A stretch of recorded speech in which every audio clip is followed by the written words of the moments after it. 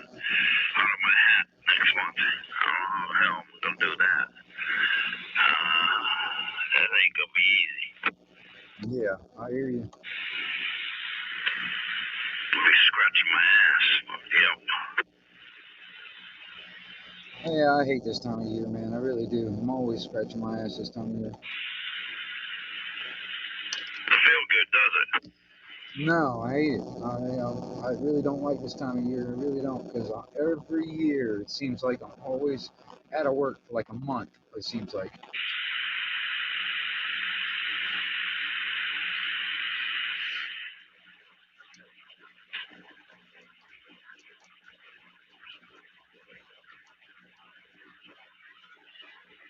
Got hit with a bombshell last night. What now? Got hit with a bombshell last night. Is she pregnant? Maybe. Oh, hellfire! Shut up. Oh, hellfire! Holy shit! Shut up. Don't say nothing loud. You get me in fucking trouble. You fucker. Oh, hellfire! I guessed it, did I? I guessed it. Get me in fucking trouble. Oh, shut up. Damn. Yeah. Fucking get me in my room. I'm saying hit me with a bombshell. I'm like, what the fuck? Shit. Man, all these damn years you've been on this world, man, you haven't figured out how to pull it out.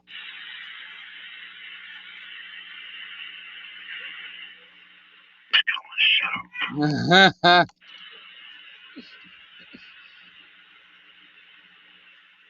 Anyways, yeah. Hi, Sam. Yeah. So, anyways, yep. I'm not talking to Mikey. Good morning, Mike. Good morning, Sarah. And that girl from Connecticut calls me up in the mornings, call me up at night. Yeah. Uh-huh. She's a good person. Well, don't be two good persons. She's a good person. She really is. Her husband died a while back and stuff, and yeah, man, she's looking for a place to settle down. She doesn't like cold weather too well. She's got a nice little place up there, and she's been looking at houses and stuff, different areas. I'm like, why? You got a nice place. It's cold. I said, yeah, well, that's why you live up north. She said, well, I don't want to live up here all my life. I said, oh, okay. I said, you better pick a place where it doesn't, pick a place where it doesn't hurricanes or, tornadoes and shit and everything else. And, yeah, bye. Stuff like that. So she's been house looking. So I don't know. She got a little money stashed away. Some of that Yankee money? Yeah, Yankee money. Brother owns a company, own company there, and yeah, brother takes care of her pretty good. She's got she told me about 3 more years of retirement, and now she's like, I don't know if I want to wait. I might go a little bit earlier than that, and yeah, so yeah, her mom's beautiful. I mean, her mom, she's Italian. She's a really good person. She's the one caught me and her in the shower one time. It was funny. Wasn't funny then, but yeah. Uh-huh.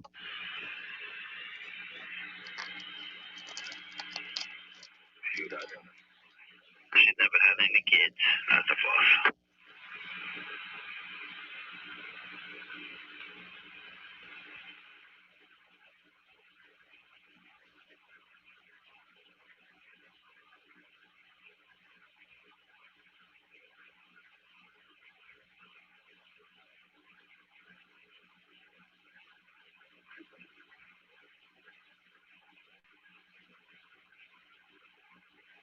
Let's see what happens, right?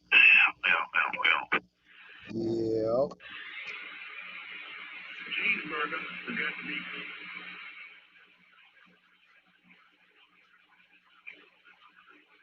Never gonna put a ring on it though. No siree. 1, 2, never 3. Gonna put a ring on it, gonna put a ring on it, gonna put a ring on it. No. You know you are. You know you are. Nope. Like I said, did it twice. 3 times.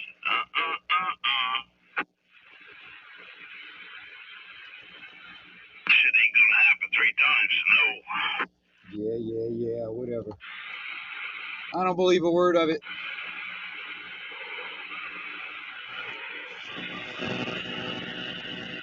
Told me she's gonna get hit with taxes this year because her husband died. And I guess he was in the military or something one time. But she was telling me that, hey, cut it out, you guys. That this year she might get hit.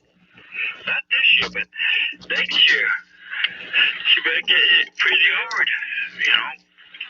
But I always thought when you're single, it's better than being married. Because when you're married, I don't know how that works.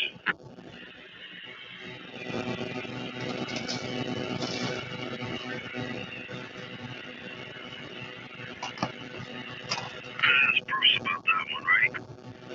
Oh yeah. Yeah, but you know, they still got a little time to back out.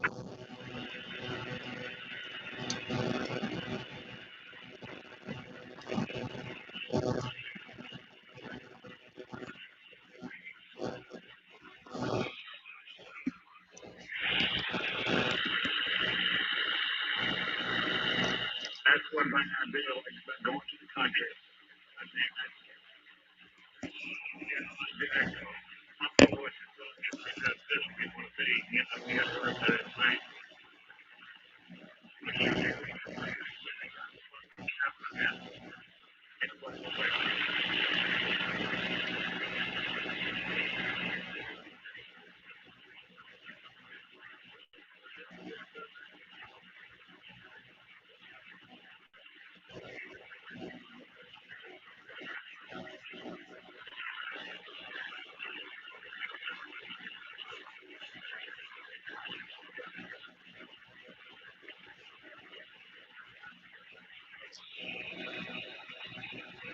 I wonder if we're gonna get any of that European stuff this morning. I don't know. Today I should go outside. I should a lot of things to say, but man, I tell you, ever since I went up there, my back's been, oh my God, so bad. Need to go in the fuse box, change it over to 220. Everything over to 220 there, and change this box over to 220. And you know, it's pissed me off. This guy. He opened that towards the end. He bitches about how the power supply ain't big enough. And then towards the end, he moves that tube over to give him more power inside the box. You know, to do more wattage out of the box. Knowing the damn power supply ain't big enough to run it. And I'm like, what the fuck? Wait a minute, what happened? Something go wrong with it now again? Oh no, I just haven't been using it on Saipan. I got it here, I got it all, you know. I just didn't do the 220 yet. There ain't nothing wrong with it. I got it sitting here. American flag is draping over it. You know, I just, like I said, I didn't go mess with the power line yet. I need to change it over. I got the breaker, everything, a 50 amp breaker, 220 breaker. I just got to go in there and put the 220 breaker in there and take that cable I got in there and wire it up for 220. And I got the box down here. Just labor it, you know, and put, you know, just labor it. Use the same cord. I don't even have cord off, just switch the switches over and just label that box down there and put a, I got one of them kids safety things, you know, to plug in the wall. Take one of them little plugs there and put it in the box, so, because I got two plugs in the box. Put one of them plugs in the box there, and so I can only use one plug on it and label the damn thing 220, so nobody else was, you know, put a damn plug in that plug, because they do, it doesn't blow anything out of it. Just label it and swap to the inside, and it's real basically simple. It just, you know, just wiring it up, you know, down from the outside. Yeah, Roger. I just didn't get around to it yet. Yeah, right on. So much shit to do around here, and I don't know. I'm going to the back doctor again on the 6th. I got all my doctors changed. Not changed. I got my sugar doctor. I got to get a new one. I got it already. It's just a referral. Got to be done. I found one already, and I went to a different insurance company.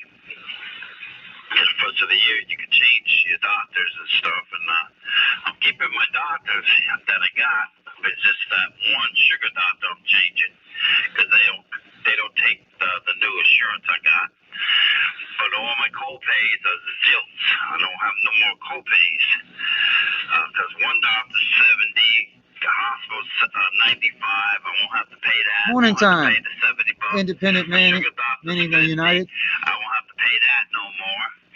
So actually talking. My regular doctor, primary doctor, is 15, but now it's nothing.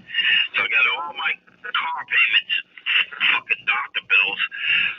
Won't be. Hi, baby. Did you eat your donuts? Yeah. Say hi to Mikey. Hi, Mikey. Well, hey, Hayden, how you doing, girl? Free in Mama's bed. What'd you say, Hayden? Yeah, this is a buddy of mine that lives not that far away. What? In Mama's bed is what she said. Oh, okay. 3 minutes was Mama's bed. Oh, okay. Yeah, that's my... I had a good night's sleep. Oh, you had a good night's sleep? That's good. Yeah, what my doggies in the times. Yeah, I'm trying to get your dad to get 2 more doggies. Doggies are no animals.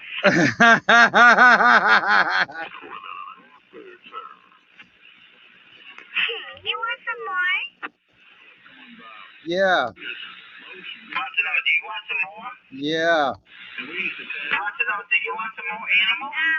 No, you guys want some more animals. Say no. I just say no.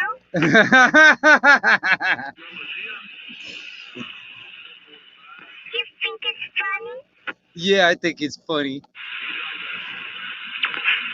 You think it's funny?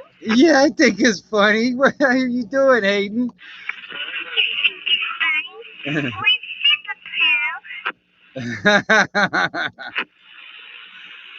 getting funny. Yeah, she is. Oh my gosh, she's growing up so fast. Oh yeah, you hadn't seen her. Oh yeah. What do you want? What do you want to touch on my desk now? No, you ain't touching that butt. You ain't touching that minor bird. No, that's Poppy's.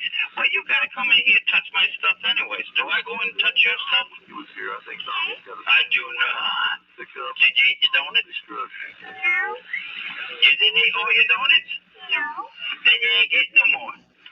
Because Poppy gonna eat them. Yeah, this is my buddy John. He lives not that far away from me. We kind of talk pretty much every day on the radio and stuff. That's his granddaughter. Bye, Hayden. Yeah, that's his granddaughter, man. It's going to be so much. Oh, my gosh. When she gets, you know. Once we do the coffee machine again. I got the one you put the cups in. I picked it up yesterday. No, the day before.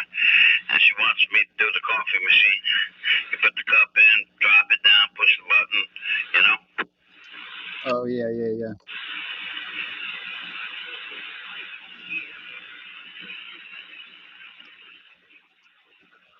Yeah. The CB radio, man, I mean, me personally, it's the original social network. And, we still use it. A lot of us, we still use it, man. I mean, we use it like on a daily basis. Like I said, like this is the morning chat, me and a couple of, our locals or whatever, we'll get together on the damn radio, just sitting back, having a coffee, talking, figure out what we're going to do today, whatever, you know what I mean? I mean, you never know. This could be a blessing. She could move out with him. But then again, it could be a hell. She could stay here. I'm hoping it's a blessing when she moves out with him. And then to have their own place. I'm praying that. Uh-huh.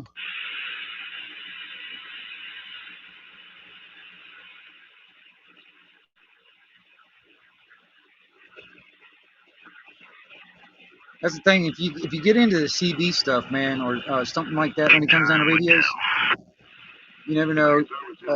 You could probably find. Yeah. Go down. What, you want to go on AM Taco? Yeah. All right. Give him hell. All right.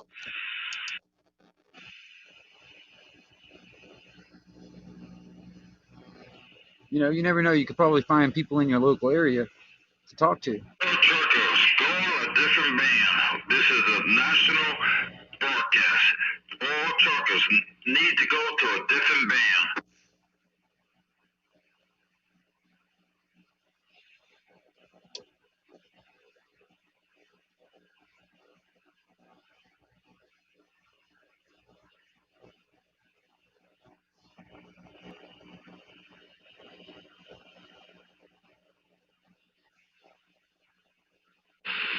Ready to 433, going.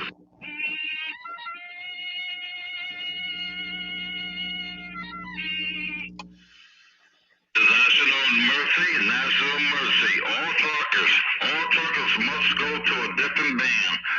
Go channel 13, all truckers.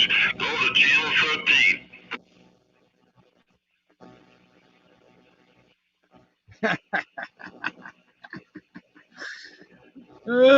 That's right. Get the hell off my damn frequency. It's my frequency, my God.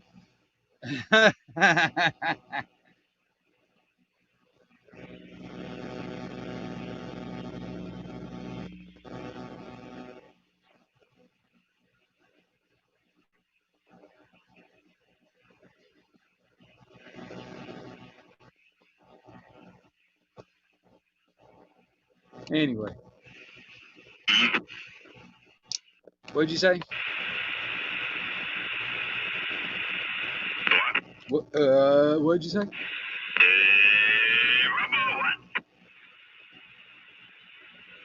that might work? I don't think so.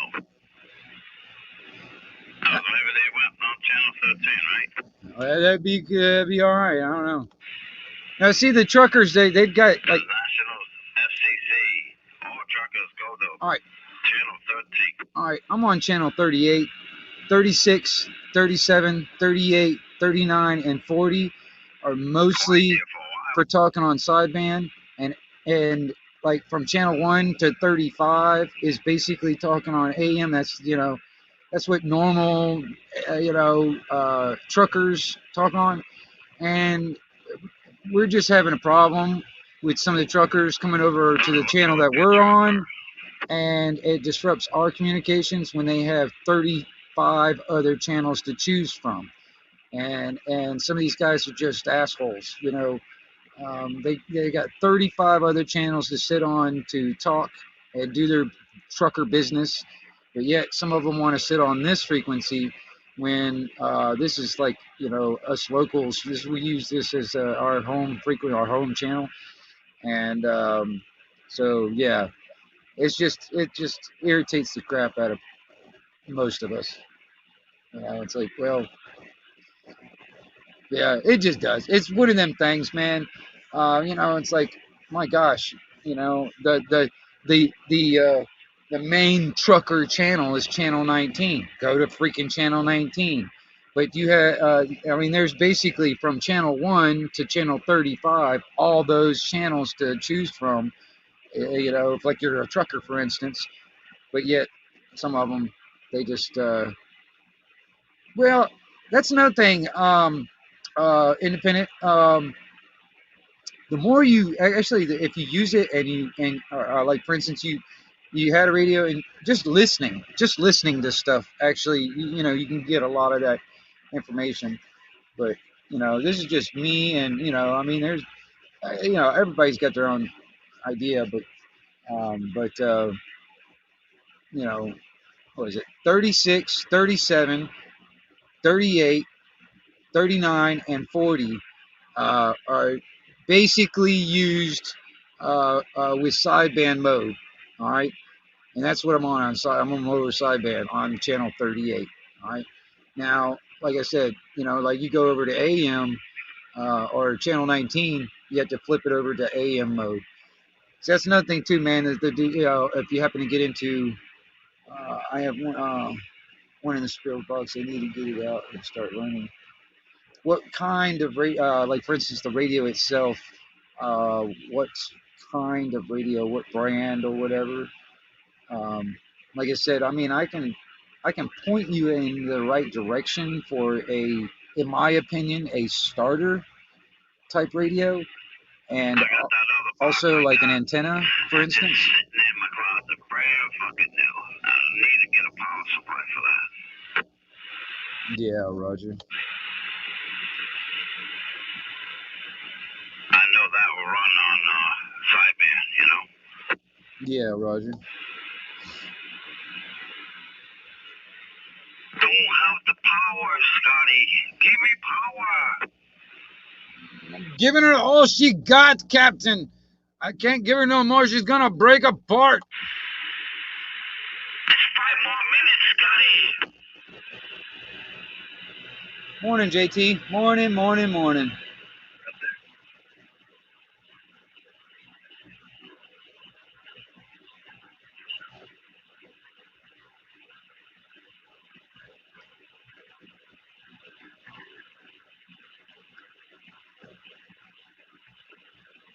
So when are you gonna get Hayden her own little radio? My God, you kidding me?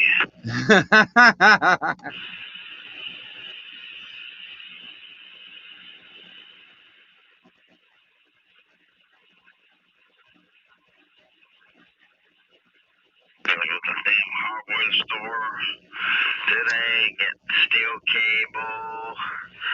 I ain't gonna get long ones, fuck that. I'm gonna get a short one. He doesn't like staying outside anyways. In the summertime, it gets too hot, so he cries to get in the house. And he doesn't like staying out there in the summer anyways. So I think I get a shorter one, stick it around the yard. I don't know. I'd like to buy him a damn cage. Stick him in a cage. I should fuck the cable and just turn around, fence a little area in the backyard, you know, by the back door. Happy end with it, you know, just open up the back door, let him out, and open the back door, let him in, you know. Yeah. I hate to do it, but I think I'm gonna have to start tying up all my girls. You know, especially when I leave, because hell, I've noticed this too, man. The guys that the property across the street, they got a pond over there or whatever, or a creek or whatever. Well, all of them, they've been going over there across the street and going swimming and stuff. Like yesterday, they went out there and they stayed all freaking day, and it's just starting to get on my nerves. I'm gonna have to like have all my girls like, you know, tied up here. You know, I don't know. It's just, it sucks. Yeah, because if all them girls come in heat at the same time, oh, hell's gonna break loose, buddy. I ain't got no choice, man, on that end of it. I can't get them fixed, so I ain't got the money to do it. Yeah, and you need a cage. Actually, you need to build them a cage. Put cinder blocks or something around the cage or something, because if they, man, you got 4 girls? No, I've got 3 girls. That's it. Counting mama? Yeah, that's counting mama. Alright, so okay, so if you had 3 girls come and eat at the same time, and one male comes around, or one of your boys came around, pop, pop, pop, pop, oh my goodness. Can you imagine how many puppies you will have? I don't want to think about it, John. Shut up. Shut up! Yeah, I don't want to hear about it. You're going to have puppies of your own over there in a minute. Shit. My goodness. Yeah.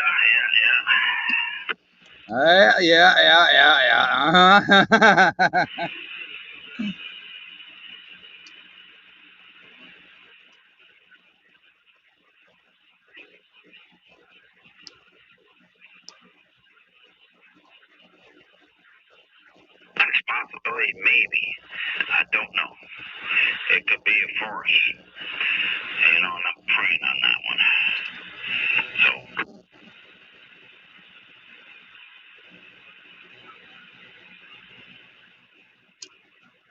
then again, it could miscarriage. So I don't know.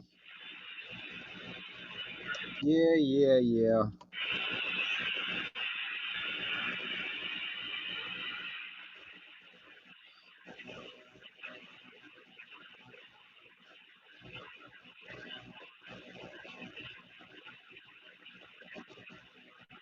I gotta scrounge up enough money to go down and get dog food, man. Shit.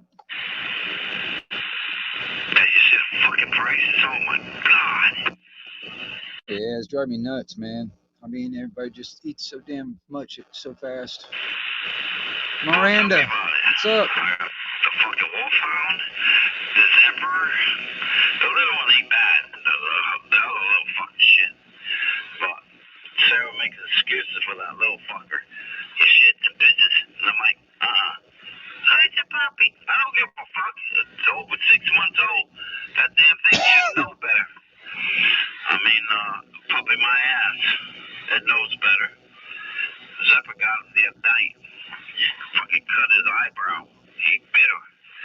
Fucking late at night, I heard her crying her eyes out. Yeah, but almost took her eyeball out like he did the other puppy. Yeah. She says, it's your fault. How the hell's my fault? I was sleeping in bed. Me to that dog. You don't like that dog. I said, yeah, I don't like that dog because you put the dog on my bed and that fucking little shit ass a dog pees on my bed. Yeah, of course I don't like the little fucker.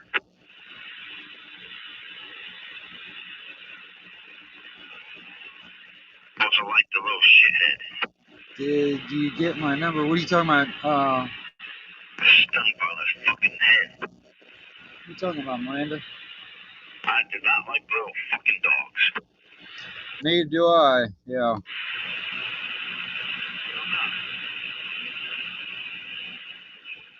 Take a big dog over a little dog anytime. Oh, you have a lot of electronics? Right on. The brains, they're smarter. They really are. All the little dogs, they just don't give a shit. They don't care. Big dog, they know. Daddy says, don't do it. And they know. You don't do it or they get your ass whipped. And they know. They don't do it.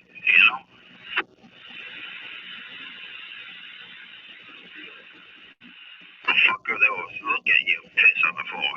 Oh shit, right? Fuck them little fuckers. Yeah, I hear you. Grandmother, when she was alive, when I first got married, she gave us a Shih Tzu. And that's what it was, a Shih Tzu. And that damn dog didn't like me. So what it did, it knew every morning when I get off bed, got out of bed where I put my feet. Oh, that little spiteful little bitch. Well, shit. Right where I put my feet every morning. I get up in the morning, put my feet on the ground, right between my toes, that little bastard. Oh, yeah. Oh yeah, I think I did. It's insane. I think I got the email. Now I think about I it. got Yeah, rid of that son of a bitch. I remember seeing that email. Now I think about it. I can't remember if I Lived in the apartment. wrote down the number or not. But My yeah. neighbors downstairs say, oh my God, What's up, Dirty Diaper? you left. It sounds like you got a baby in the house crying. No. Well, we didn't know, but, it sounds like a little baby crying. Nope. It's a little Shih Tzu. Oh. Okay. And I said to her, why? Do you like animals? Oh, yeah. We showed her the dog. Oh, how beautiful it is. Oh, you want it? Oh, really? Yeah, you can have it. Really? Yeah. Here you go. Oh, thank you. What's Yeah, up, thank PDF? you. Morning time, dude. I was so happy giving that freaking dog away. Yeah, I hear you.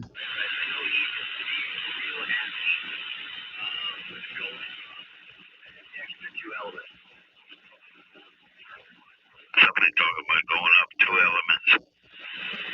Yeah, I heard something in the background, but it ain't coming in yet. Your station was sounding good down here today. Oh, yeah, man. He usually runs at, 080-011. Asked him what he was running, but, got a good copy on that guy. Person Oh, Roger. like one of us, Right. Oh, he's starting to come in pretty good. Starting to. Just like, on the pulpit, yeah, 3 to a 7 sometimes. He doesn't yell in the mic. He doesn't get it. He's just nice and cool and mellow and it's off himself. Dropping out. Yeah, conditions aren't all that there yet. I mean, hell, the damn sun ain't fully come up yet. The sister up there, she's got friggin' marijuana plants growing in the front windows. I hear you. It's legal now. They made it legal. She could have 5 or 6 plants. Oh, really? Yeah, they passed a law. Yep, she could grow. Everybody could grow it up there now. They're on them. They're winning. You lucky bitch. Yeah, I don't know what they're dragging their feet all down here in Florida about. It's the Bible Belt. No, the Bible Belt's up in the Carolinas and shit. We got some guy down here was bitching about it, saying that the doctors, the medical doctors there, they're giving it too strong to these people, and it should be regulated where it should be weaker, not that strong of a stuff. And these doctors giving people it too strong, and he's trying to fight it. And fucking young guy, he's trying to fight it. I'm like, he doesn't smoke it, so how the fuck does he know? Yeah, Roger. Maybe he'd break his fucking arms. His kneecap. Yeah, Miranda, I'll tell you this. Maybe the first one be smoking it too. People like me, excuse me, people like me are going to be kind of ahead of the curve when it comes down to like communications with radios and stuff like that. So, I mean, I guess me. They could sell a gallon of liquor. You could buy a gallon of vodka or whatever, right? hold on. That's illegal, right? But then they won't legalize marijuana. Stupid. Well, and that's the thing too, man. I mean, on a preparedness type of scenario for communications, that's part of preparedness. So it's good to at least, in my opinion, at least have the equipment, know how to use it, how to set it up, and if you need it, at least even know other people that might have that same type of thing. So, like for instance, you guys can communicate with each other if it ever come down to you needed it for that reason.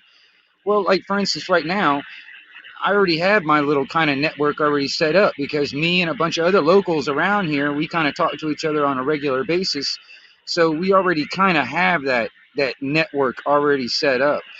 But for people that are just getting into it or whatever, or thinking about preps for shit at the fan scenario, it's one of those things that I think that you have to kind of think about and prepare for. Um, you know, you know, finding other people, like-minded type people that are, that are also interested in getting into or even thinking about like CB radios or ham radio. Well, see, I personally, I stay away from ham stuff. I mean, I listen to ham frequencies, but I don't really transmit on ham frequencies simply because I don't really need a bunch of crap from people. But yeah, anything that you don't really need a license to transmit with is what you kind of need to kind of like um, be looking for. Like what was it?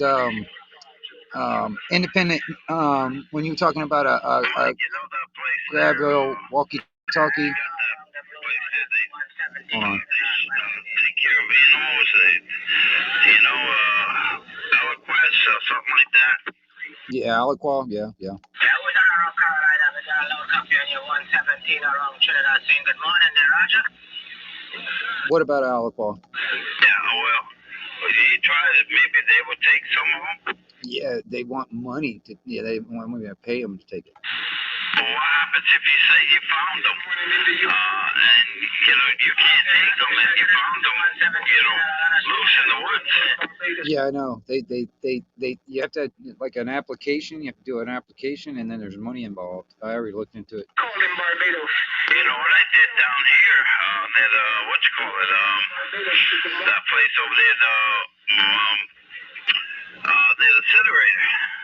I brought the animals over there. I told them, hey, this dog's been loose. And going at my dogs over there, hanging out my dog. And I'm like, that ain't my dog. And I drop them off there, and they take them, and I sign a piece of paper saying they're not mine. And they go over there and, take them and put them in, people adopt them. Yeah, not all the time, John. But a lot of times they just put them down. I don't want that. But the one in Lynn Haven doesn't put them down. They keep them. Oh yeah. And the one in Lynn Haven there by the Dutch Show Park. You can check it out. You can tell them that somebody dropped 4 dogs off in your front yard. And you already got a dog. You don't need it. You can't take care of it. You're not working, and somebody just dropped them off in front of your house. That's what you have to say. And, drop them. You got to tell them that you live in Lynn Haven, though. Yeah, I hear you. Like I said, Lynn Haven they don't kill them. I think it's something 81, but I'm not sure because there's a lot of stations on the frequency at the moment, and they're making it a little bit difficult for me to copy everything of what you said. Anyway, we'll top of the good morning to you for the island of Barbados. Caesar's greetings to you all. We'll be back on the site and listening. Is that Roger? Over? There's this station right there, buddy.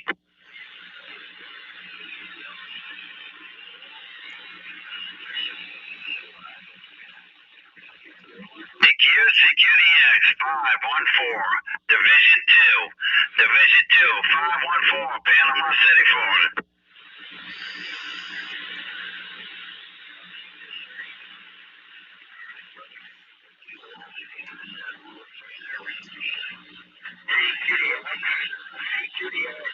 Hey Miranda, if you want, man, feel free to jump up on the panel, and if you got any questions, I'll do whatever I can to try and answer them.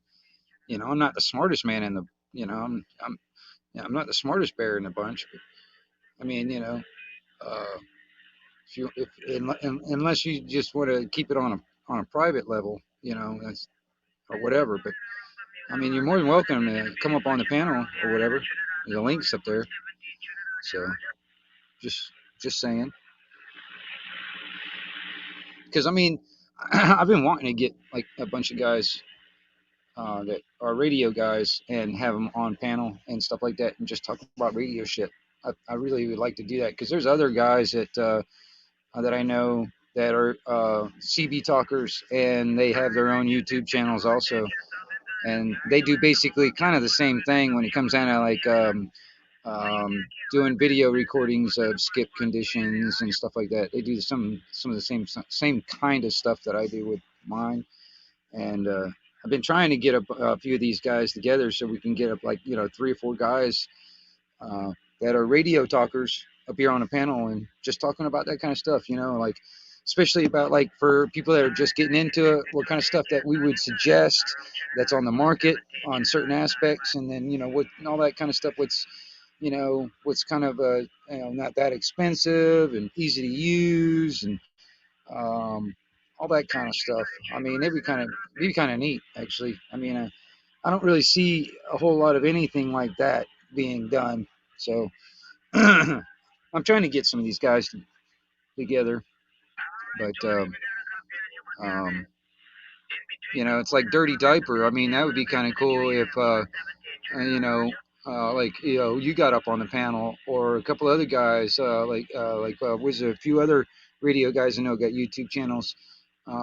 It would be cool to have you guys up on the panel and we'd just talk about radio shit, or whatever. So, hey, Dirty Diaper, if you're still on and still listening, keep that in mind. You know what I mean? Keep that in mind. One of these days, like if I'm on a live or I'm doing a live or whatever, jump on the panel. We can sit here and talk about radio stuff or whatever. You know what I mean?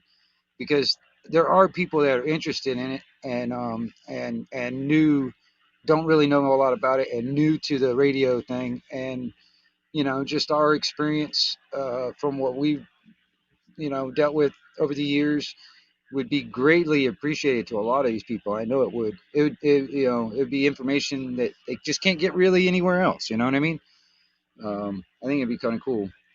I mean, like there's a few others. Like, was it?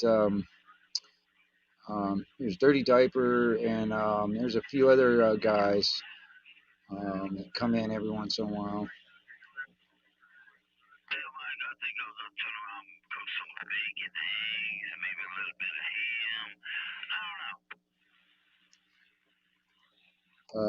Okay. What now? I said I'd be back. Hold the fort down. All right, man. I'll hold the fort down.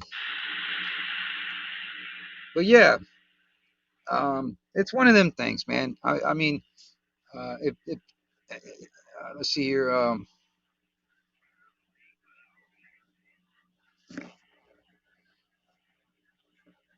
Yeah, I'll send you another text or whatever. I mean, it's gonna be like a short thing just to let you know, hey, here I am. I mean, or whatever. Just give me another. I'll send you a text like on the phone. Is that what you're asking me, Miranda? I'm sorry. Because I mean, is that what you'd rather? Is like talk, you know, on the phone type of thing.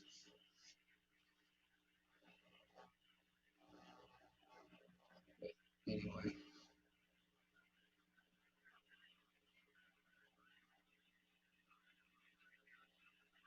right on.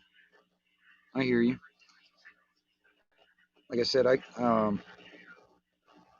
got your email. I just I don't know. I didn't really pay attention to it. I'm sorry. I read it and then I just kind of like scanned over it. I didn't even really even think about the phone number type of thing. So I mean I don't know. I hope I didn't delete it. I hope I didn't erase it or whatever. But now I think about it because I was going through my emails the other day or yesterday or yesterday I think.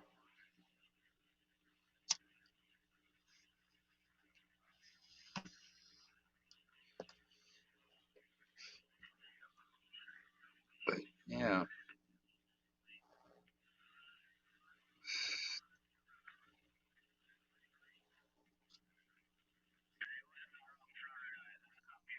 Oh, hey, oh, hey, what's going on? Morning time. Good morning. All right. What can I help you out with? Is there anything? I'll see what I can do. Anyway. Hold on here. Let me turn this computer off. Okay. How's it going this morning? So far, so good. I woke up breathing once again. Yeah.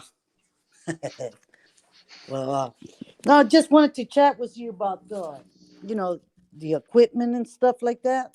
Mm-hmm. And so I just, want to learn some more about it. And I know that you have your equipment. Give me a second. I'm trying to put this mail inside of this dry wet bag.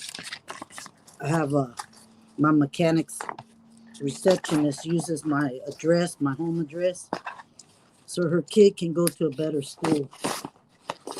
Well, that's So no good. she has to receive mail at my house in order for it Oh to yeah. say that she lives over here. So I put her mail in a little bag and she comes by and pick it up. Come on, August, come. But yeah, I just wanted to chat with you about that and let you know about you know uh what kind of cool equipment and what to look for. You know what I mean? Just get All more educated on it. right. Well, okay. Like what? All right. Let me try and figure out like what do you want to try and do? Are you trying to like set up something that you can use in your vehicle or something you can set up at home? What are you thinking about? Or just something that you can like you can have like if you need it, you can set it up pretty easily. What are you thinking about? Well, I want to put one in that van built that I'm building. Right. Yeah, so that way, when I'm traveling, I can, connect with other people and Right. just, people like you and, Right. you know, everyone just like, hey, this is going on over here, All right. Well, I'll tell you because, this. it's going to It, come that we're not yeah. going to have phones. I know that shit's going to happen, Yeah. Yeah. and how are you going to communicate with anyone? I Yeah. also looked on eBay, these walkie talkies that they reach pretty long distance and stuff. Uh-huh. And but it's like, well, then who do I give the other walkie talkie to? That's not going to do me no good. Well, I mean, like that's something that you got to kind of think about. Like for instance, some of those like walkie-talkies it depends on what you get, but they don't really have a long range on them. So I mean, it would be only good for like maybe your neighbor, and it depends on even how close your neighbor is. For instance, I mean that'd be the only like distance they would be able to go to is about that Right. far, or like in your property line, or something like that, or whatever. But um, like if you just want to set up like a CB of some kind of in your vehicle in your van to like just like have while you're on the road and talking or whatever and all that stuff, whatever, or listening to whatever's on like for all the truckers and stuff. Sometimes, I mean, nowadays because of cell phones, it's not as common as it used to be. But I mean, you used to be able to get all kinds of like traffic reports, like if there's cops out there and all that other stuff on the radio, just listening to it, or even asking other truckers out there. It's like, have you seen this? Or, why is the traffic backed up? What's going on up ahead? That kind of thing. I mean, Right. you can Right. still get that kind of thing, but it's not as common as it used to be because everybody's on their freaking cell phone now. Right. but but but yeah. All right, now like an actual CB, like me personally. All right, now this is I'm not getting paid to advertise these guys or this company or whatever, but there's a radio called a was it it's a Uniden brand, but it's called a Bearcat 980. Now, this is, in my opinion, to me, this is a pretty all around starter type of radio. All right, Mm. and Okay. then once you figure out like what kind of radio, I mean, this like that's what I would suggest personally. Because it's got all the bands like AM and sideband. It's got that kind of stuff. I mean, it's got a really good frequency range. Like so you can go to different frequencies and stuff pretty and then on top of that, it's got good quality audio and good quality receive. And then from there, it's the antenna. You know what I Right. mean? It depends on what you got when it comes down to where you might want to mount it on your van and on what kind of antenna. I mean, now there's different choices. There's and that can be that's preference too. I mean, the more you use it or something like that, you'll understand. Especially if you start like using different stuff. You know, like for instance, if you were using like just a regular steel whip antenna, the 102-inch steel whip antennas, those are just like a all around good, um, rugged. It'll last you for hell longer than you're alive majority of the time. These things are pretty, and then there's a fiberglass type version of that, and there's all kinds of different stuff when it comes down to antennas, but uh, you know, and then one of the other pieces of equipment that you would have to think about also is like a meter, like an inline type meter. You know what I mean? So you can have like your radio, and then coax going to a meter, and then from that meter a coax going out to the antenna. All right, and that meter you can find your SWRs and all that other stuff to kind of get that thing tuned in right where it's not gonna where it operates like it's supposed to, and all that stuff, because there is that you have to get the SW. It's not like just plugging in a radio and putting in an antenna and a piece of coax up and you're good to go. It's not quite that simple, Right. because for one, you have to SWRs is what that's short for signal wave ratio.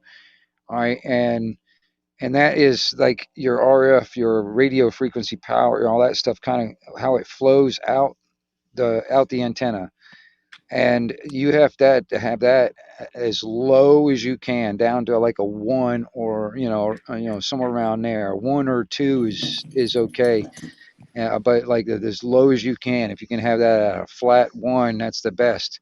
But if it starts getting up higher in SWR, like up into a 3 or 4, you uh, you're getting to where what it does is if your SWR is low, it's like free flowing through your antenna out into the atmosphere. It's free flowing. But if the SWR gets high, it starts creating a bottleneck, and you with all that RF is trying to push out the antenna, it gets bottlenecked where it can't do it, and it wants to reverberate back into your radio and mess up stuff. It'll fry your radio if your SWR is too high and you were keyed up trying to transmit. And it's just it's one of them things you got to kind of think about when you're getting into it. I mean, um, so it's because it's like I said, it's just not just as simple as just plugging in and going. You know what I mean? I wish it was, but it's not. It's not that quite that easy, and it's a little, and I don't know if you a type of person that can fiddle with stuff. Evidently, if you're staying out of a van, you're pretty keen on fiddling with things, you know. Yeah, I'm pretty handy with a lot of Right. things. So I mean, Yeah, you'd probably be all right with that then. You know what I mean? I mean, there's I haven't done anything, but there are videos on YouTube when it comes down to, like, for instance, like wiring it up and stuff like that in your vehicle, like the power wire coming off your battery, for instance, and then like running like your coax, like so you can run it so it's like nice and neat and it's not going to get messed up. Um, I mean, it's and different points. Like that's another thing too. Is like where I don't know. Um, do you have, like, for instance, like a spare tire type of rack on the back of the van, or is anything like that? actually, I did. I found one at the junkyard for because this is a school bus, right? Uh huh. So it didn't have that rack. It don't have the ladder. So Oh, okay. I'm doing everything on a budget. So I went to the junkyard and went and go look for shit for the van because that stuff doesn't have to be brand new. Yeah. So I already sanded it down and used the a primer did and bought that spray paint that's for barbecue pits, you know. Yeah. So I already spray painted it, so I have it, I have my shit all together that I'm gonna put on that van. Right. Yeah. So I actually, you know what was crazy? I found uh, a cop car out there in the junkyard, and Yeah. I took the damn bush guard off from it. Oh, right on. Yeah, hell I yeah, want why to put. not? I want to get one. I want to build one for my truck here. I'm gonna take you on a little ride outside in the yard for a second. Hold on, I'm gonna grab my damn phone. Take Okay. you out here. Um, all the dogs, they kind of need to get out this morning anyway. Get out of my way, y'all. All right. But yeah, I just was thinking about that. I'm gonna be on the road. When the phones go out. I'm gonna communicate with anyone. So it's Oh, always good to have a backup. And you know what yes. sucks? I had a customer that he was a doctor, and he studied cancer, and he was a radio operator. Yeah. He had this big ass antenna in his yard, and and they had a little garage apartment in the back, studio type thing in their backyard, and that's where his on the bottom part was his room, was all his equipment. Right. Well, And that's my tower, my antenna for the house. That's just a regular base station type antenna. uh-huh. And the radio I'm got in the house is a regular, like a car type radio. It's not like a base station radio. I use it for a base station, but it's like something you would put in your car.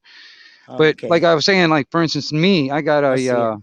I got a rack for that thing, and I've got it at the moment. This might not be the permanent spot, but at the moment, this is where I've got it mounted. And that's another thing too. When you mount something like this, this part needs to be in like contact with the metal, Mm-hmm. and because it's grounding. It's part of the grounding because all the metal on this vehicle becomes the ground plane for the antenna, right? Ah. And that's why a lot of times you see like these trucks, they got them right in the center of they got an antenna. It's like right on the center of the truck box, and it's like right there in the middle, because all this roof area becomes the ground plane for that antenna, and and all that has to be connected because I mean, like how your battery and all that stuff, it's got a ground.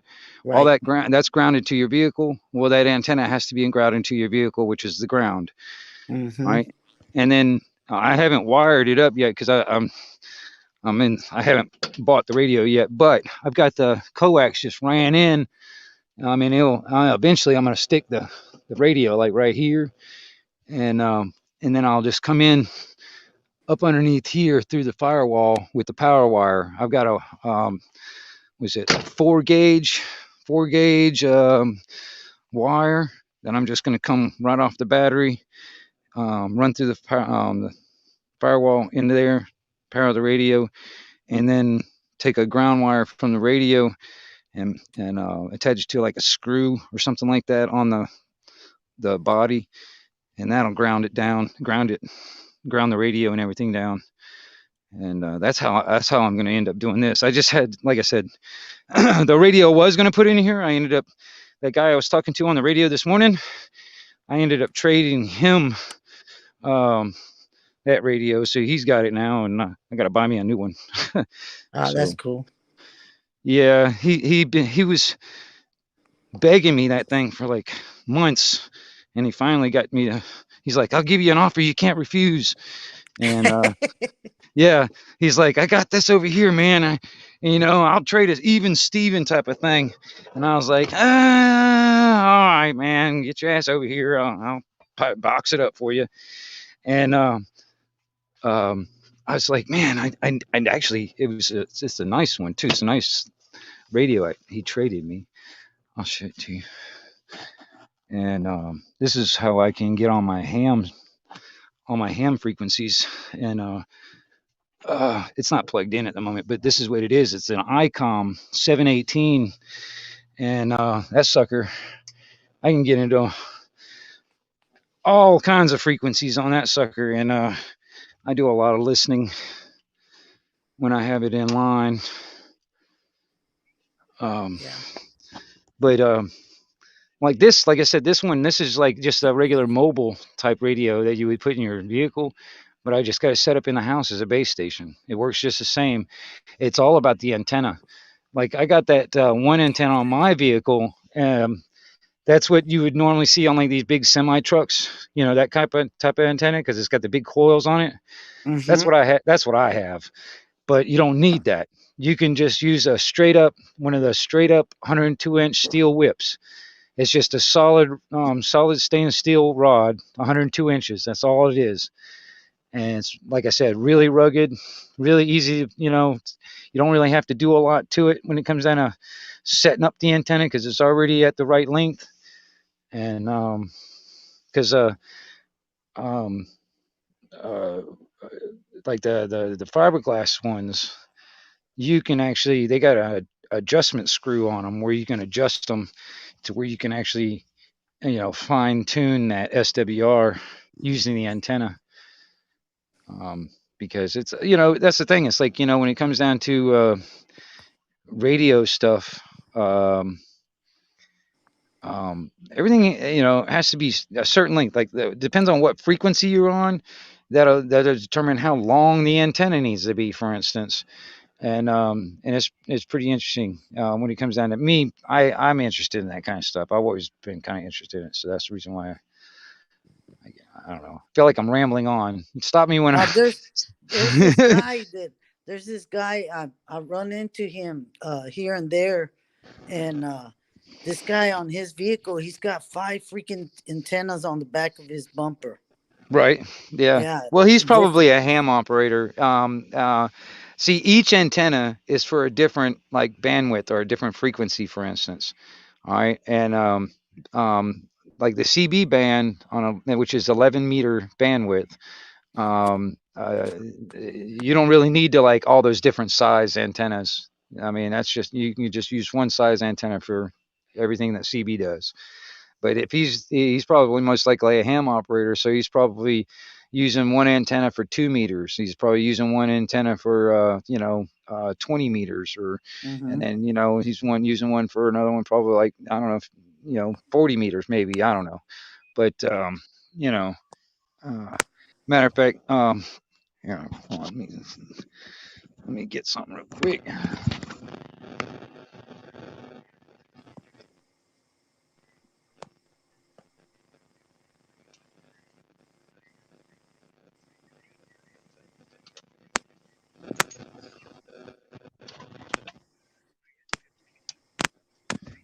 All right. Well, what I was going to do, it's just a pain in the ass to pull it out, but I've got these are actually pretty cheap.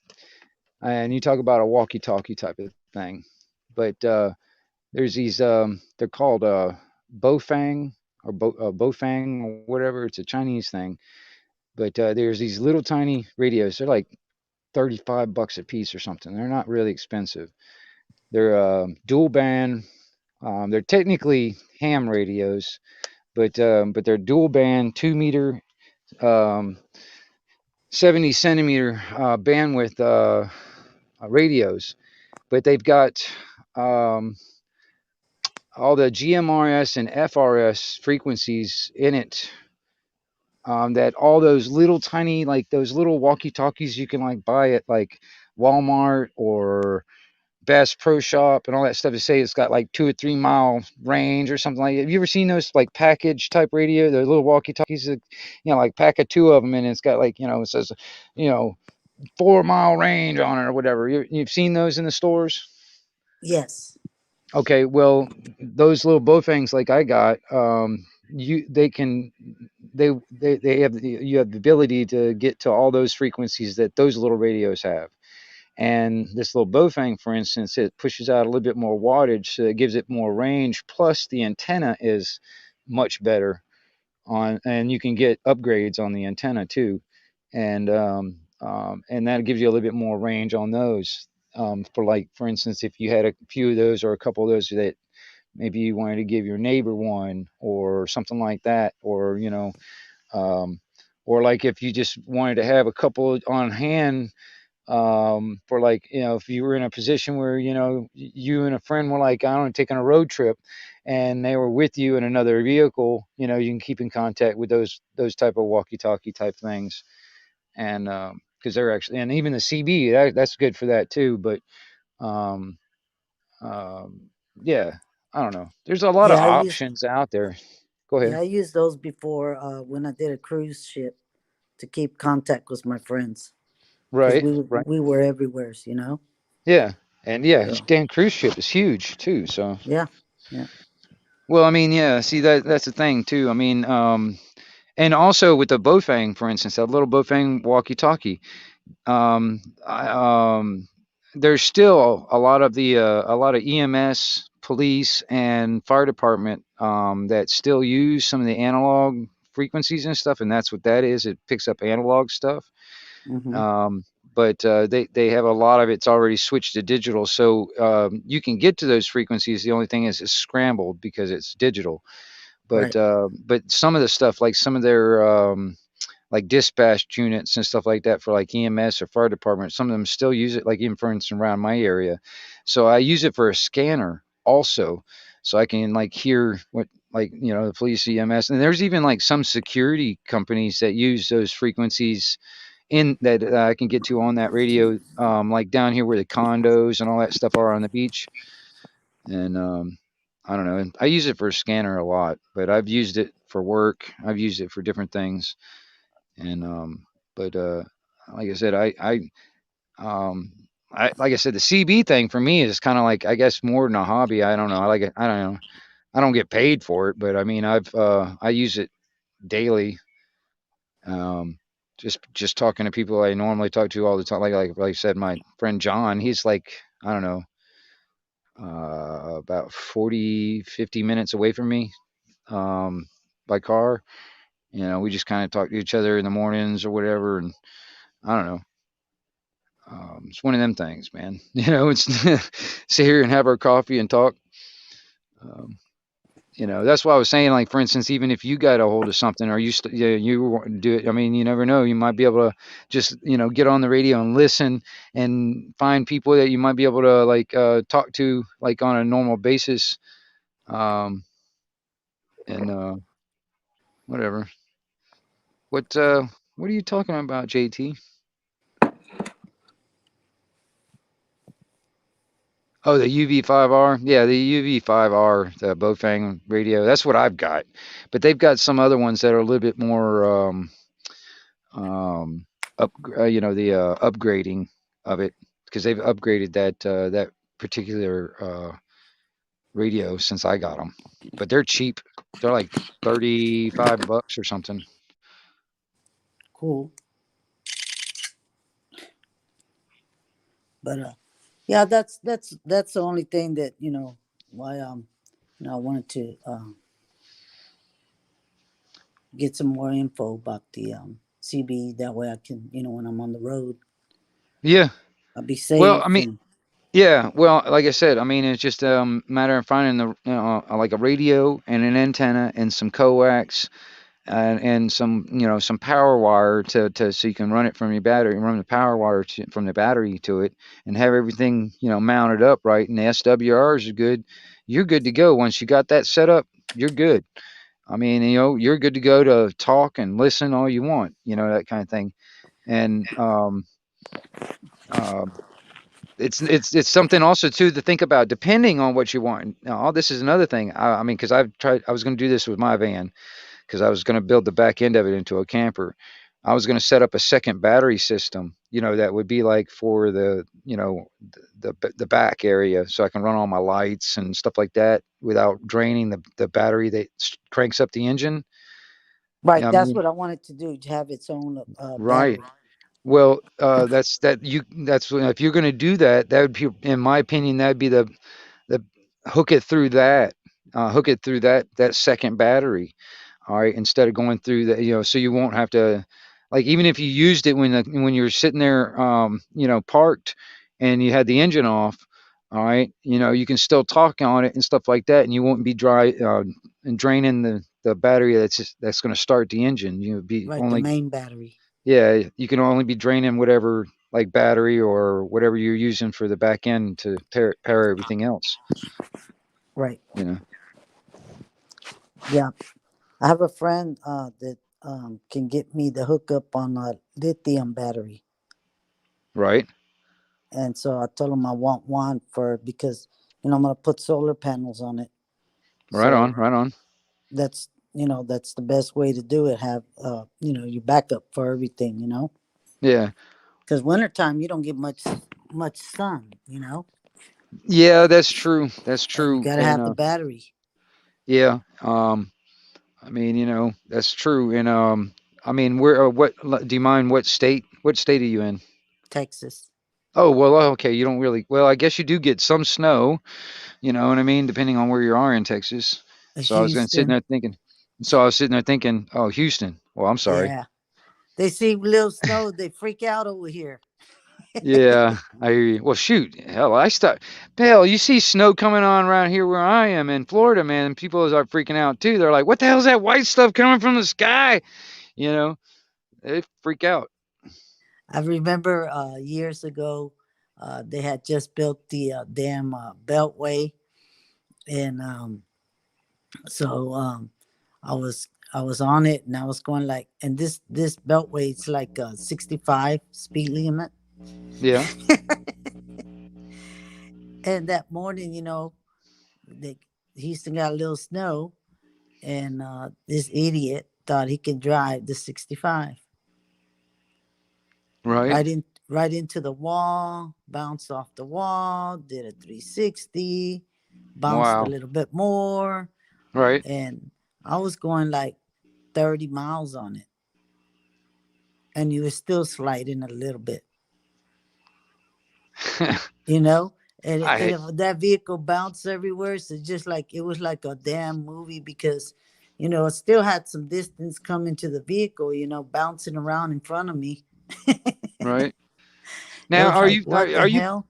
are you using this like as like a daily driver at the moment, or are you just gonna use that when you go traveling around? No, I want to get rid of my house, and I want to live on the road. Right on. Yep, I yep. did it. I did it for 10 years, man. I know exactly where I mean, there's still parts of me that kind of want to do it again, but I mean, I like having, I'm at that age where I'm like, I want a base camp. You know what I mean? So if I do Yeah, go traveling, I can got somewhere to go back to. You know what right. I mean? But Yeah, I've been all over this freaking country, man. Either out of my van or out of a backpack. So um, cool. it's good to do it, man. Because I mean, seriously, man, you really, me personally, um, one of my hobbies is people watching. Uh And I'm huh. gonna tell you something. When you go around the country, man, you meet a lot of people, and it's like you really get to know more about yourself by learning from others. Uh huh. Um, and because I like to talk to people about different stuff, and I talk to everybody. Well, whatever, it don't matter. You know what I mean? And I did that all over the country, man. This thing. It's like I learned a lot. I took it as like a you know how like the Aborigines they call it a walkabout, like a spiritual walk. That was kind of what I did. I kind of went on my walkabout for 10 years, you know, and had many truths shown to me over the years and stuff. Not all of them pretty, but I don't know. I'm still going through a bunch of crap in my life, and I might even, who knows? I mean, I might be forced into being living out on the road again, like forced into it, not necessarily from my own will. I might be forced into it. Right. It sucks on that end of it. I don't mind doing it if I was doing it on my own will, but when you get forced into it, that's a whole nother story. It Yeah. sucks, you Yeah. know. Um, But as because long as you can get a decent little vehicle, and something to that's what I thought about. Something just to be comfortable in, for yeah. the meantime, and then upgrade when you can, That's why I bought this bus. It was good deal, you know, and How are you going to stay I, warm in that thing in the winter? oh man, I've been working on it. I already stripped it. I took the walls out because I wanted to see what's rusty back there, Yeah. I want to see the cavity, I need to see if there's anything leaking, any hose, anything. Right. So Right. I'm like, the smart thing is to take it apart, and because I wanted to reinforce the walls anyway, so when I mount things on the wall, like the the the kitchen counter spot, Yeah. I want to make sure Yeah. everything's Yeah, done correctly. insulate all that stuff. And I mean, I Yeah, was there's also thinking about like, well, okay, like for instance, are you gonna have any kind of heat in there, yes. like a diesel heater, or like I've even seen these people that are actually putting wood stoves in their little places. I mean, I thought that was pretty cool, but Yeah, it's yeah, I that's don't what know. I'm thinking about doing, getting a wood stove, because it's just just the way we should be living. Yeah, yeah, I agree. I mean, actually, well, on my end, man, I don't. I mean, it doesn't get that cold that much here in Florida where I'm at. But I've thought about building like a little one that I could put in the house and stuff, just for like those cold, days or nights or whatever, which it doesn't Right. get very often. And I don't need very much. I just need just something little, and so I can just eliminate the electric heat, because I mean, I've thought about that, if I did it again, because I was, like I said, I was going to build my van into that camper. If I did it again, I want to have it to where I was warm, even if it's like 30 below. I mean, Right. because I've lived in that. I've done it. I did it in a Volkswagen van when I did it when I went traveling. I did it in a Uh-huh. Volkswagen van.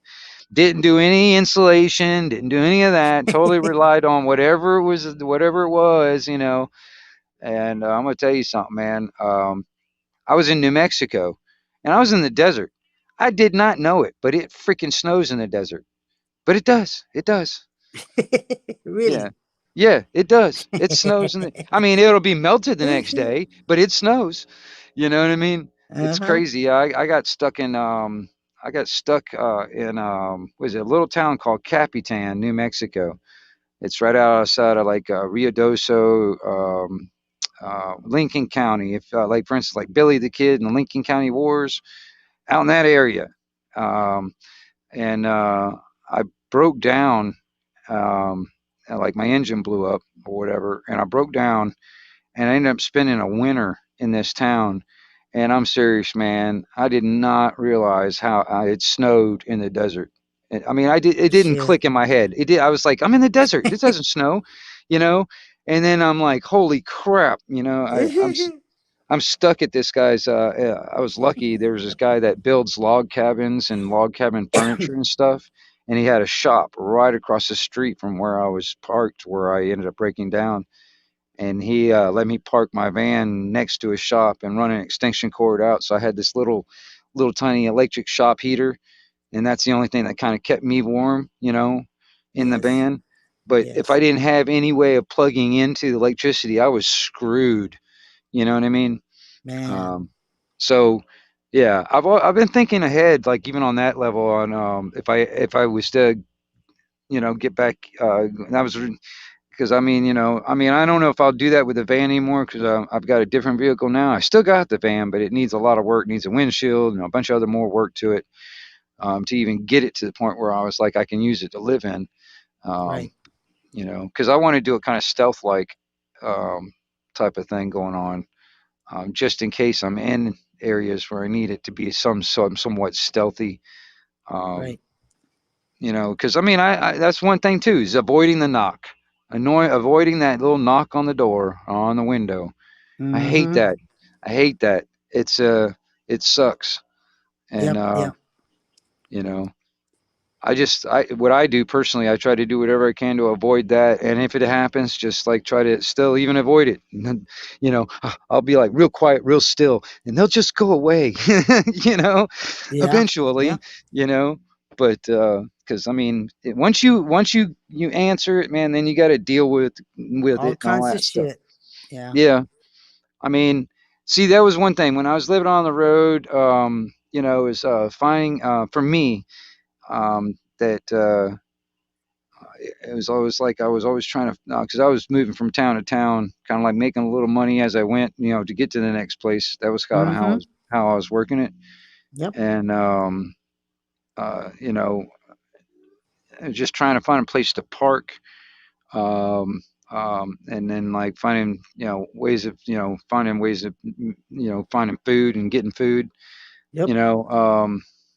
You know it and nowadays too, that's the thing too, nowadays is certain states, it's getting really hard to because they want to make it a criminal offense to even sleep in your car, in Yeah.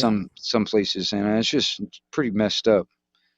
um you know I mean, just because Yeah. you don't have like a brick and mortar fucking house sitting on a piece of property doesn't mean that you're homeless. Right. I don't know. Well, it's shit's gonna happen, they're gonna try to treat you a certain way and do certain things to you out there, but it just I just like to keep to myself a lot. Oh yeah, So, for sure.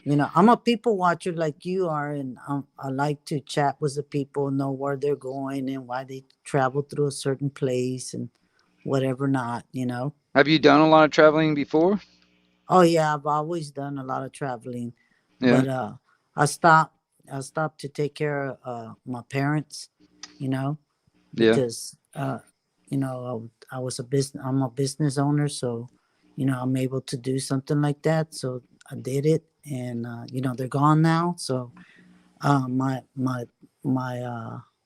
father wanted me to spread his ashes all over the world, so that's why I got this bus, and so that's why I'm working on it to do all that kind of crap. Oh, really? So, You thinking about taking even the bus around the world, or oh yeah, yeah, yeah. no Because kidding? my Right dad's on. I already started, you know, um, leaving his ashes in different places. That's why I went on several cruises, and I already done some out that way, and some traveling that I've Right. already flew and drove and Let me ask you, are you doing any videos on the bus? the build right now. Yeah. Yeah, I am, and everybody keeps asking me to post them on that channel, but Yeah. I'm starting a channel for the bus, Okay. and Cool. so I have a name for it. That I'm gonna name it, and it's just something real simple for my parents. Yeah. So yeah, so that's that's Because I what mean, I'm gonna that would do, be kind of because what I'm cool. gonna That'd be do is what's yeah. gonna happen with my father's ashes.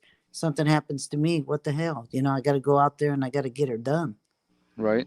Well, I think that would be actually kind of cool. I mean, not only just for your own benefit of recording it, but I mean, doing like the van build, like do a little video here and there or whatever, and then also, when you get it on the road and doing some of the stuff on the road, that would be something too. Like I said, even if it's just for recording it for your own benefit, so you can look back and say, hey, I did this, and I Yeah. mean, I actually, man, I'm still so kind of old school. I miss actual tangible photographs. I have a couple of albums from when I was younger, of photographs and stuff, but I've got so many damn pictures like on some SD cards and on phones and stuff that I wish they were like actual photographs and stuff in the album, because I actually kind of miss that. And because I need to start doing that actually, because I don't really do a lot of documenting of certain things like that. I don't do that. I mean, I take pictures and all, but I don't really. I haven't converted it to the actual photographs or whatever, the actual pictures and stuff to put it in a photo album. I don't know. you know, I like that. That's what I think. I think that's a neat idea, though. Like if you were to do that, I'd be interested in watching it. Put it that way. you know, I mean, Yeah, because I mean, anything like I said, I mean, even when you get down to actually, get down to actually putting like a radio in and actually hooking things up. I mean, I'd love to help out whatever I could, like information wise or whatever. Like I said, I'm not the smartest guy in the world, but I could tell you from my experience what I've done and what works for me, yeah. you know. And That's then that's that's all I wanted to ask. Stuff like that, just your experience, and I like chatting with people and getting their input on certain things, and like this yeah, bus. I already, I did it. I've been see the thing. Everybody are like freaking out on what I'm doing, but see, I've been researching this stuff for a long time. For a few years, and about building the van and what to do and how to do it, and yeah, that's why I took the walls out, because I already insulated the walls. That's what I was doing over the weekend, and yeah, I got the walls insulated, so the back, where, because it has the AC, on the back, by the back doors. yeah, It has that big little unit on the top, and so that sucker gets cold like in 3 seconds. right. Yeah, so I tested that sucker. So it's running like a champ, and it has a heater also already. Oh, But okay, that's when the vehicle's running, right, and that's right. why I'm, thinking ahead of, when the Yeah, vehicle's not running, and then when yeah. there's not sun, you got to think of all those things. Well, see, that's the other thing too. Now I have yet to use them, but I've looked at a bunch of different reviews on them on those little diesel heaters and stuff that you can get. They're not that expensive and they're not that hard, but I mean, I've been watching a little bit on that. Yeah, that's something else you can look into when it comes down to heat. And then on top of that, or like those little wood burning stoves, like you said. But you know, there's different ways of heating when it comes down to it, depending on how cold it gets and all that other stuff. I mean, what are you gonna do? What are your plans for like water and like or a toilet or whatever? What do you Yeah, I already I'm getting the compost toilet. I did a right? lot of research on that one, Yeah, and a lot of people that even have those very expensive RVs are turning to the compost toilet now, because it's too expensive for them to go to the clean out. yeah, That price is going up, and they're right, complaining about that. right, right, right. So a lot of them are converting to the compost. Yeah, So well, that's something. I mean, because if yep, I need a piece real quick, I can always go to a stop at a gas station, or I can pull over somewhere that's not in sight of anybody and just squat. yeah. You know? Well, It, yeah, exactly. I mean, but like in the middle of the night when it's cold outside, you don't want to get out of the van or out of the it, bus or whatever, and yeah, or you had to go number two. You know what I yeah, mean? It's a different story. You know what I'm yeah, saying? I mean, I had yeah. been there. Totally, I know what you Mm-hmm. mean on that. And Yeah, so I mean, these are things that I had to think about all the time when I was on the road. And even like taking showers and stuff, man. That mm-hmm. was something else that you always had to think about either how you're going to do it or whatever if you don't have something set up inside your vehicle or whatever. Because I mean, I've seen some people, they've got. I mean, I've seen some people got it set up real nice, with a damn shower and everything in that sucker. But then I've also seen some people they just take like a damn like a Rubbermaid bucket that they stand in, and they Mm-hmm. just kind of like have water and kind of like do like a wet washcloth type of bath. You know what I mean? In their vehicle. But it depends on how you're going to do it. Um, Yeah. I'm But I I'm already curious. I'm I have curious to see how you're going to set it up though. Now I'm sitting here talking about it. I'm yeah. curious. Well, the I went to because see the front end of it, where the windshield meets on the top, Yeah. and the body of the van, Right.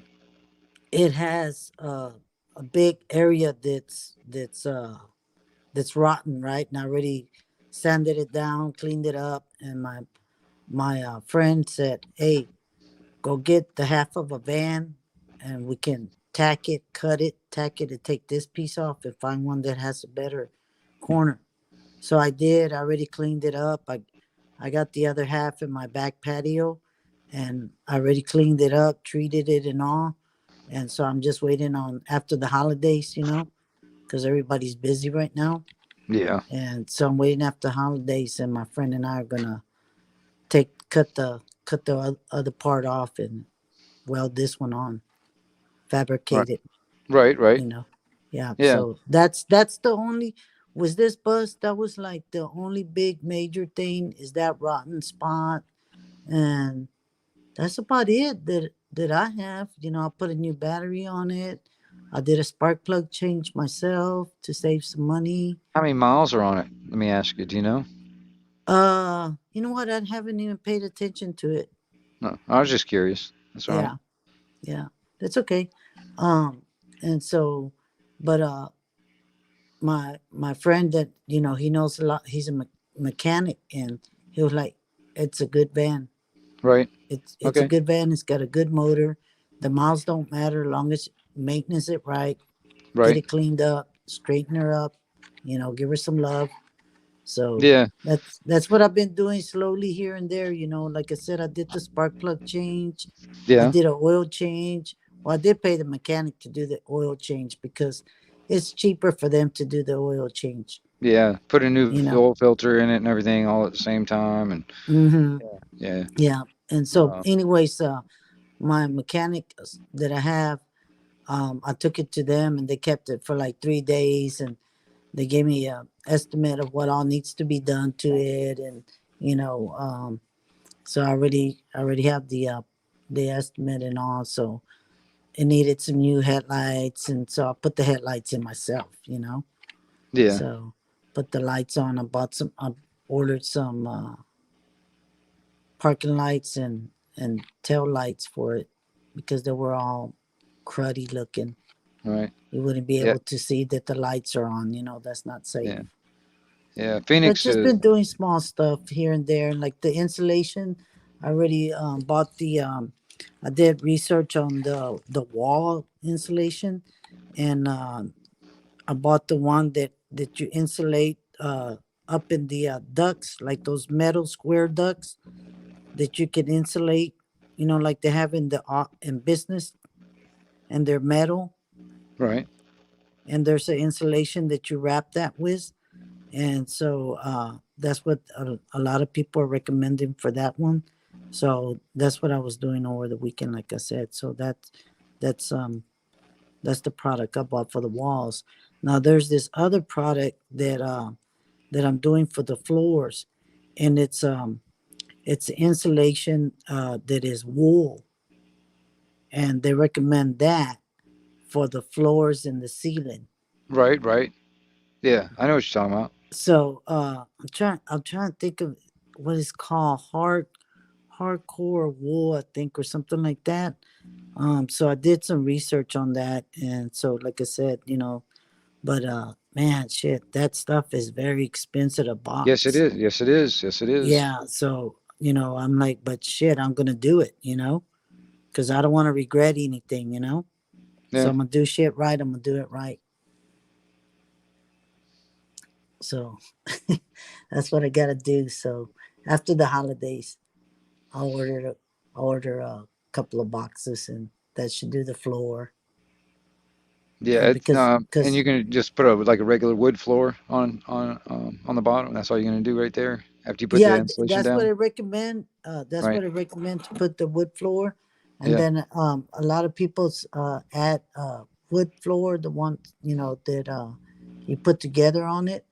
Yeah. Yeah. But Yeah. most of them are saying to use the stick-on tile Right. because it's Right. lighter and Right. you want less weight in the bus. Yeah. So, I was thinking about that. Yeah. So I'm like, yeah, that's pretty cool. So, but I bought I already have the plywood for the floor. Okay. So that's taken care of.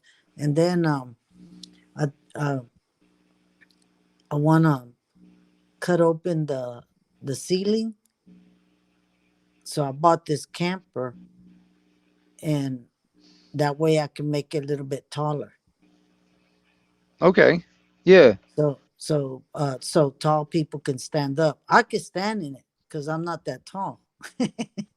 But if somebody else wants to get in there and kind of, hey, check out my place, you can't because they're gonna be with their neck down, So Yeah, like be like they like welcome to MTV Cribs. Check out my place, man. You know what I mean? You know, and then they yeah, walk out looking like Eeyore. yeah. It's funny. It's like even like my place is it's not even that big, and I got all kinds of stuff stashed into it, man, too. So like trying to entertain anybody in here, it's not good, because it's really I don't really have anywhere for anybody to sit and that kind of thing unless I like move Yeah, stuff out of the way. You know what I mean? Because I live by myself, so normally it's just me or my dogs. That's it. yeah, And yeah, I know it's pretty crazy, man. I have nowhere to like, if I wanted to have a couple people over here sit over here and inside the house, I've got nowhere for them to sit. yeah. I have a friend that I used to have a friend that was like that. Man, you go to his place and I'll stand there, and he goes, "I'm sorry, Miranda." I said, "Listen, motherfucker, we're not gonna be going through this every time I come over here." And he was my neighbor at apartment complex I used to live at years ago, and he was a pretty cool guy. When that Katrina came to Houston, Yeah, and all those people came yeah, from Louisiana into yeah, Houston, and started trying to tear up our neighborhoods. yeah. And him and I, everybody took off. The complex got empty. It was probably like 6 of us there, right? So we put a chain on one end of the gate, and that way nobody could come in. And so we only had one way to get in and one way to get out because we were protecting, the complex. Right. And so him and I would stay up throughout the night, and the other neighbors, they were daytime people, so they would they would stay up at the watch around during the daytime. Nobody's coming in there trying to break in anybody's place because that shit was going on a lot. I You know. know, Yeah. it Yeah. got bad. Those people came and tore up Houston, and that's why the Houston people, we all, gave and did stuff because what we did at our complex, we got together and got stuff, donations, and took it to the office, and then we all loaded it up in my truck, and I took it to the donation place on behalf of the complex, and we gave. And Right. then for them to come in and destroy our city like that, that's horrible. That's Well, disrespectful to anybody's city, not only because it's Houston, anybody's city. yeah. No kidding. You know Yeah. what I mean? I mean, I don't know, man. It was messed up, dude, because and then after that the government gave people places to stay for free, and it hit the apartment complexes real hard, right? And Right. what happened was the spot where I was at, um, you know, since I work night times, the daytime I had my spot, it was right there. And every time I parked there, and the neighbors, we all kind of had our little spots we parked at, respected each other like that. Yeah. And so, anyways, and these these people moved in one apartment, and it was a whole bunch of them. And anyways, one morning I was trying to get to work, and they would they had their car parked in front of my vehicle and two other vehicles, and because they didn't want to park a distance to walk to their apartment, so they were starting to block us in. And I was Dude. like, "What the hell?" And so, anyways, I went up to the door and I knocked. Being a neighbor, I went and knocked at the door, and I'm like, "Can you please move your car? I need to get to work." And they were they were like, "I don't give a fuck," and da da da da, and this and that, man. They were just really horrible. And I'm like, oh my gosh, you know what I'm gonna do? So Well, I called tow the it. I'd get them complex. towed. I'd get them towed right then and there. Because I mean, with that Yeah, attitude, I'd be like, all right, well, tow truck's gonna take it. That's all I'm gonna. well, I wouldn't. I I wouldn't called the even tell comp. them. I called the complex, and we got a off-duty HPD cop that was supposed to be our security guard, and he did Right. come out. He did come out, and he went and knocked on their door, and they were talking shit, and then another time that happened again. Well, one of the little girls uh, came up to my window, and I didn't even know that she was gonna do that shit, dude. This girl was like 14 years old or 15-year old, and she pulls out this big ass kitchen knife at me and tried to come at me, and I put my damn window up as quick as I could, and leaned over, and I was like, what the hell? And so I caught her arm in the window, and I was trying to tell, I told her, let go of the damn knife. And her family came all out and they went all crazy. And dude, and then at that point, I had my weapon on me, and I'm like, oh no. I said, you just think of anything, I will start shooting. Right. That's it. And so my neighbor heard the commotion and came out, and he brought his shotgun out, and he was like, y'all better get the fuck away from here. And with the cops came out, and then those people came one evening to my door, and they were talking shit, and I'm like, call the complex, and they hurry up, and they sent a whole bunch of cops over there, and they got them people out. I'm like, damn. It was crazy, dude. Those people are just were strange. Right. Yeah, Yeah. dude. So, No kidding. and I never once called the cops. The cops were just called by the complex. Right. I'm like, damn, this is crazy. This is, oh my gosh. But yeah, they destroyed our city a lot. But some were real good people. We're very grateful. But some was just destructive. Yeah. Yeah. But yeah, I appreciate that giving me some good feed about the radio and stuff, because that's what something I just really want to have. Right. You know. Yeah. Well, like I said, I'm glad to help on that kind of end of it. Because I kind of want to get people back into it. Especially the people that has done it before, and they hadn't done it in a long time.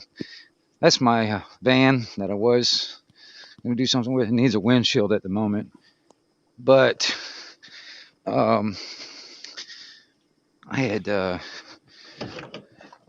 had stripped everything out of this thing. All right. Actually, I put this door in, this whole wall and stuff, so I can separate myself from the. I get that echo from you. I'm sorry. Actually, I put this door in, this whole wall and stuff, so I can separate myself from the. I get that echo from you. I'm sorry.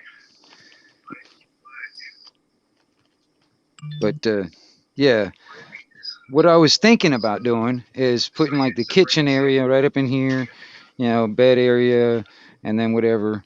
And then there's like a little storage area I was going to put up here. But I wanted to block off the windows. I got solar panels that I was thinking about sticking in the window. So it would be like, it would block the window plus be a solar panel. But that was the idea. I just haven't done it. I haven't finished it off. But I wanted to make it where this is like completely locked. And that's another thing too. This is another trick that I did on these doors. This is my extra lock to lock me in at night. You know what I'm saying? That's something else that you can think about. If you wanted to lock yourself in the vehicle, extra security.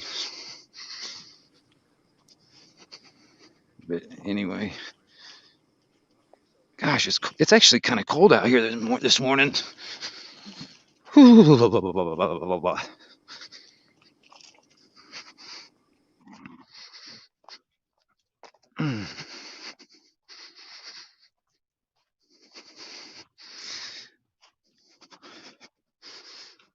Anyway, yeah, well, I, let me get back in here. Get back in here where it's warm. Oh my gosh, it must be below 60 degrees because it's freaking cold. Oh. Yeah, the only problem is, JT, guess what? I'm out of creamer.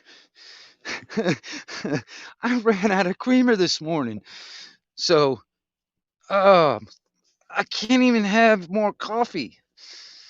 Oh, blah, blah, blah, blah, blah. All right. Sorry, I got you off. Hey, no worries, no worries. That might have been me. I don't know if it was mine or what happened.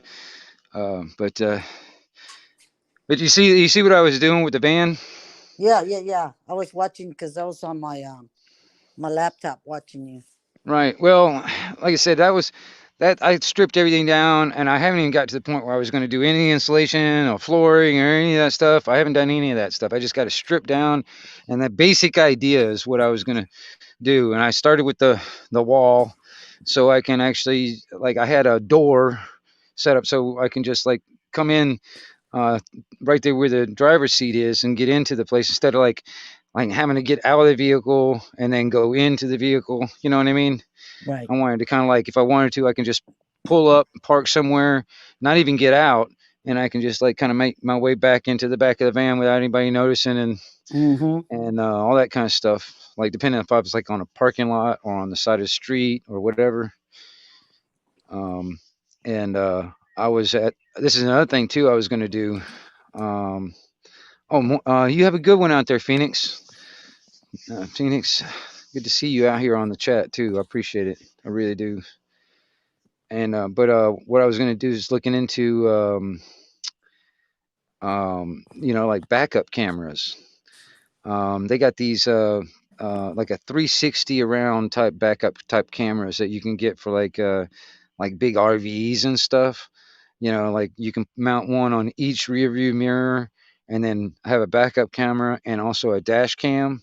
And it all goes to like this like little 4-inch screen that you can mount on your dash. I was thinking about rigging something like that up so while I'm in the back of the van, I can have that little screen and I can look out all my cameras out all the way 360 around the van without like looking through a window or anything like that. And at night they got that night vision so I can see, you know. That's another thing I was trying to think about too when it comes down to like the stealth part of it. So I wouldn't have like open windows and people can poke in, look in, and whatever. Or like if I wanted to look out there, I wouldn't have to like open a window to look out. I can just look through my camera and see everything. And then plus I can have everything recorded, if I wanted to.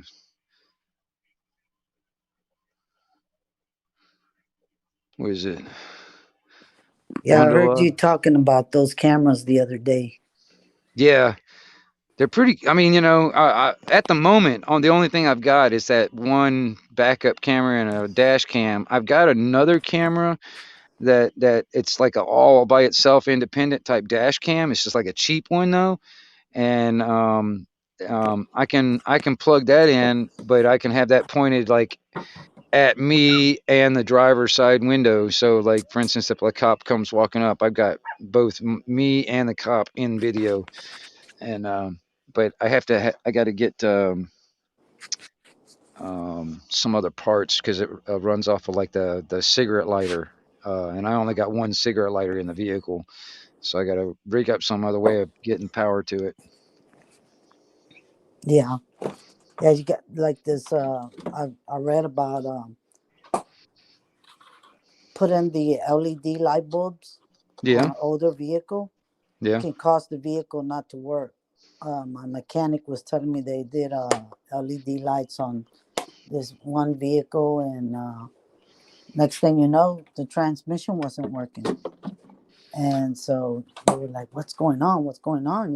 probably something with the And computer then. yeah, and so they finally figure it out. It's the LED light bulbs. It's not compatible with that vehicle, Right. and it's not good to do that to certain vehicles. So I was like, nah, I don't want to take a chance on doing that to this vehicle, and something goes wrong. I'm just gonna put what it calls for, you know. Right. So, but yeah. So I've learned a lot. You know, I'm doing a lot of research before I start, you know, doing shit to it.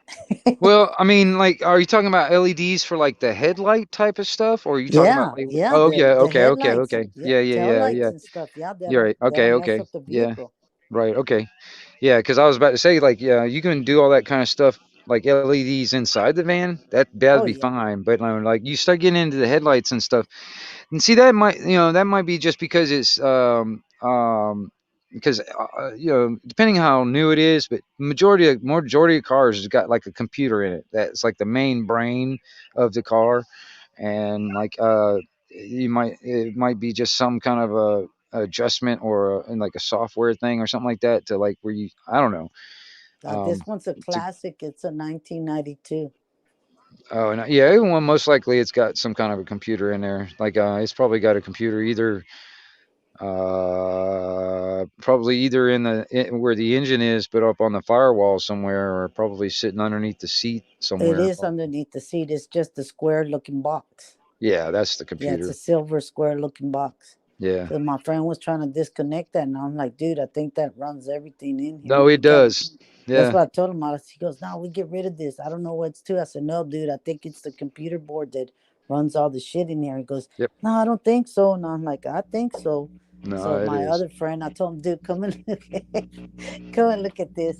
And he goes, Yeah. oh yeah, that is your box, man. You're Yeah. right. I'm Matter like, of yeah, fact, you can't mine. just start cutting Yeah. wires and shit. Yeah. Matter of fact, mine is my computer on my truck out there is sitting underneath the passenger seat, and it's right up underneath it. But I actually blew that computer, and it was because I drained the battery got drained one day because I left the lights on and it sat Oh. all day and the battery died. So I was going to just jump it off to kind of get the battery going again or whatever, so I can get the battery charged up again.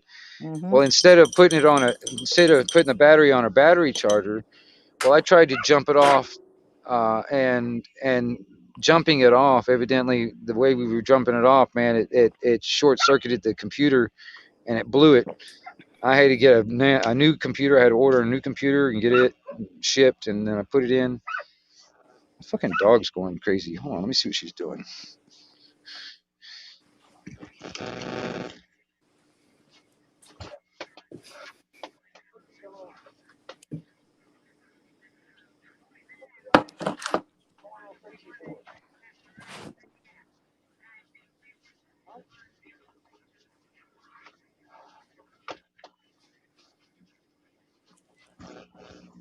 Sorry about that. Sorry. Yeah, you know, morning time they're all like rustling around. I don't know. All my pups are up, getting into stuff this morning. So are you near PDF? Yeah, well, I'd say he's probably about I don't know, probably about 2 or 3 hours away from me. He's on the other side of Tallahassee. I'm on the west side of Tallahassee. He's on the east side of Tallahassee. Mm-hmm. So yeah, he's not that. I mean, it's probably more than 3 hours. I don't know, something like that. It's not that far Okay. away. All right. Yeah, That's cool. yeah.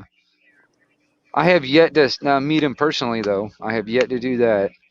One of Yeah. these days, I'd like to. There's a couple of these auditors. These I guess you would call them First Amendment auditors or whatever.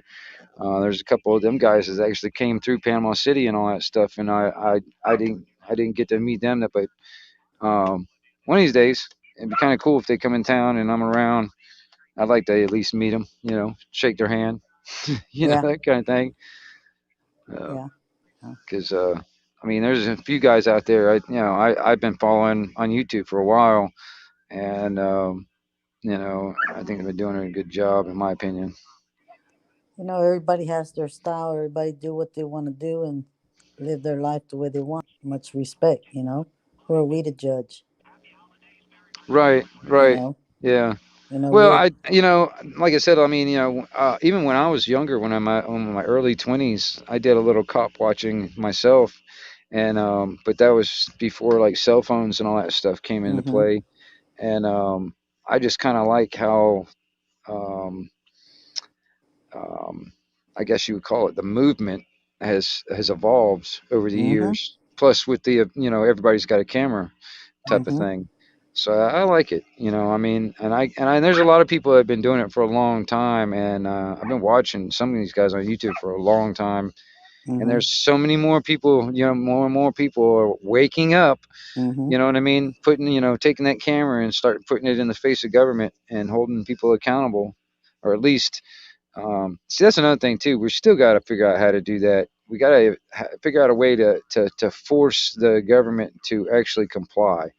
These people like cops and all that stuff. They think they're above the law and Mm-hmm. all this other stuff, man. And every single time, it doesn't matter how small, because damn well it doesn't matter how small they would try and charge you with it. We got to Mm-hmm. charge them with it.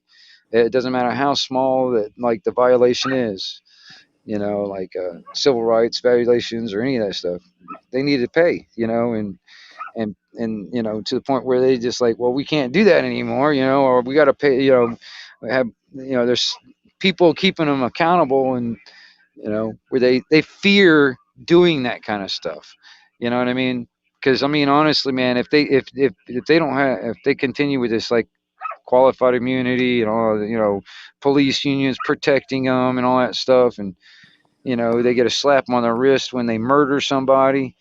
Come on now. They're just going to keep on doing it if nobody does anything. Nobody says anything. Nobody holds these people accountable. Well, you know what's funny that um, I was telling my friend about. Say, you know what's funny? He was like, "What, Miranda?" So did you know that as a kid I grew up like 3 minutes literally from downtown. When you Right. look out of our house, you can grab downtown buildings. That's how close we were. Okay, Yeah. and man, back then I was like probably like 13, 14. From 13 up, I was a kid, was the camera, okay? So I had like the Polaroid camera, and then they started making the Nikon and the Canon, and you know, and so Mm-hmm. I was always saving up my dollars and going to that's when we had Foley's in downtown, and I had credit over there, and I would pay put my cameras on layaway. And I was only 13 years old, and I had layaway at Foley's. That's when layaway was, there at Foley's, and I was like, whoa.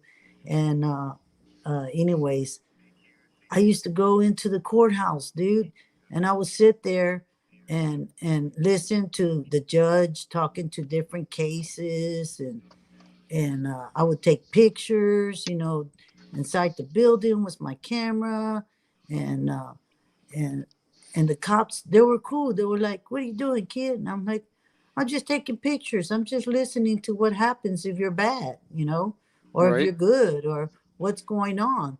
And they never gave a crap about me being there. They already knew me, and that was crazy. And now you can't even do that. And I bet if I told that story to them, they wouldn't believe that. But I did, and I would, and I have tons of Polaroid pictures of that.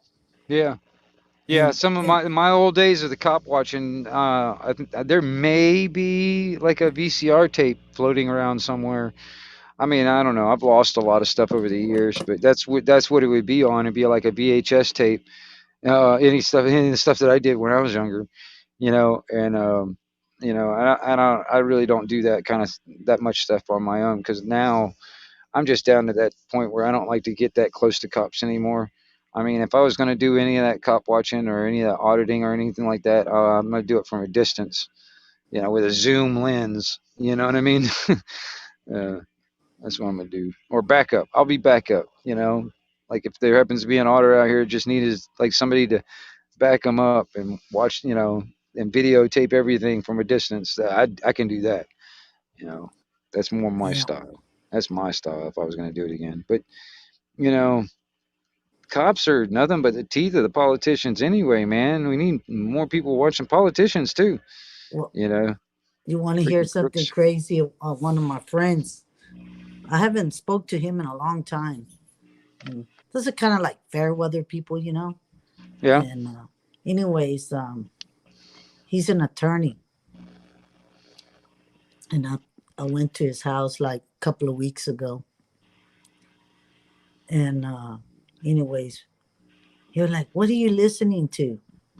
And it was one evening that PDF had a show going on, and he's like, "You're fucking crazy, whatever." And I'm like, "Go on to your computer room, do what the hell. I'm here." I helped him take down damn TV off the wall because he needed to put a different bracket that he liked better than the one he had. And it's one of them flat screens that weigh crap, you know, it's just Right. humongous, and his wife wouldn't help him do it.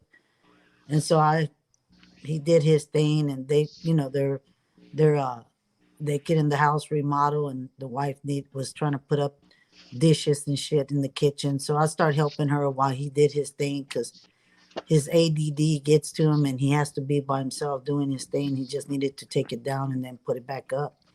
Yeah. So I was hanging out with his wife, putting her shit up and helping her do her kitchen and stuff. And anyways, she goes, "Wait, what?" That's when they were talking about Mr. Robert. You remember that day? They were talking about Mr. Robert, the guy that that got beat up, and the Alaska trooper. Oh, okay, okay. Yeah, I think I know what you're talking about. That was that day. And she was like, "Wait, what?" And I'm like, "Yeah." I said, "This is a case that's been going on for a while." And so I Right. started telling her a little bit about what's going on, and, you know, what everybody, the community is doing and the people are doing, you know. Yeah. And so anyway, she was like, "Whoa." And then he came back, and she was Googling it, and she was trying to look at it. And he was like, "Don't start looking at that stuff Miranda's got going on. She's off the wall." And I'm like, I said, "You know what, dude? I'm gonna tell you something. You are allowed to say and feel what you want to feel, but let me tell you why you are the way you are, because you're a criminal yourself. I love you, I respect you, but I'm not gonna put up with no shit from nobody, because you know what, truly, for sure, you are about the money, and you're not about the freedoms and the rights of the people. You're about the money." And I said, "So you work for big corporate America, so I don't want to hear your shit." Who are you And talking to again? I was talking to my friend like that because he's an Oh yeah. attorney. Yeah, he's Oh an yeah. attorney, and he got pissed off about, you know, my listening to PDF, and his wife was, Right. Okay. you Yeah. know, Yeah. trying to Yeah. look at it, and he didn't like it that she wanted to do some research. You see, that's the kind of people that don't want their friends and their family, even his fucking wife, to know the truth of what the Right. cops and the system's about. You know, Right. he's Right. got her thinking his Part of way. the they're part of the problem. Yeah, Yeah. yeah. So she was like, "Wait, what? There's like hundreds of people that do this?" And she was like, "What?" And she's a little ding dong herself. Right. So, you know, she's under his spell. You know, that's what I say about when you're in a relationship, you're under the spell of that person. You know, you kind of, you know, work with the minds of the way they want, and, you know, you want was them, you know, to Yeah. I keep the understand. relationship right, you know? Yeah, I It's not understand. because you're doing shit because you don't want to. You're trying to keep your relationship, and that comes with part of having a relationship, you know? Sacrifices. Yep. Yep. That's Right. why I stay single, because I can't deal with, you know, somebody, you know, trying to tell me anything or what to do or this or that. I like to do my own shit my way. Yeah. You know, everybody feels and do what they want to do, you know, but don't disrespect the people that are standing up for the people. I can't have that. So I put him in his place, and so I I agree. finished helping him do what he needed to do. And I told him, if you stay booty hurt, you stay booty hurt. It don't matter to me, buddy. Everybody is like a delete button. Right. That's the way it is. So let me ask you. All right, now when you start doing your traveling around, are you gonna try and hit every state, or what are you gonna try and do? What are you gonna try and do? Yeah, I'm gonna try to hit every state. I already did a lot of the East Coast. Yeah.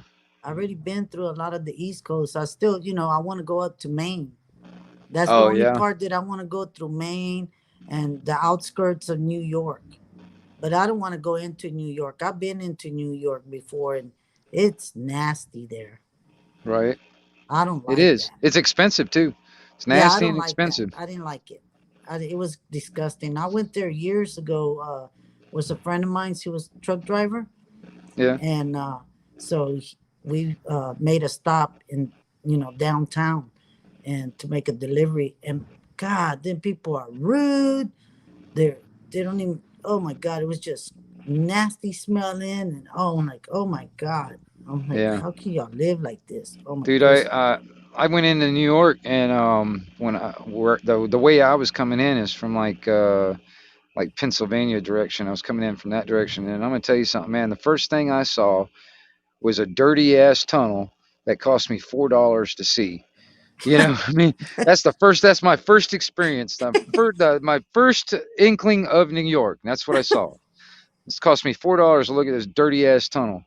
And then, I mean, every bridge, it costs you money to get across this sucker. I'm gonna tell you, if you got lost in that town, you're gonna go broke because there's a damn toll on everything. It seems like, you know, Oh my God. I didn't like it. I mean, I knew friends of mine that live in like was it Stroudsburg, Pennsylvania, and then I also knew some people that live in Long Island, and I was staying with some people who's up in Long Island, and uh, they would, we'd go into Manhattan and stuff, man. But I don't know how he did it, but he wouldn't even he wouldn't even hit a toll. We would go across bridges, and I don't know how in the hell we wouldn't pay tolls. Huh. But he figured out ways of getting around all that stuff, and Huh. but he knew the back ways of getting from Long Island into Manhattan and all that stuff. But it was, you know, the I had majority of my problems is when I went through New Jersey. When I went through New Jersey, man, I was at the time I was driving that Volkswagen van. I had a New Mexico tag. I had a North Carolina inspection sticker, a Florida ID, a Tennessee driver's license. You know, I was like, man, these people didn't like me at all. All right, and then plus I drove like an old man, but you got a lot of these guys, a lot of these people in New Jersey are very aggressive drivers, man. And it's like they didn't like me being on the road at all, Yeah. especially they saw that out of state tag. They were just like right off the bat. Yeah. Morning, folks. Morning there, dude. What's happening? How's everybody today? Hanging in there, hanging in there. That's Great. good. Great. Good Good morning. stuff. Good morning to you. Nice to meet you. Nice to meet you too. Yeah. I've been listening, lurking in the background, doing my morning work stuff and whatnot, and always noticed one of the things that you bring up a lot, which is one of my favorite topics to talk about, is kind of twofold. The first one is remedy. Where is the remedy? That's the first one. And the second one, which kind of ties into the first one, is what you were just talking about a couple minutes ago, which is accountability. Those two are kind of synonymous in a way. And I hear you make a statement every so often as to I'll try and paraquote you a little bit. We got to try and make it so that they're accountable, and where is the remedy, who's gonna hold them accountable, and who's gonna create the remedy. So I wanted to ask you, what's your thoughts on that? What do you think would be the remedy, a successful remedy, a productive remedy, and where would it come from? Have you contemplated that in depth, and where are you at with those actionable remedy you talking about? Yeah, exactly. It's very interesting because I mean, like I said, for me personally, it requires more than just me, myself, and I to be on that page. I need millions of people that are kind of basically singing from that song. because it would take all of us to force force government employees to comply. Because I mean, honestly, man, um, you know, I can't do it by myself. Um, and that's what I appreciate when it comes down to people that are doing like you know, quote unquote, like audits, the First Amendment audits and Second Amendment audit, whatever the audit type movement, because it visually holds them accountable, but you know, there's not a lot of action. That's the part that needs to happen, is the enforcement.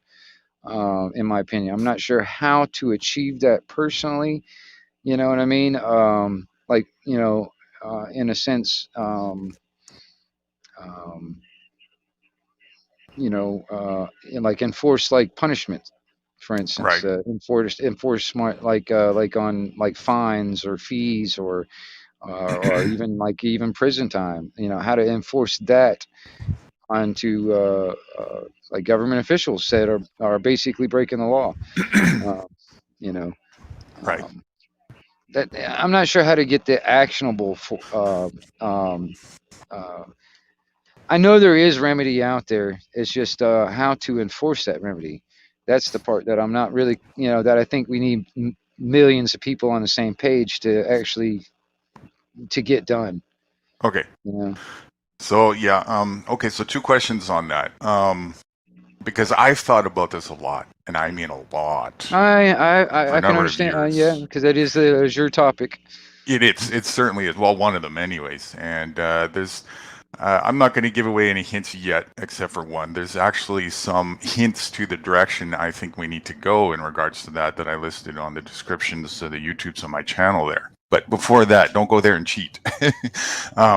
Just look at those on your leisure, if you will. But I want to talk about that in depth. And have you? Okay, so the first part is you think that millions need to be involved in order to enforce that. So let's take a look at that more specifically then. It itself enforce what? Can you give like a bit of a descriptive thing, what it exactly would be in your imagination, other than I heard you mention one thing, putting tyrants in jail. I heard you say that. Other than that, do you have any contemplations as to what exactly it would be in terms of enforcing government, politicians? Well, like I was saying, like for instance, like every civil, what do you call it? Like civil rights, I guess that'd be a lack of better words. This is a lack of better words. Civil rights and violations. All right, you know, like for instance, you know, you like if you were to like actually put lay a finger, it doesn't matter if it's just like brushing up against a cop or something like that, they can consider that like you know, assault or something like that, or battery. Yeah. Well, but yet the rules are in a sense skewed, I guess, or they ignore the rules where, you know, they can't do that same thing. It's like, all right, well, if a cop put his hands on me and he has no lawful right to do so in the first place, that's like a violation in a sense. All little tiny everything from the, no matter how small it is, has to be, you know, in my mind, has to be, you know, enforced and punished. These people have to be punished for it. And, you know, Yeah. if it takes out of their, you know, their pension, or take it out of them from the freedom, it doesn't matter. So that has to see, but the enforcement of these things, because cops are not going to sit there, and a lot of cops, they're not going to arrest other cops. All right, that hardly ever happens. I mean, it Of course does. they're Don't get me not. wrong. Yeah. It Of doesn't get course. me wrong. It does happen every once in a Right. great while. You know what I mean? You know, because they gotta keep up this image that we're actually doing that. We're actually holding the cops accountable, and you know, here's one that gets arrested, whatever. You know, but on a massive scale, in my opinion, I don't, they're not going to sit there and go after their own. And then they've got the qualified immunity to back him up, and then the fraternal union of or police union, fraternal order of police union, with like a whole mob of lawyers on standby, just waiting, using tax dollar money to to fight it. Right. All that's got to be eliminated or whatever. I mean, that kind of stuff. But it's got to have that enforcement. And like I said, I think the only way to do that is with millions of people on that same page. What's Okay. up going on, Greg?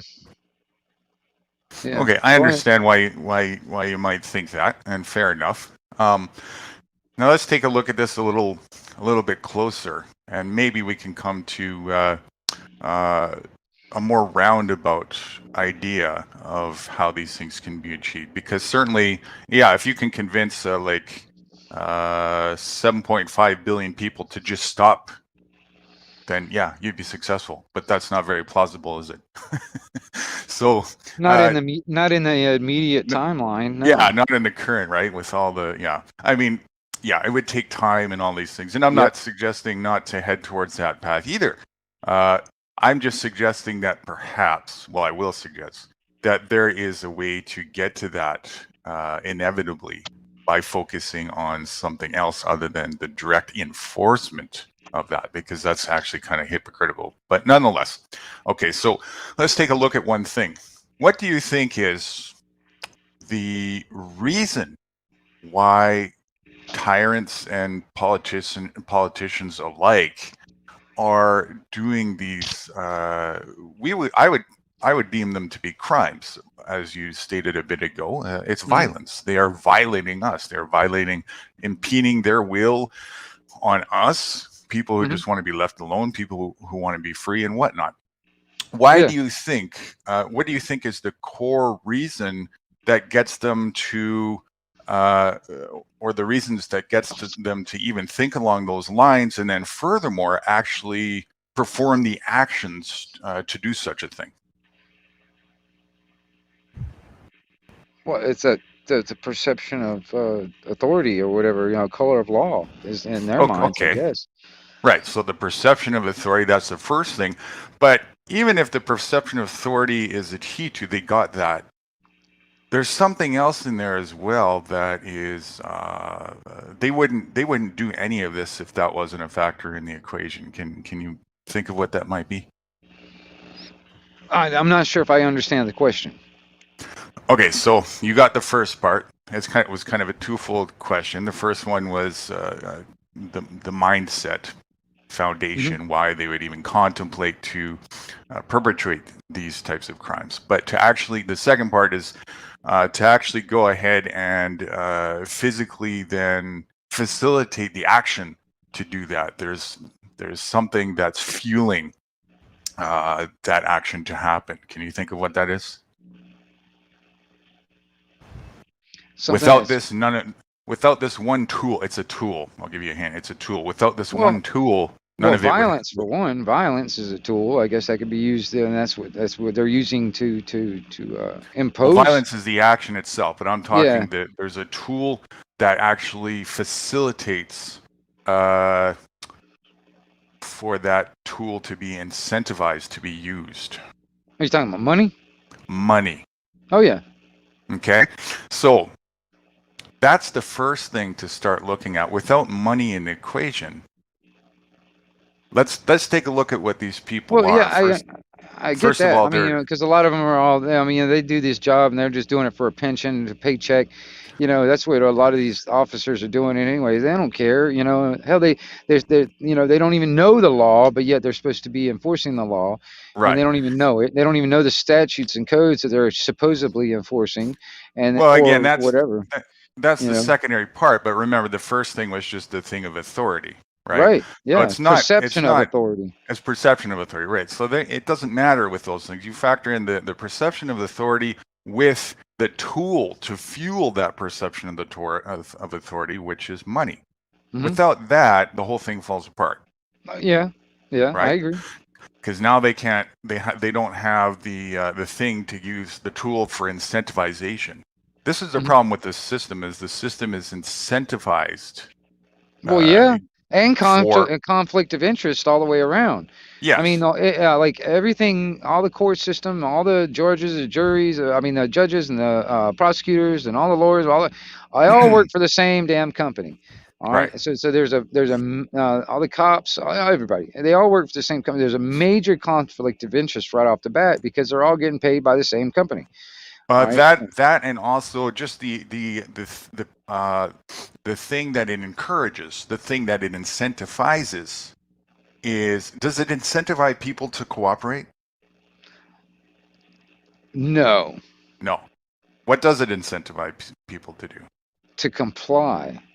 Comply, and comply with what? When somebody is complying, what are they? What's actually happening here? Somebody is what? Well, they're being stolen from, in my opinion. I mean, in my opinion, they're being stolen from in the form of the taxes, and then Yes. they, and then like if they don't, allow So themselves to be stolen from, they get punished, by either right. getting fined or their freedom gets taken away.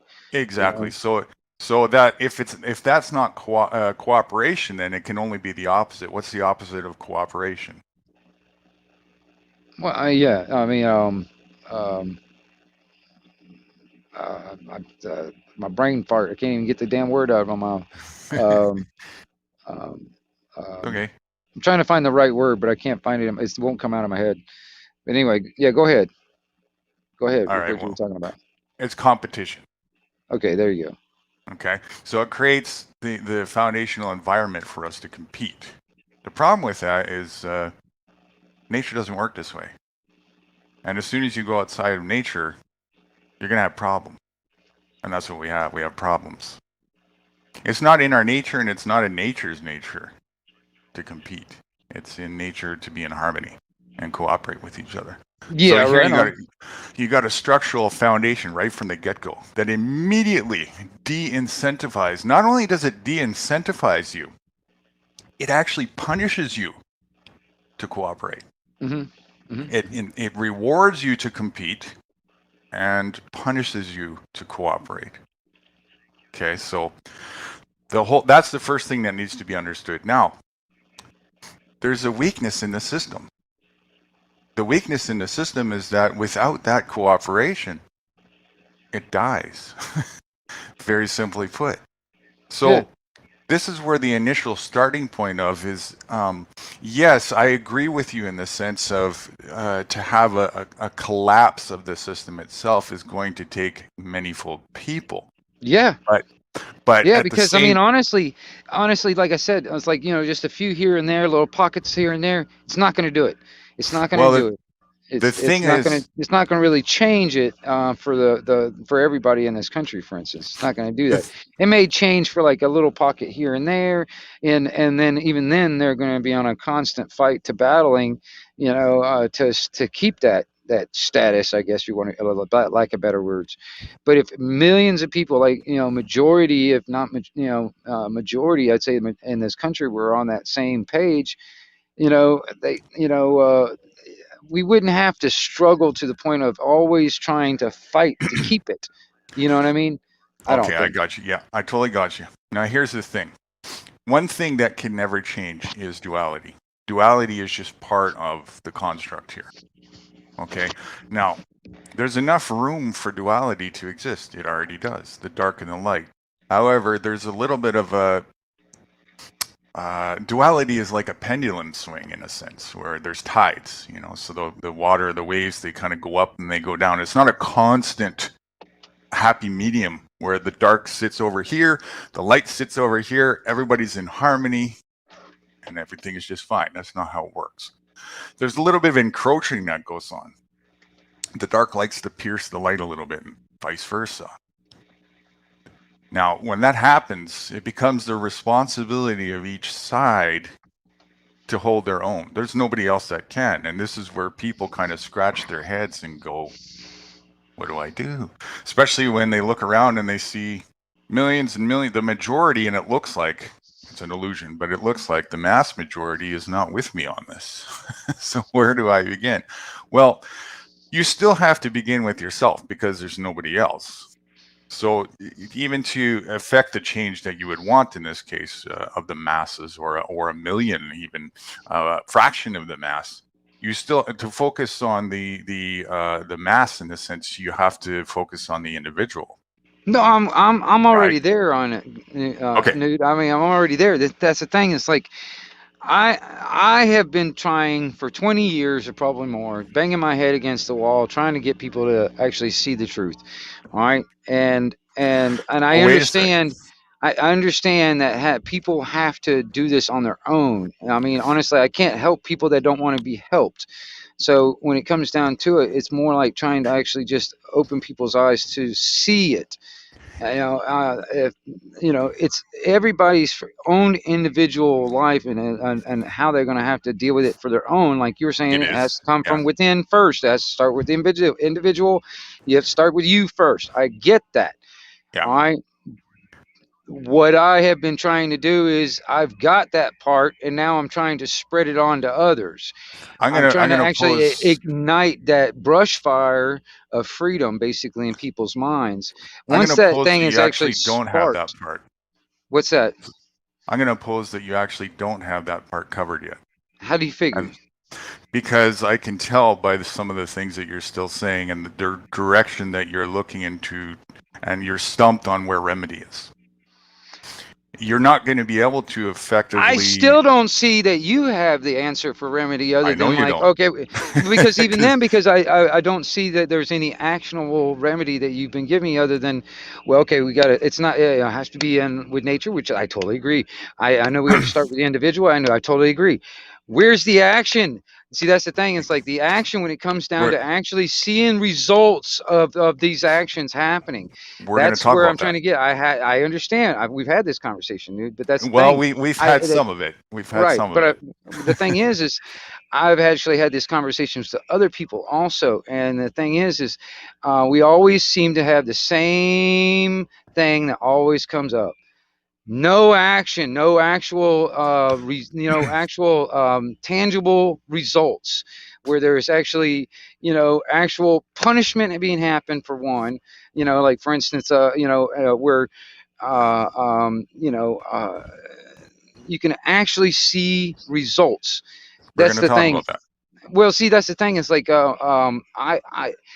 I know where we need to go. I know where I know where I need to go. All right, I know that much.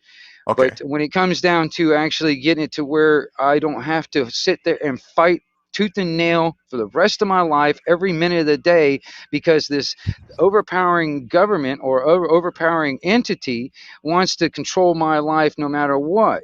Now, if I had millions on the same page, they can't do this to millions of us. They can probably do that to me individually, because they don't give a shit of what I think. They don't give a Right. crap of what I believe. All right. They don't care. All right. And they've got a lot more people that are paid with guns to sit there and do their bidding for. All right. So that's Okay. why we So need millions of people on that same page of basically what I'm talking about on let's on a level. I let's understand that. let's You know, assume that you do, and let's go with that narrative. Okay, go because I ahead. want to work with you on that. Go ahead. Let's start and take a look at two things. First of all, what exactly specifically would it take to achieve that? And also the right expectations. Because I think where a lot of people are getting lost is they want it to happen today. Well, no, I have no And expectations of wait, that. let me finish. I'm saying people. I'm not Okay. pointing directly at you. I'm thinking this is where a lot of people, like you, realize it, but a lot of people, they're gonna have a resistance to what you're saying, because they're gonna look at how much time and effort it might be involved into that, and they're gonna have a cop out. They're gonna be like, well, and then they're going to facilitate the cop out, because they're going to realize the excuse they just made for themselves. See, so that change may take It's a going few to lifetimes. it will, well, it probably I'm hoping not that long, but yes, it will. The thing is I like even the money scenario. I can only do my little part by myself, yeah, but it ain't going to be a drop in the freaking bucket when it comes down to it. I can Now, stop if letting them have any. everybody just had that mindset that you just had right there, No, everybody at the no. same Well, time. That's no, what's going to stop that from happening, isn't it? Because I want to pose that question. So no. I what do is it that that on my own, but it doesn't matter. Even though I am doing it, it doesn't matter because it's all a drop in the bucket. I I need pose that it does millions of people. matter? Well, it may I don't see any results from me Well, doing it. does it I mean, I really don't. maybe the expectation is where the Okay, like shift for in instance, mindset needs to happen then, because this is right what I'm. now you want the result to be millions and millions of people to change that, right? But you can't have that without the individual on its own realizing that. Well, I understand that. That's why if I We can help out one person at a time, that's fine. That's what I've been That's right. trying to do all my We life. we But we have to but do that, don't we? We have to bring it I down to the I simplest understand. I individual understand. point to start, But right? the goal is millions of people. That's the goal. If Okay, so not that's the billions, all goal. right? That's If the goal, all right? Because honestly, man, the other side has already got that goal. They've already got millions of people already thinking about socialism and communism as a new and interesting and way to go type of Yeah, thing. there's a lot All of right. And mass there's hypnosis for sure. exactly. So using that same basic tactic, but in the opposite direction of using it for freedom, getting people that it took them more than a couple of decades to get to where they're at now with that mind control scenario of the masses. Well, it's probably going to take us about the same amount of time to reverse it. You know what I mean? Well, I And have a and question for you. go ahead. Let's say that hypothetically, this thing that's going on right now with the mass hypnosis and people living their life in this fashion uh, carries forth, but it didn't try and encroach on you at all. Would that suffice? Would you still have a problem with it? Or is the problem when it encroaches on you and your ability to self-determine and be left alone? Well, my first instinct is just when it starts encroaching on me. Otherwise, I don't care what it. People can do whatever they want to do as long as it doesn't encroach on my freedoms and my life and Right. my loved ones or whatever. You know what I mean? Okay. That's Very what good. I'm at. Yeah, same with me. Very good. So I'm kind of a live and let live type of person that's in harmony with nature, and people need to. Would you agree? People need to be left to make mistakes, and as long as those mistakes don't encroach, the consequences of those mistakes specifically don't encroach on me, Well, then yeah. it's fair I mean, game, right? that's just that's common sense on that end of it. Yeah. Right. Okay. So the place for these people to live their self-destructive path is there, and that's great, and it needs to be. So for trying to force the issue is not, I want you to be very careful the words that you use, because trying to force the hand over to them would be actually being a hypocrite to the change that we want. We would actually become then the same thing that we don't want them to do to us. Well, Okay. no, it wouldn't be like, in a sense, to try and reverse what's already happened. It wouldn't be like I'm trying to program people into doing that. No, I kind of want to, it's almost the same type of tactics in a sense. You Well, know what I mean? programming But is one. Actually, I concur that using that against them is probably a good idea. But I mean the yeah, actual like what they've done is totally unfair game. They've used that. They've used the hypnosis against self-determination. That's a first no-no. I need to step in. The second thing is they are even using physical violence, right? yeah, And the threat of going in a cage and all this kind hmm of stuff. And they will hmm do it. It's not just a threat. They've proven it over and over again. They'll yep, If you don't conform enough, and if you look like a threat enough, they'll just blow your head off in the street, yep, right? I've yep. seen this. We got millions of video documented testimony to them doing that. So that's a problem too. Um, Nonetheless, with that going on, we still have the self accountability to tend to that problem. This is where that's why I asked you the first question. So if hypothetically the situation wasn't like that and they were just doing their own thing, but they weren't trying to force people to conform and participate, then it'd be fine, no problems. The problem is that they are not doing that. They are trying to force people who just don't want to participate and conform. And if they don't, they're doing all these horrid things to us. That's where the problem is right there. The dark is encroaching on the light right now. So if that's the case, there's two aspects here. The first is, well, whose responsibility is it then to tend to this problem? Because that's the crux of the problem right there. Yeah, I would like to see the same, like even on the same, like I said, the same tactics in a sense used exact. I mean, because the way I perceive it, the way I see it, this the government or the entity of the government, its only roles are certain are specific and very limited. All right, what we have today is not that. We have a corporation that is in its place posing as a government. All right, and these people, we have to use as the people, we have to use any means necessary to hold these people accountable. And like if that means using the same amount of violence that they would use on us, I think that's necessary. You know what I mean? Right. Now, But why are people okay, let me put it this way. Forever and a day now, people have chosen the path of governance to be delegated to other people. Yes?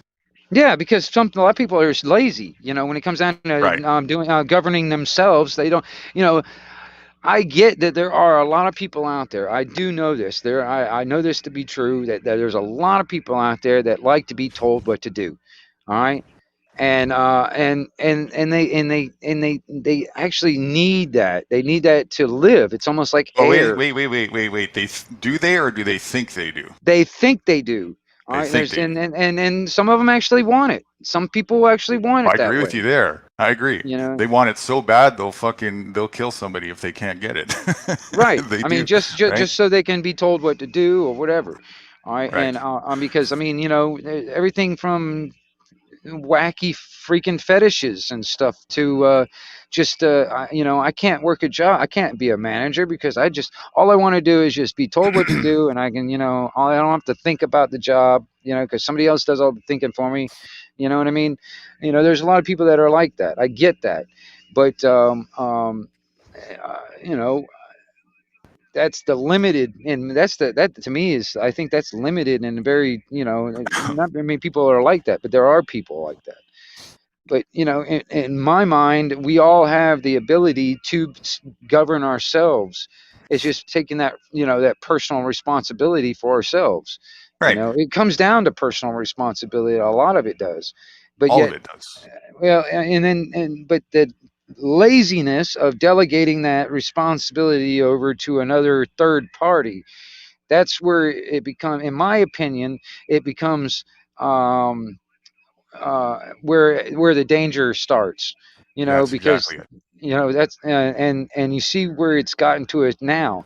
We our our past generations have delegated this, our basically our security and all our basically all our behaviors to be delegated by a third party.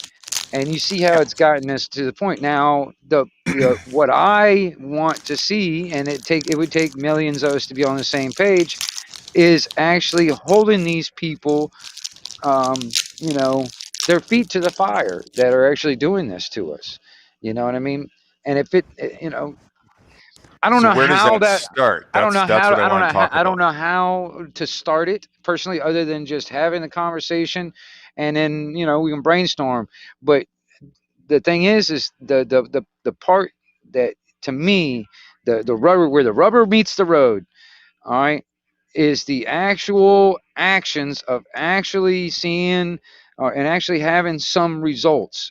Because Hmm. we can sit here and you know, and theorize about this kind of thing all day long, but until, like, you know, there's actually some court cases that are actually on hand, or, you know, Wait, gets, wait, you wait, know, wait. Whose whatever, court blah blah blah. cases? I'm using that as an example, you know, for instance. Well, And let's get specific to that. Hold on. Sorry, my throat. That's you what I got to want to do. understand, in the society that a majority of people around the world are living in, are not the exactly what you're thinking about, nude, like in your life alone. All No, right, I and get you're that. I know that. okay. So that's the But thing. that It's like doesn't mean, just because they can't see the result doesn't mean there is none. Well, on a majority basis, there most people don't see result. Well, Hell, that's I because mean, like I'll that's give you because just on that's examples on cops. On the example, there has been many times where you see this two-sided type of rules. You know what I mean? And many times where this guy is a criminal. This guy is a murderer. This guy is this and that. This guy's a pedophile. And blah blah blah blah blah. Slap on their wrist, nothing happens. Next thing you know, they get moved to another town, get their job back, whatever, blah blah blah. It's like yeah. there's no fucking results Well, because is there, that's that. or is No, it that they're there not wasn't seeing any? there wasn't any results off of that because there was no punishment for his crimes. He's Who is led going to to just do the punishment? that's where Who I'm talking can do about the the punishment? rubber meets the road, and we need Yes. millions behind it Do on we? the same Are you tune. sure? Are you sure Yes, to because start? I can't go out there and arrest this guy and put him to death and all that other stuff that he should be or charged with and then convicted for. Okay, And I fair enough. can't You do can't that do because that, I'm but not Judge Dredd. All right. I'm not the fucking Punisher. All right. But if there was millions of people that were Judge Dredd or whatever, or millions of Punishers out there, hmm maybe these people would be too damn scared to actually, violate people's rights or too damn scared to sit there and actually steal from us in the form of taxes. I mean, I'm just throwing that out there.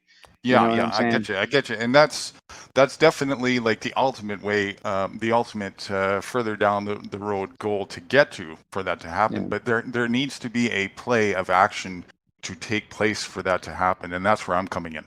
I actually have counter to what you realize currently, effective solutions that have been put into place, and I live according to them. Okay. Okay, so I'm trying to help you take things down more on a simplistic level, first of all, and of course it starts with the individual, but not only the individual. With the individual, first of all, you gotta holistically be the change that you want to see, and then cooperate with other people who understand that as well. And when you start to do that, there's a different consensus that takes place. I have groups right now, quite a few, several groups that I'm connected with. We're private groups, and we're not in the hundreds.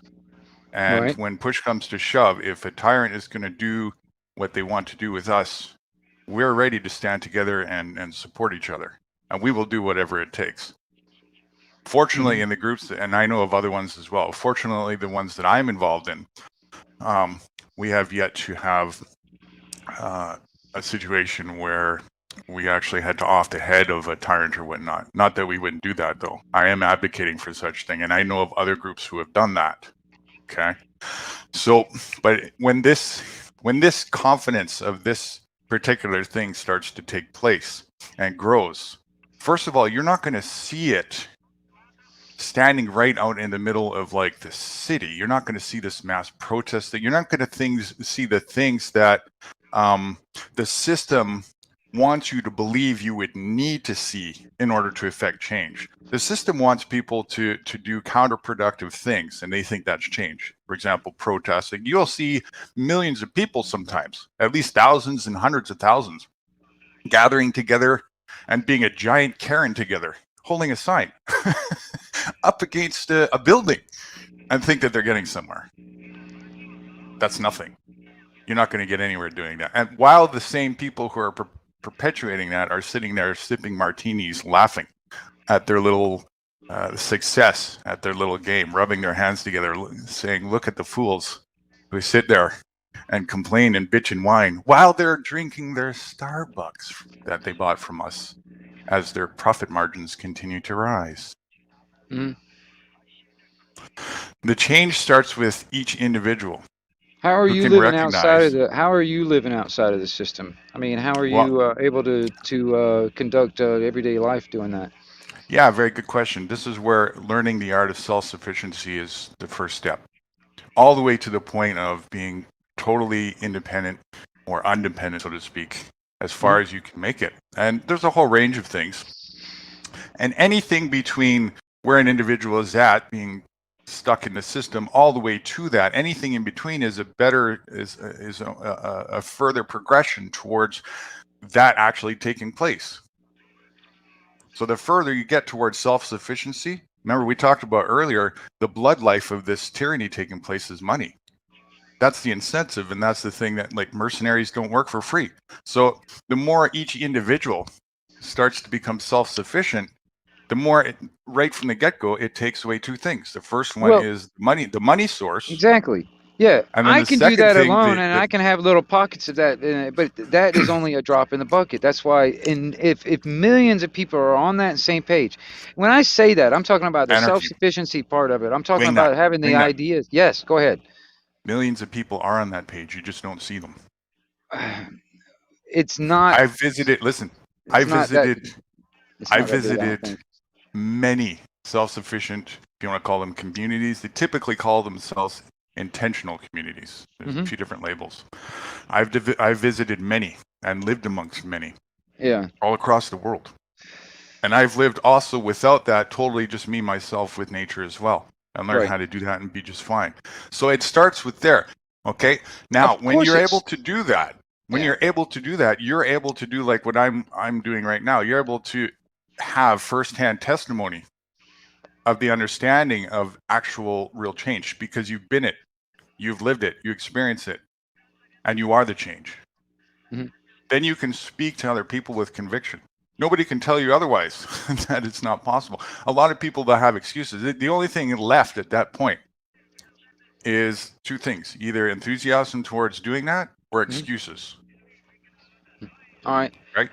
Okay. All So right, let me ask you, what is your idea, for instance, for the replacement of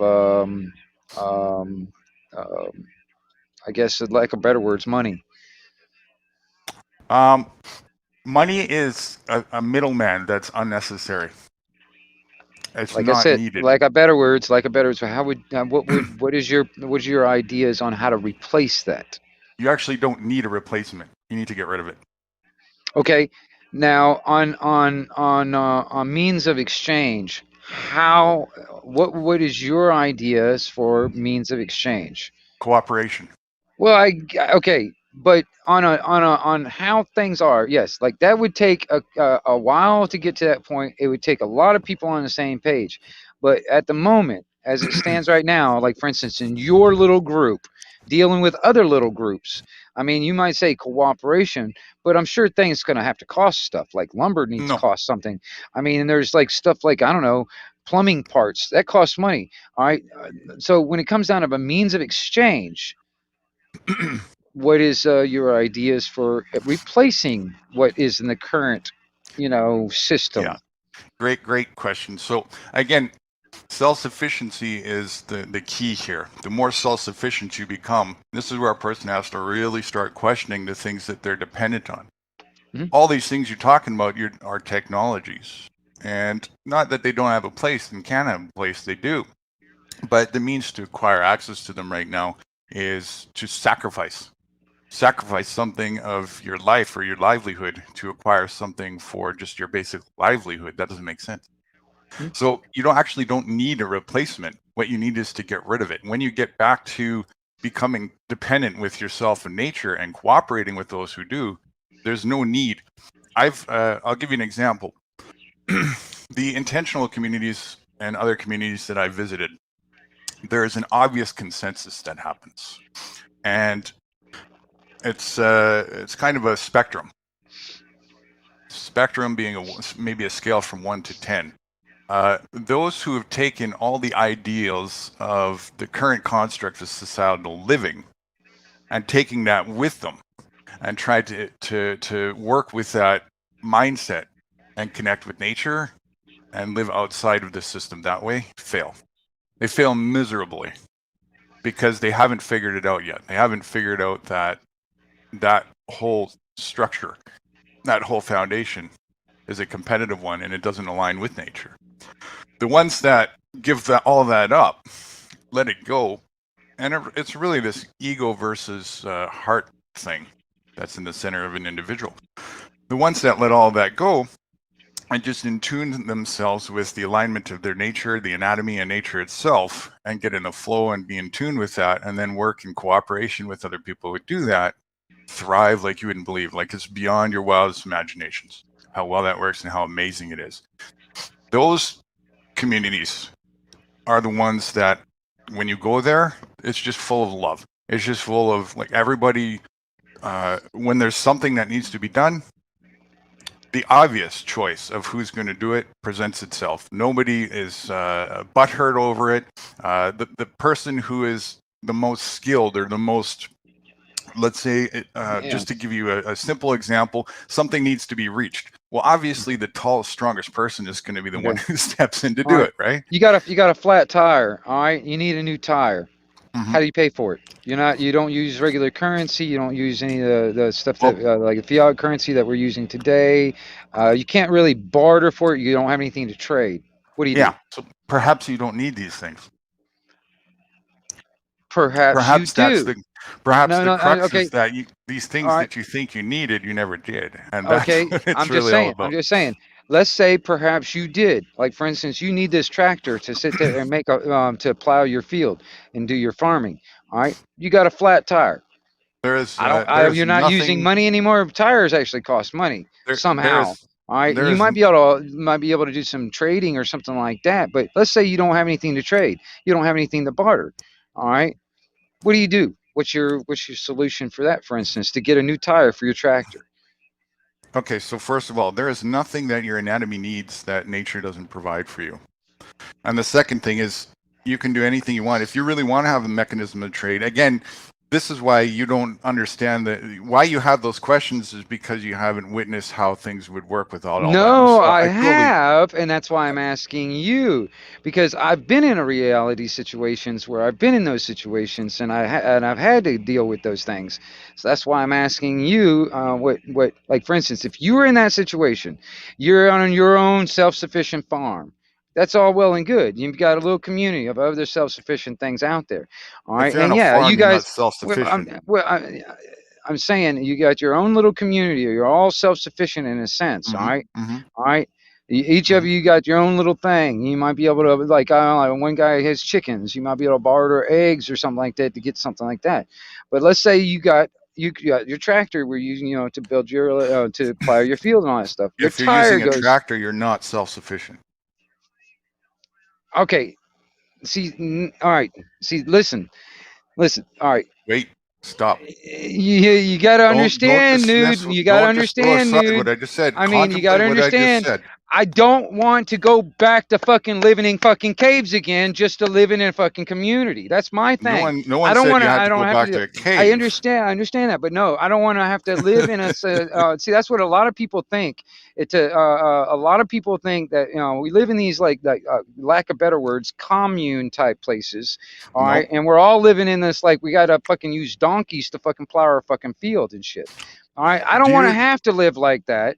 Listen, you know what I mean? And I want to live where I have these certain tools, like for instance, a tractor. You need a tractor to go pick a watermelon. When it comes down to means of exchange, I can't go down to Home Depot or the local tractor place and buy a fucking tire with some eggs. You get what I'm saying? You haven't figured it out yet. You haven't figured it out yet. I'm trying to see if you figured it out. Enlighten me. You don't need any of that. You don't need any of that. Okay. That's all an egotistical pursuit. All right, cool. All right. That's one way of looking at it. It is. Anything that doesn't attend to your body's anatomical needs is an extra. It's cool. A want. Right it's on. A desire, right on. Right? But I need food, and that tractor plows my field to make the food. You need food, but you don't need the things that you think you need to acquire access to that. Well, for example, do you need a tractor to go and pick the watermelon that just grew over there in the bush when you're hungry? No, but that doesn't mean anything. I gotta actually, if I want to go out there and plant the fucking the field out there, I'm not gonna go out there and just dig it myself with a shovel. You know what I mean? If I got the means of having a tractor, which hell, I mean, even look at Amish people, man. All right, they're very bad. Hell, even they've gotten to the point where they've got they have tractors and stuff, and they're very, very self-sufficient compared to most of the people in this country. All right. Listen, All right, and I'm they're not and I'm again. just saying, even their small communities, they have those same situations. Their tractor breaks, they need a carburetor or something like that. They got to go down to the local auto parts store or something. They can't just trade like a bucket of milk and some eggs for this stuff. So when it comes down to, you got to have more than just like a community here, a community there. The whole freaking thing needs to be on the if not majority, has to be on the same page doing that same kind of thing when it comes down to it, because So and maybe then maybe the we have our solution is own to base. let go of that desire. Well, I know what the desire to live and prosper and No, grow. no. You're prosper is a subjective. What does prosper mean? What do you mean to prosper? It's like a plant, to grow and flourish and prosper, and to propagate. You know what I mean? I mean, it's the same thing. All right, and there are You get certain that by things. default. No, there are As certain long things as that long as you that. eat, as long as Yeah, you eat, yeah. right? And you eat Right. what do you need to eat? Like I said, I don't want to live like a fucking caveman to do that. Now, if No one I says don't you want had to, to. I don't want to have to go out here and buy a damn mule and a jackass on You to go out don't here need to and do any plow of my that. field. I'm just I've saying. never done any of that. I understand, but I'm just saying, I don't want to have to live like that. I want to be able to Perhaps have a tractor, for instance, if I want to have a field out there. I want to be able to have a tractor to do that. Now, but Well, I also perhaps you want to don't live need in those that. things either. I want to live in that type of a scenario where I am self-sufficient. I also don't want to live in that fiat currency system. So Yeah. I personally, I've been trying to figure out other ways to use a different means of currency in a sense, or other means of exchange. Okay. Barter is one way, but I don't always have things to barter. You know what I mean? And Right. then when it I comes got you. down to, like, okay, let's say I ain't got nothing to barter. I ain't got nothing in means of exchange. I might have, I don't know, I got my time. I mean, I can probably offer my time as a currency. But I mean, even then, it's like, if I don't have anything to barter or exchange for the goods that I need, you know what I mean? That's where it's at. All right. And Yeah. if millions of people are on that same page, we wouldn't be worried about that. I have to go down to Home Depot and get a damn sheet of plywood. I've got to come up with fiat currency. Well, if everybody is against that altogether and that's all been abolished, basically, we've got to find another ways and means of exchange to actually get products. So what on just eliminating altogether, I'm not thinking that you're thinking it through. I Okay. Let mean, me give you another example. Okay. Let me give you another example. How many people would you say it would take on average to build a house? Just the labor, like people working on it together. let's say about a half a dozen. Half a dozen. Okay, 6 people. Let's So say. could you say that these 6 people could say, well, listen, we have our 6 of us here. With the 6 of us, we can create a house for each other. Let's just work together.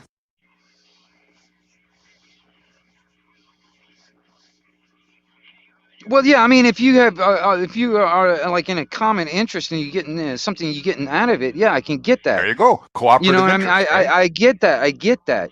But Okay. So all it would take then for it this, doesn't take. this- Wait. Wait. Go ahead. Listen, all it Go takes is ahead. I'm just using specific examples, right?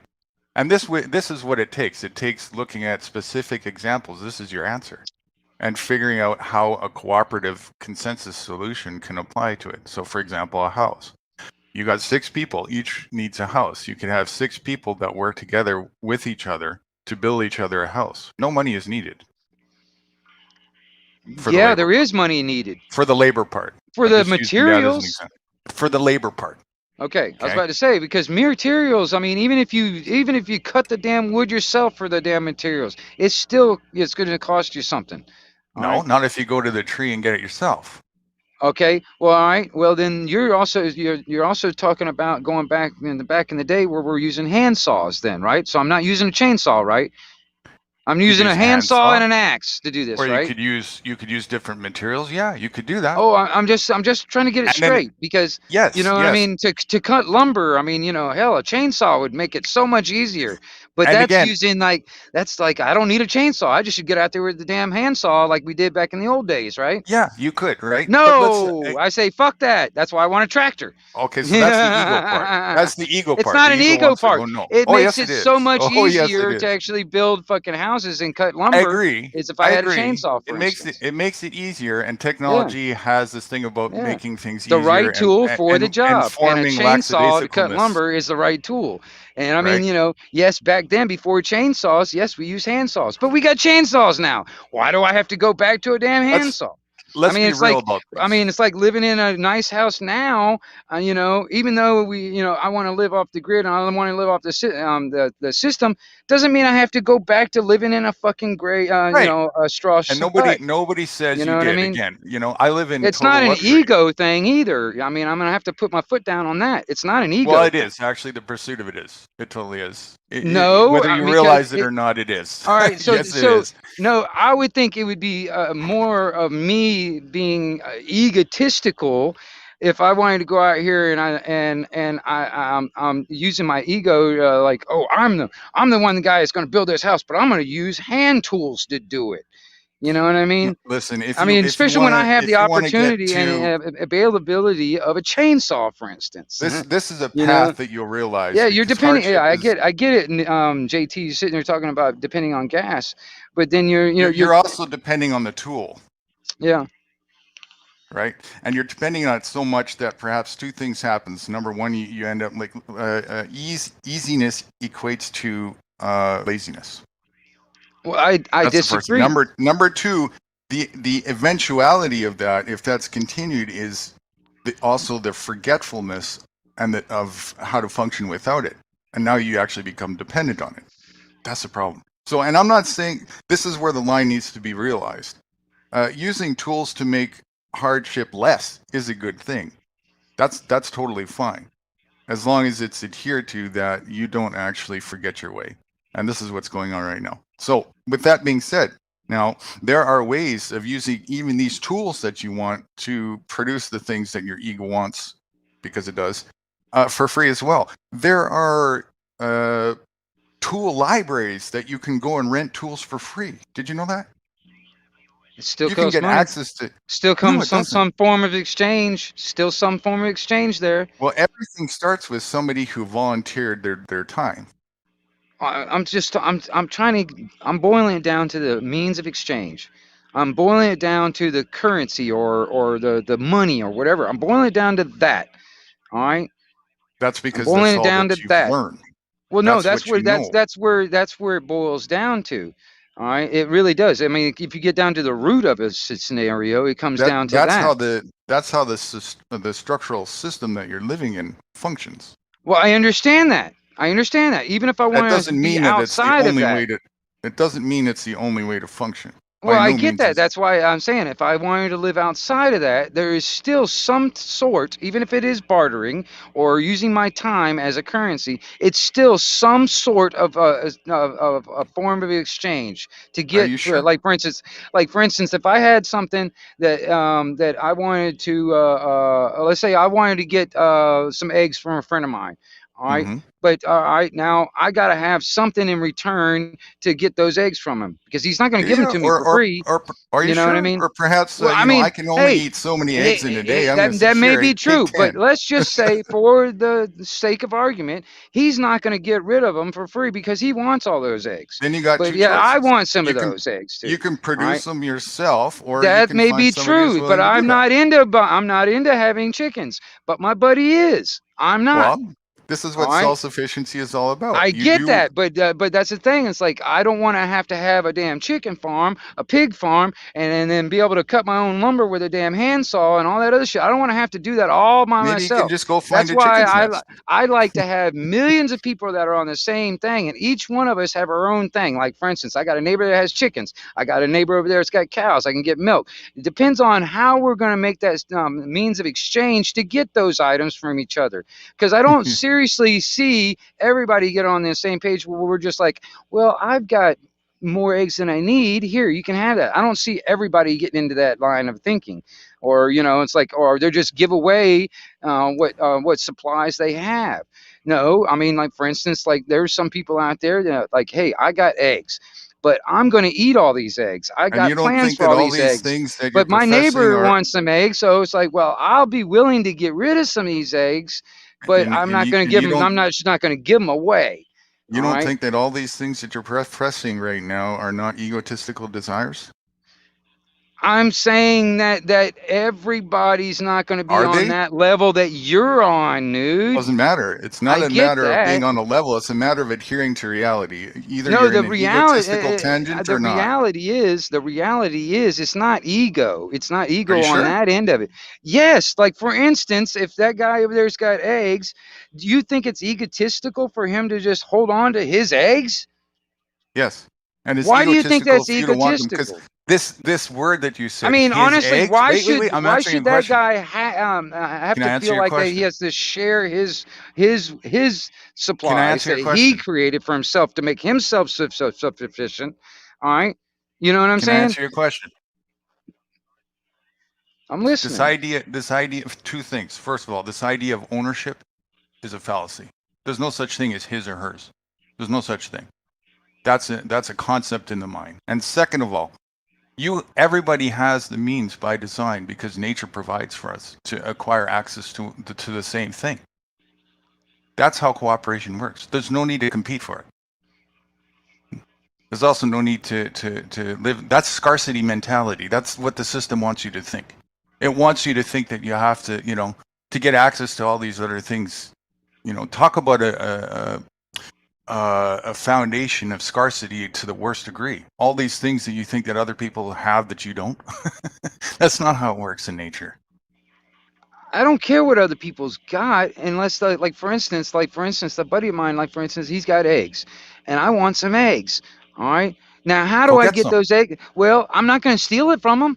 You don't All need to. right. Well, I mean, and then on top of that, like I said, if, like, let's say he doesn't want to give up any of his eggs, but he's willing to maybe part with some of these for exchange for something. All right. Yeah. There's an exchange for something in return. You He's can do just not going trade to if give you them want. I'm not away. saying All I'm not right. saying you can't do trade. I'm not Well, saying you I'm not. can't. I didn't. That's what I'm saying. There's that You can means if of you want. exchange. That means of exchange. But let's say Uh-huh. I ain't got nothing to trade. What then? Do All right, something. I've got no coins. I've got yeah. Do That's something. what I'm saying. You got yourself. You That yourself are maybe your will. asset. What if he And doesn't need anything? No, I'm nature just throwing has this out there abundance. because I've come into these type of situations before. Let's say he doesn't want anything done. He doesn't need any help. He doesn't need anything. He doesn't even really need any items. All right, but he's got Then you're those eggs, shit and out I of still luck and I from him. right. For All what? right, Doesn't mean yeah. you can't have it. That's not your Well, only no, I'm source of just access to that. yeah, I know that, but when it comes down to it, I mean, You're trying to look I for a way of what? You just got to come to terms with reality. This guy has eggs he wants to eat. You don't want to share. So what? right. That's nothing to do with you. I understand that, but I mean, when it comes down to a means of exchange, Already had it, but he has to be willing to cooperate to start with, doesn't he? If he's not right? willing to cooperate, it's game over. Okay, okay, And that's the fair point. enough, fair enough, fair So we enough got on to that one. start with Fair that. enough. If people aren't willing to cooperate, we have to let them be. That's a self-destructive path. Right, that's a good. That's a good point. So those people who want to do that, we All right, got two now, choices. We can try and force the issue, and then we're being self-destructive of ourselves, or we can align our focus in a better direction that serves our purpose, right. and we can cooperate with other people who wants to do the same thing. All right, now, that mindset, like I said, is that I don't think it will be. I don't think we will see as a people, like, for instance, in this country or even worldwide. I don't see that we will see any kind of results unless there is millions of us on that same line of cooperation, for instance, all right, and that same line of self-sufficiency, that same line of self-governance. What Okay. results specifically? You got to be specific what you're looking for. oh man, I don't know how to put it I don't know how to put a specific right You offhand. should. You got to do I that have such because such a broad spectrum in my head. I'm trying to narrow it down to one bring it down specific to an thing. example. Just use an example because yeah, it is broad. It's everything. It's a whole lifestyle, right? Yes. Give an example then to show, because what we just talked about actually solves that. I propose this one I'm reading the question to chat also. I'm anybody. reading the chat. I'm sorry, Newton. I'm reading the chat also at the same time. That's okay. I haven't been. I should actually put the comments on. No, it's just JT, Yeah. man. It's like, yeah, I totally get what you're saying, JT. You know what I mean? But like I said, not everybody is on that same level of That's okay. cooperation. They all don't right? have to be. They don't Yeah. have to be. Well, you then, just need yourself and one other person to cooperate who's willing yeah, to. I hear you. Right? So that's really the basis for it. Now, So people who what don't want to exactly cooperate, what exactly would it be considered? Would that still be considered like you got all this spotty type of stuff? You got some people over here that don't want to cooperate. Some people over here that do. Some people over there don't. Or some people over here in that area they're kind of iffy about it. You know what I mean? But the thing is, it's like okay, where's the general consensus? You know what I mean? Where we don't is need that one. still? Is that still considered an a ego. society as That's we're an all ego living together pursuit. on this land together, right? To want a consensus of more than just yourself is an egotistical pursuit. Well, no, I mean, is that considered some type of a society that we're all living together, but we're all like, okay, there's a group over here that's all cooperating, some over here that don't. Is that still like we're all on the same land together? So are we still considered a society, or what? Well, what is society is also another one of those subject. I hate that word. It's a Okay. subjective concept. I mean, right? I'm just using that for lack of better words. That's all Yeah, I'm using. I mean, okay, well, call it whatever you want. Society, community, this and that, right? Right. But whatever you want to call it, it doesn't change what it is. So what is it? It's just people and land and nature and animals. And people are living their livelihoods. That's it. And there's two choices with that. We can cooperate or we can fight. That's it. We can cooperate with each other and cooperate with harmony, or we can compete and fight. Those are our I'm two tired of options. fighwant I'm tired of it. I am tired too. of it. I just want to be left alone. I just want to be left alone. The only problem is that there is that third party that doesn't want me to that be doesn't left want to alone. leave you alone. Exactly. Right. And that's where we have that's the part that I'm sick and tired of trying to fight every freaking day. I agree totally. And that's and the then problem. having It's this way out of feeling hand. that I can't do anything about it. All right, that's another thing. That's because that mindset of what you just said. Listen. The reason why that's happened is because that specific mindset is what people have used as an excuse not to do anything about it for far too long. And that's going to continue to get worse and worse and worse unless if people as individuals stop using it as an excuse. And it starts with us, and it starts with having this conversation and then putting into action the things we're talking about and talking to other people and leading by example for them to do it too. That's it. Right. And then when the other people who don't want to do that, which is fine, we have to let them have that way, just like they have to let us have that way. We let them have that way, and either they let us have this way, or if they try and encroach on it, we kill them. Well, that's that simple. I totally get what you're saying. But I don't even want to get to the point where we have to get to the point where we're already at that point. I don't. I am actually. I do. When a tyrant comes and encroaches their will on you to the point that your life is threatened, tyrant or no tyrant, doesn't matter. You have two choices. I can never forgive or these submit people. To their will. I will never be able to forgive these people if they force me to kill them. If they force me to kill them, I will never forgive them. Well, that's the situation we're up against, aren't we? Because you're under the threat of submitting to their will. If you don't, that's the thing. It's like right? I don't want to have to come to that point where I have to, and then because I'm very prepared to do so. But I mean, the way I see it, it's like all this thing about Christian values and forgiveness and all that stuff. I will not forgive any of these people if they force me to kill them. And they're already posing that threat, aren't they? Yes. So we have two choices. We can't stick our head in the sands to that, because that's what they like to do themselves. That's why they're in the problem, and that's what they like to encourage others to do. We have to do two things. We have to, as we were just talking about, stronghold ourselves by being self-sufficient and cooperate with others who understand that. And then when the individuals who don't want to cooperate and do those things want to come and oppose their will on us, we have to take care of business.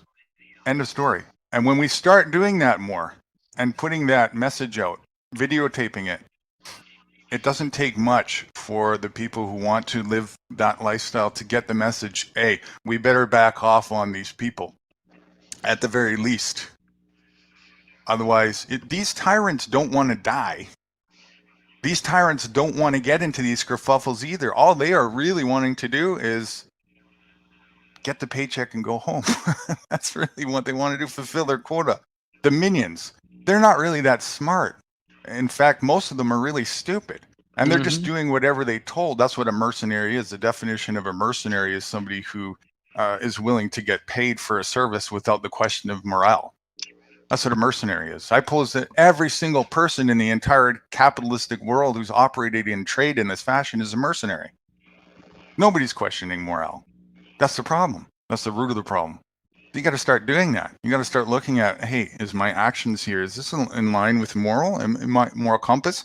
Am I in line with nature? Am I being the change? Am I being the problem still? Not realizing that I am. You got to scrutinize every single aspect of your mindset, every choice that you make, every thought that you have, everything, and start becoming responsible towards it. You and everybody else. And the more people start doing this, it's not going to happen in, expecting people to, just because you said so, because New Guru said so, snapped his fingers and everybody's going to do that. That's ridiculous. It doesn't happen that way. But it doesn't mean it doesn't happen. And just because it doesn't happen overnight is not an excuse, or is it? Is that a good enough excuse not to do that ourselves and start there? For me, as of 24 years ago, almost 25 now, it never was an excuse. I pursued a path of, if you want to call it extremism, go ahead, I don't care. Sure, I'll probably wear the label. Being as extreme, as far in line with cooperation and harmony to nature as I possibly could get. Learning how to do that. Relearning all the stuff that wasn't taught to me ever in school. That's why you shouldn't call it a school. It's a fucking institution. They don't teach you anything about self-sufficiency in that. They teach you how to be a good slave. How to not think for yourself. How to not critically think. How to not question things. How to have the perception of authority, because there is none. And then operate in such fashion where you conform, or you'll be punished. And live your life in fear to that. Whole life in fear. Don't question nothing. Just conform. Otherwise, you're an outcast to your peers, and then you should be ashamed of yourself. Guilt tripping, because now you're not a productive member of our society. What society? Your fucking bullshit society, the one that wants to fuck everybody up the ass and then stand there and salute a fucking flag that stands for doing exactly that? Fuck you and your bullshit. That's what I said a long time ago. I wasn't even convinced ever in my mind that this was something to stand for. Never mind actually participating in that. I was always resistant to that, to the highest degree. You got to be. Pose your own question of morale, the things that you're standing for and pursuing. Everybody, think about it. If the actions that you're choosing and the thoughts that you're choosing to entertain, all of it, don't align with do no harm, then what the fuck are you doing? You are the problem. Don't stand here and fucking point the finger at these other people, the illusionary other people, the illusionary third party, government. Who is government? That's you.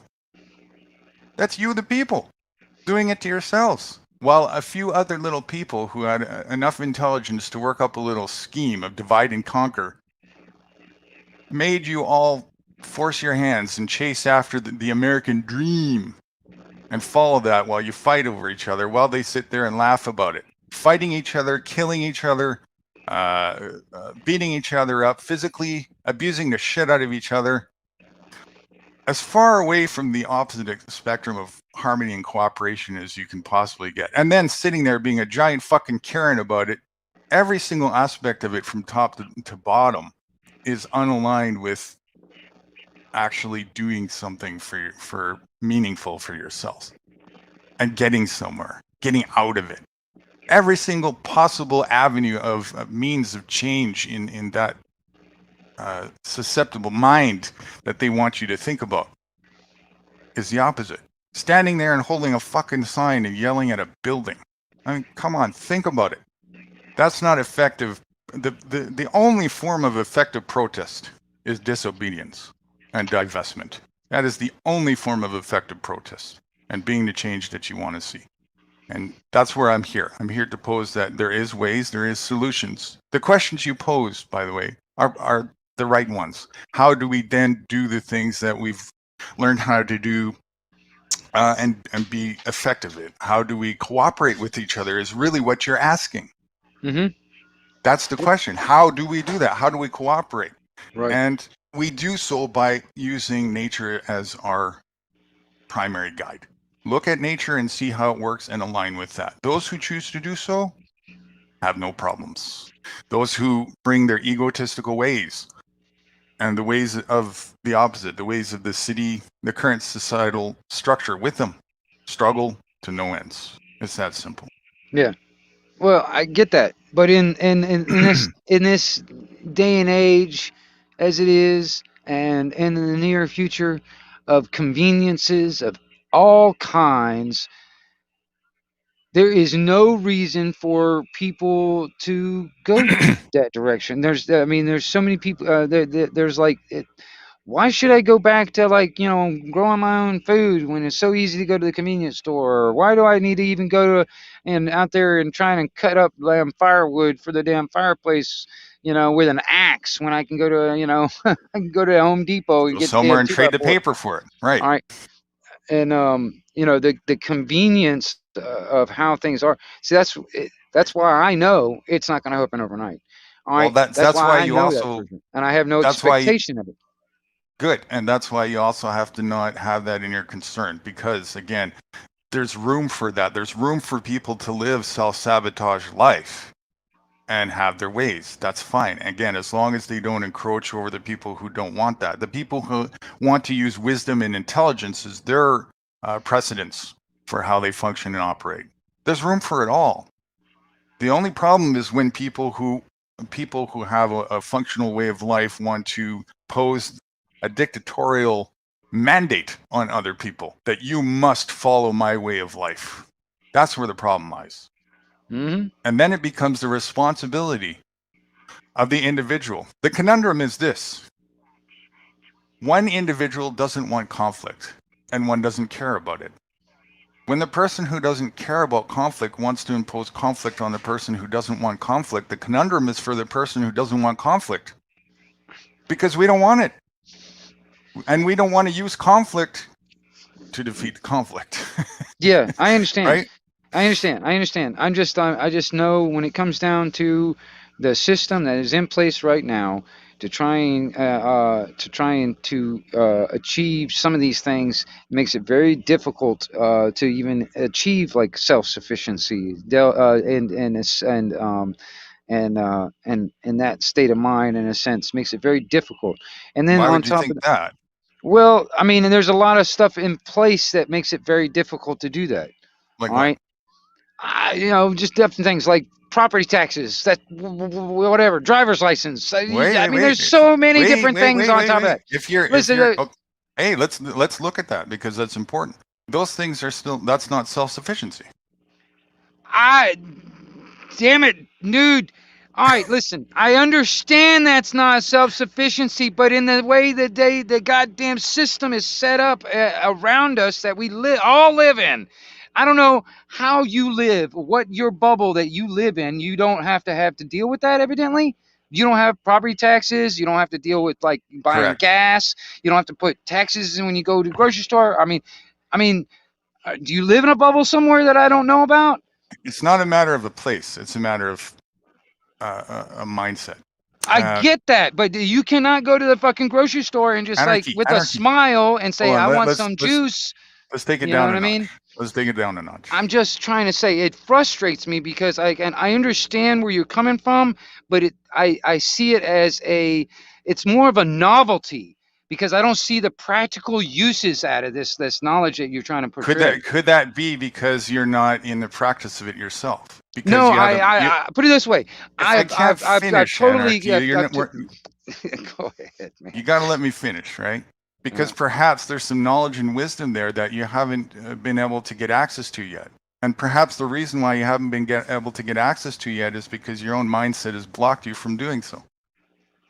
And perhaps that's the very thing that I was posing earlier, no, that you haven't figured out that you're not totally the change that you want to see yet. And that's why I'm here to have the conversation. I just live in this very practical reality type of state of mind. All right, and what I see around me and the way things are being moved around me, this is how I have to kind of basically conduct myself around in this stuff. All right, you know, and so you know, let's I have can't conversations about those challenges then, and let's talk about how to circumvent those challenges. Because if we can circumvent those challenges, then they're not a problem for us, are they? Okay, how would you suggest circumventing property tax? Let's start okay, I'll there. give you. That's a great question. There's multitude of ways of doing that. The first one is you have to operate, first of all, when you set up your property, so that it is. You always have to start with being an owner. So if you have a contract that obligates you somewhere to paying property tax is a fancy word for franchise fee. That's what that is. So if you have a contract that obligates you to pay a franchise fee or a property tax, then you need to do so. You need to pay what you agree to do so. Otherwise, that's a crime if you don't do that. So you've got two options. You can set yourself up initially so that you're not you don't have a contract that obligates you to do that. Or if you are in a situation, then you've got two choices from there. You can nullify that contract because nobody can force you to have services rendered that you don't want. Again, that would be forcing somebody's will against each on another. And if somebody's going to do that, then you have to take responsibility and defend yourself from that. So, and the second one is then leaving that specific contract or property and pursuing something that better suits the needs that you're looking at. So, for example, just one, and there's many, many, many. I hold a piece of property right now. I hold many pieces of property, but one piece of property I hold is in the what you would call the subdivision of Llano County in Kingsland, Texas. And in this land, the specific property I hold is in an unrestricted area. The area is not incorporated. Okay, so I looked at that property when I saw it in the market, and I was like, okay, well, that looks like something I can start to work from. But even though it was unrestricted, there is still a little bit of deed restrictions on the deed. It's just that there's nobody around anymore. And the subdivision that was originally being made was in the 60s, and maybe the corporate holders died since then or whatnot. Anyway, there's nobody around right now there's no HOA or any of that bullshit in this specific area. But there still is a deed, and it had a bit of restrictions on it. Nonetheless, I was fine with that as long as I didn't have an obligation to pay tax. And so what I did is I bought half of the property off the original owner. The original owner still lives on the other half. It's 3-acre property. There's some assets on his side. There's none on my side. Totally just raw land. And I bought half of it off of him. And we did the means of exchange without a middleman for the most part. I didn't use a realtor. I used no lawyers, none of that bullshit. The only thing I did use was, because I was a bit under a time constraint, was a title agent. I hired the services of a title agent to help speed up the process of doing a title search. And then they gave me a package deal, which I took. They gave me an offer. They said, we will give you a lifetime insurance for $80. Title insurance, guaranteed free and clear, and a lifetime insurance that if something were to happen at down the point where they made an error and some harm came to me because of that, they will cover that harm and compensate me on top of it, and plus facilitate the escrow for us for the transaction. I was like, "Ugh, done deal. Sounds like a good deal to me. $80. So that's what we did, and it went very, very smoothly. I didn't even have to finish the transaction being local. That's why I wanted to use that, because I had to leave. I was under time constraint, and the thing went very, very smoothly. So what I did in the pursuit of that is I went down to the survey office, still using systematic things, because they're tools and they're there, and if they have a good function and purpose, I'll use them if I want. Keyword, if I want, not because I have to. And I used the survey office to have a so-called legal cutting and showcasing of where the property boundary is now going to be. And I kept that, and then the transaction finished and I kept the deed. That was the end of the story. I never took the deed, and I never went down to the title office, or sorry, the deed office, the tax assessor office. And I never registered the deed with the state. I still had the deed in my possession. There's no record in their system of me or myself being attached to them. In other words, they're not my pimp, and I don't owe them a thing. They have no joinder. They have no person to attach. Nothing in their system. All they have, if according anything, to their system, is whoever owned the property before is what that's under their system. No, right? because he re-registered his deed. Now there's a separate deed. He re-registered his deed for his half of the property.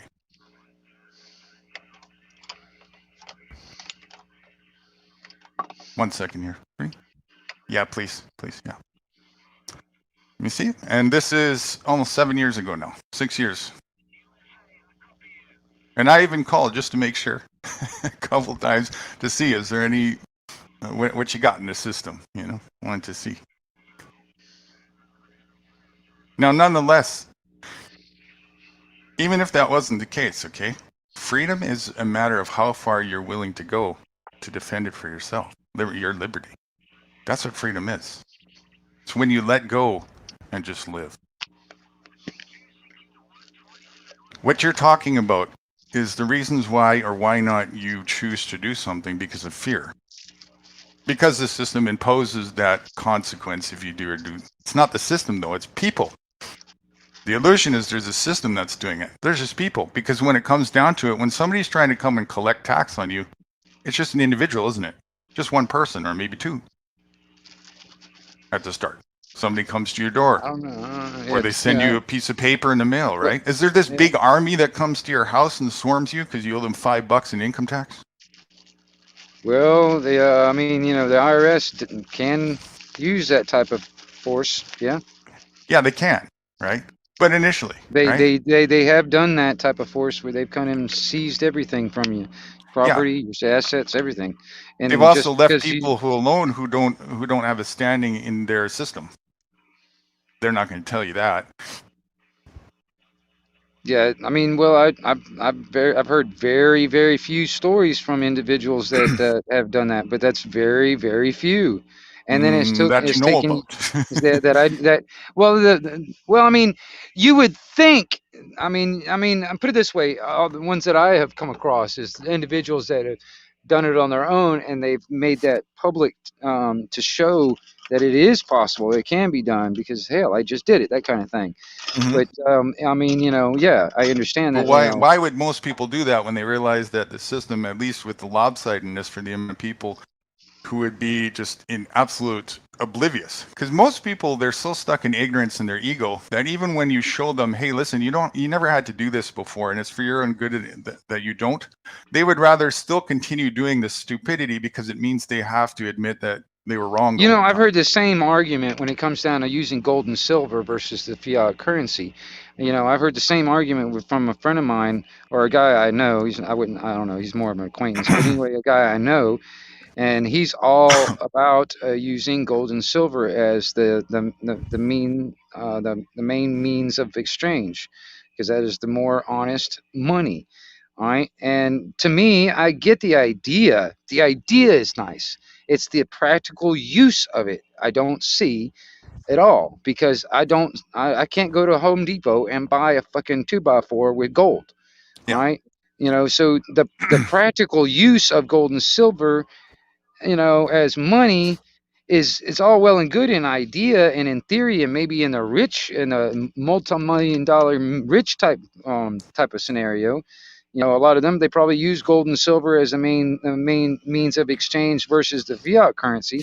But I kind of like, if I was to, which I do have gold and silver stashed, but that's still kind of it's like a novelty. It's nice to have, but I can't go out and buy stuff with it. I can't go down to I can't buy a brand new phone with it if I wanted to buy a phone. Right. I can't go down to Home Depot and goddamn buy a 2x4 with it. You know what I mean? This is what I mean by like the city, the whole city structure is all scarcity minded. Everything you have, it's the opposite of what you would call permaculture, where there's multiple uses Well, I for can't everything and there's just no grow. abundance. It's not like it's like, even if I don't have a piece of property, for instance, I can't grow trees. If I can't grow trees, I can't make lumber to build a house. If I want to build a house, you know what I mean? So, even if I was self-sufficient to the point where I can feed myself, that still doesn't make it to the point where I'm self-sufficient to the point where I can build my own house, out of my own lumber, using my own hand tools. You know what I mean? It's not a realistic on an individual. Not every individual can have their own hardware store and their own goddamn Walmart at You their don't need own those becking. things. Yes, yeah, in a way, I'm saying, like, when it comes down to it, you know what I mean? It's like, not every individual can't sit there and have their own everything. You know what I mean? Actually, you can. It's not going to happen. Yes, you can, but it's not going to happen, dude. I'm going to tell you straight up. It does happen for those who want and choose it. No, it's not going to happen. I mean, you might be able to. It already has happened. I have pretty much everything I kind of need, but I also still need to go to the store to get dog food, for instance. That's because you're dependent on that. Yeah, I don't have any other way of making dog food. That so you I got to know go to of. the store. Okay, give me an example for something that I've got here at the house right now that I can use for dog food that doesn't get into the food that I can eat. Vegetables. And if No, you're not that doesn't get into the food that I eat. Well, why would you give your dog anything less quality of nutrition that you would eat? I'm saying, though, I don't want him to get into my food. I don't want to feed my dogs my food that I need to eat because I need to eat. All right. Yeah. And scraps, that might be a good thing. But hey, what if I ain't got scraps? What if I don't even have enough for damn leftovers? All right. Because I've got to feed myself too. Your dog. I know, but I still got to feed myself too. And if I ain't got the food, you and I don't want to feed yourself first. Exactly. Right. But and I still got to go down. Right? I still got to have dog food for the dogs to live too. Well, you're talking again. You got to do those things when you're dependent on the thing that we're talking about not being dependent on. Right. I hear you, man. I hear you. I hear what you're saying. I hear what you're saying. But I'm just living in reality as it stands right now in this moment. That is the reality. That isn't, to me, it's not reality where I can just like, okay, well, I can magically come up with some kind of something to feed my dogs. That's just not my reality. Well, I've got to come up with some way of making some fiat currency so I can go down to the store.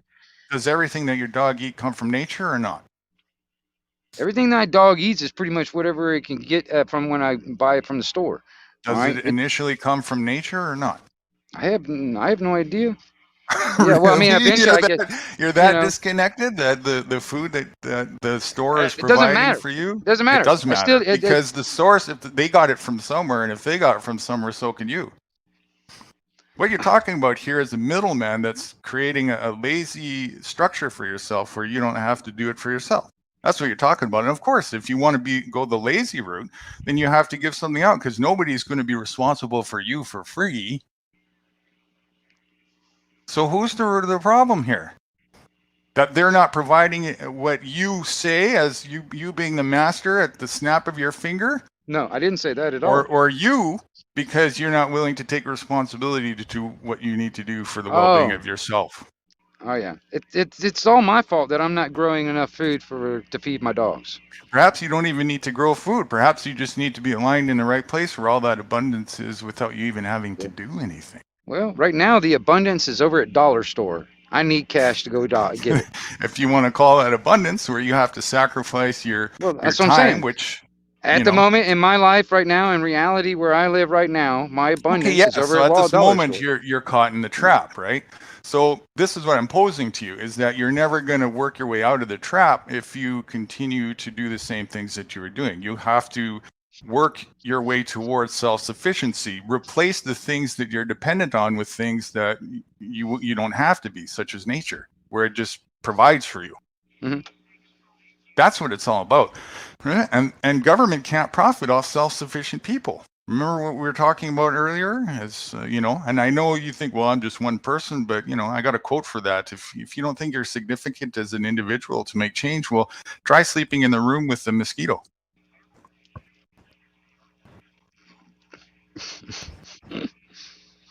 It's all mindset. I hear you. It's all I hear you. it's I all hear you. mindset. I'm And listening. I'm listening. I'm glad you are. I know you are.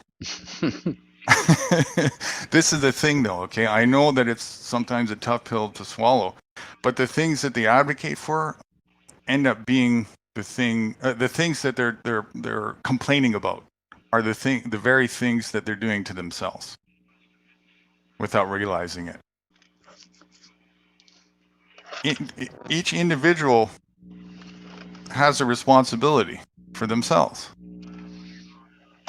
It's just all to do with that. And how you want to take care of those things is up to you. And if you want to delegate that responsibility, just like we were talking earlier, you're still doing it. You're delegating responsibility to third parties. And I just pose to you to really scrutinize the pursuit of that with one question. How's that working out? How is that working out? When has that ever panned out in your life in your best interest? When has that ever successfully been the change that you want to see?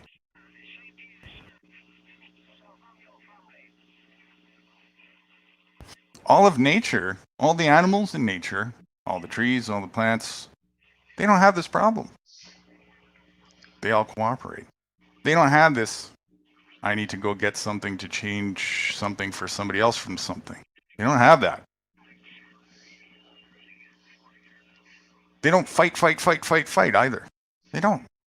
They don't sit there and say, you're a human being, I want to kill you. Mhm. They don't have this mindset. They don't have this territorial mindset either in terms of ownership. They do have temporary states of possession when it comes down to breeding, offspring, protecting your young, that kind of thing. But after that, it's up and off, and whoever wants next access to it happens. And for the most part, they cooperate and leave each other alone. When there's a bird's nest in a tree, you don't see 10 others.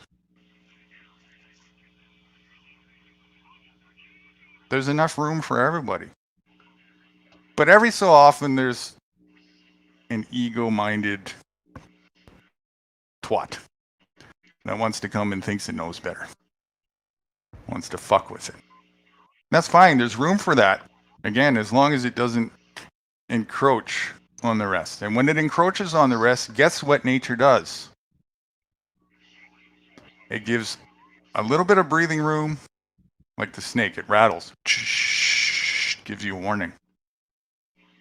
Wise is the one who takes the warning and says, there's enough room for me too. The snake doesn't come and just attack.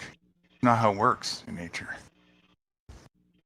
But if you're stupid enough to play the game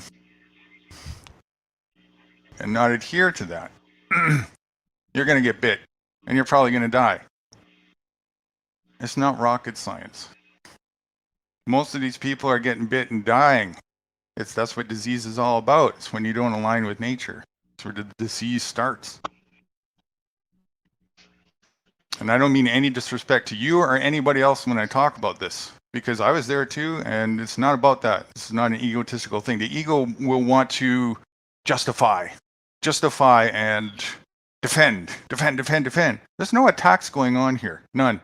I tell the truth. That's all I do. I come up here and I talk to people and I tell the truth. And I know people react to it in this way because they're presented with two options: understanding it and taking responsibility for it, or holding on to their current ways and defending their actions. Those are the two options. Well, that means that I have to do this, and that means that I have to do it. Yeah, it does. It does. Whoever said that the responsibility for your life was meant to be with doing nothing? When you're thirsty, you have to get water and drink. Do we not? It requires a bit of work. Big deal. I'll tell you one thing, though. When you align with nature, it's a pleasure. It's a beautiful thing. It's the most amazing thing, because you operate in harmony and gratitude. You have nothing but gratitude because it's free. It provides for you. It gives you everything you need. How else could you be alive? It's only when you get outside that and you have to do all these unnecessary things that you never had to do to begin with. You just think you do because that's the only way you know. You've been trained and programmed and indoctrinated to think that's how you're going to get any access to those things. Then the hardship becomes your way of life. And of course, you won't have gratitude. Why would you have gratitude for that? You have to do all these fucking bullshit things just to get an apple that you're not allowed to eat all yourself anyways. You have to give 3/4 of it over to the same thing that's fucking doing this to you. The same people. Of course you're not going to have gratitude for that. Then you're going to be depressed. And then you're going to get sick.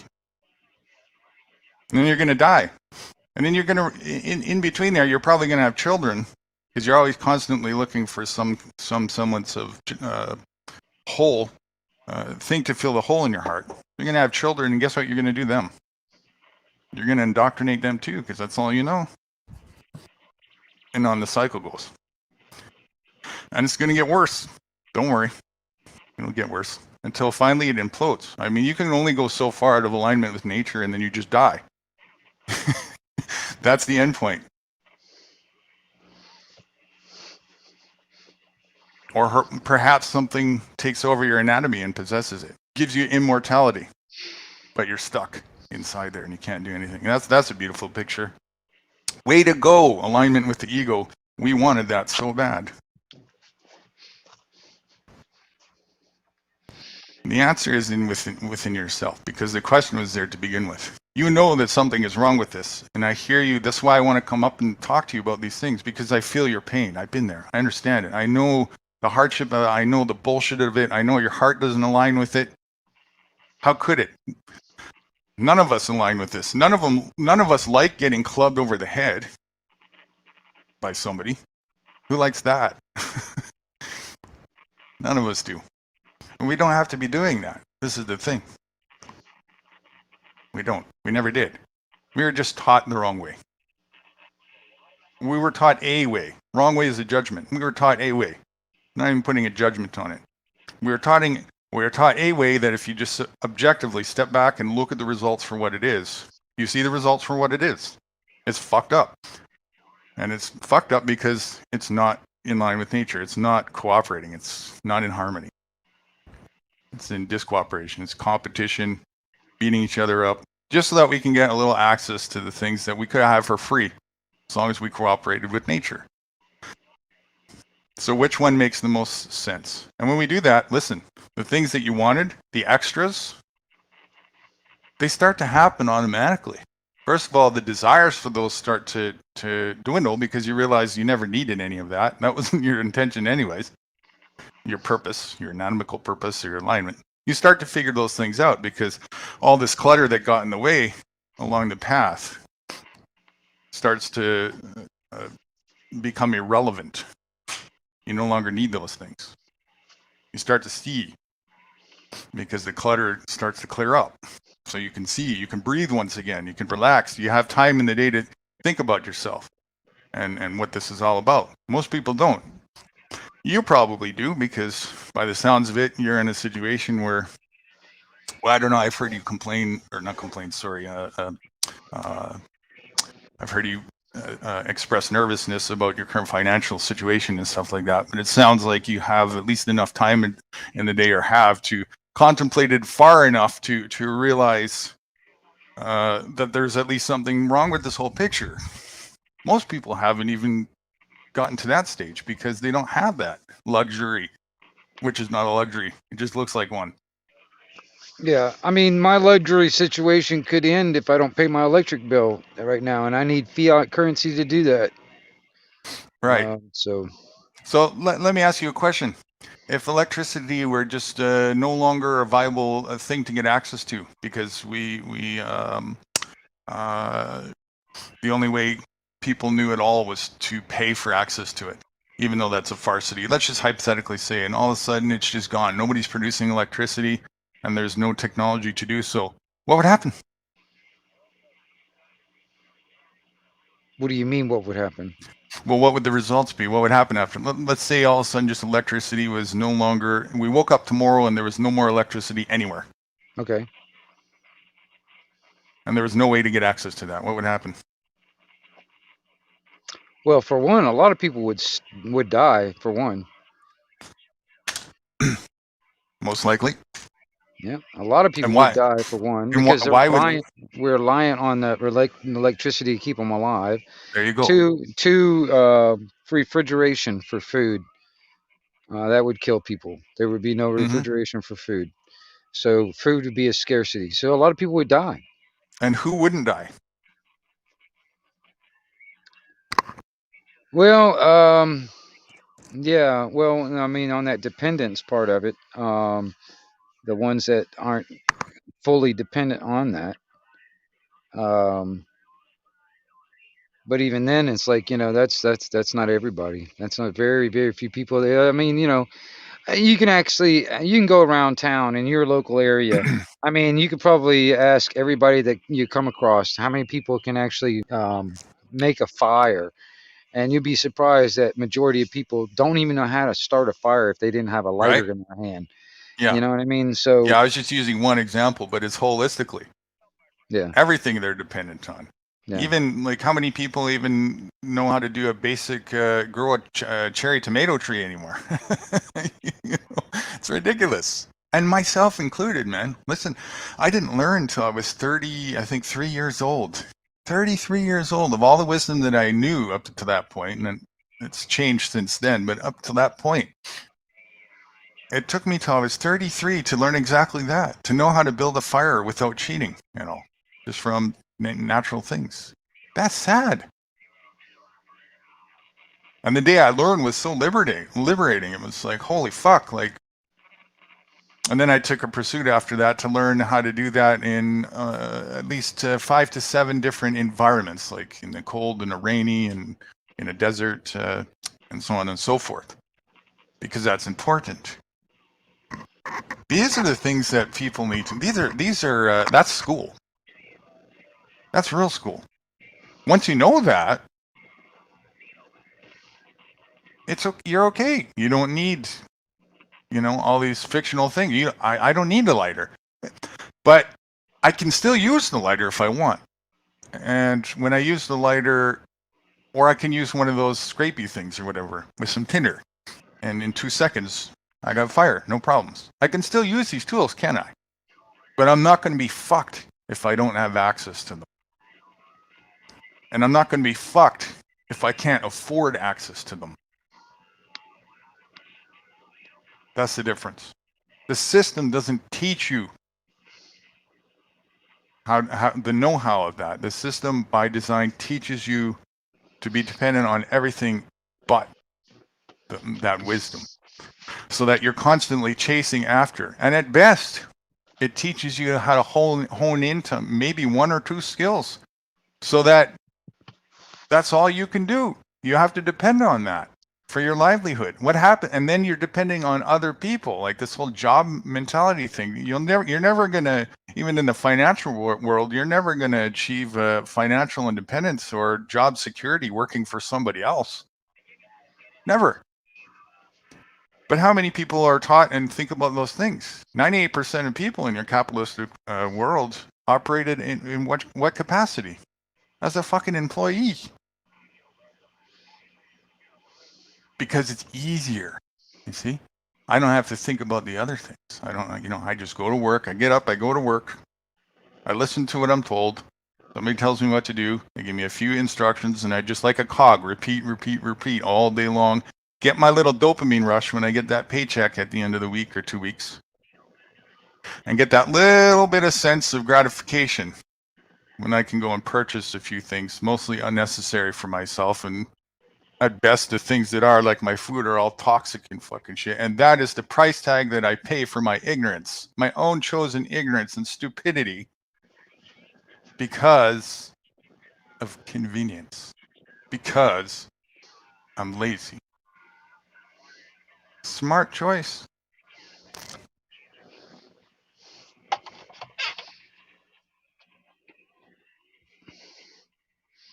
I'm just here to remind people, and this is what I do, that it's not the only choice, that there is still another choice. There always was another choice. And for those who want that, and I put a little more effort into people like you. The reason being is, see, I'm kind of an activist. The reason being is because you understand something that I do. Most people will, you can talk to them till you're blue in the face, and you'll get nowhere because they're in such a deep state of holding on to their ignorance and hypnosis. So if I can't get through to you, somebody who's got a semblance of being awake, there's no point bothering any further, is there? You got to start with yourself. And this is why, if you want to yourself as well get through to more people, which you should, there's nothing wrong with that, but not by forcing the issue. You do so by scrutinizing everything that you do and making sure that you've got yourself in line with everything that you want people to see first. And then you can talk about it with conviction and credibility. And if people chastise you for that, or try and, questioning the narrative is one thing. I encourage that. I respect that. I admire that. I appreciate that. That's how a meaningful conversation happens, and that's how other people can catch wind of wisdom. But the other side is the people who are just stuck in ignorance and their ego and whatnot. Those people who are just, oh, that'll never happen. Oh, whatever. You just sit there and it's nothing. It's their own problem, and it doesn't affect you because you know that that's where they're at and it affects them. You know, you don't need confirmation from somebody else, the other side, because you live it yourself. You don't. The wisdom is already there. And just because a person doesn't know a path in life doesn't mean that there isn't one. It just means they have yet to learn something. That's all that means. And whether or not they'll learn is up to them. It's up to them if they want that. It's up to them if their ego's in the way. It's up to them if they want to make excuses or embrace the opportunity. Every challenge proposes an opportunity to learn, an opportunity for you to grow.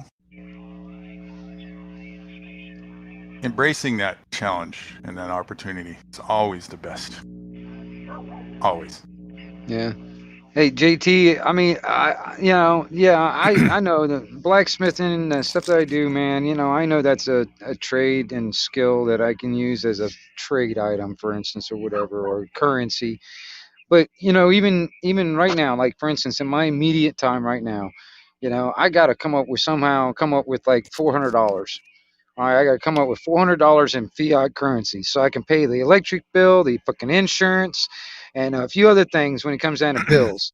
All right, and right now, even if I was to get into my in my shop over here and make something, I can make stuff all day long, but then I got to sell it. But I can't force people to buy it. You know what I mean? So, and what happens when the method of exchange becomes worthless? That's what I'm saying. It's like I can't just go into the damn electric company and with a smile and say, hey, I'm paying my bill with a smile. You know what I mean?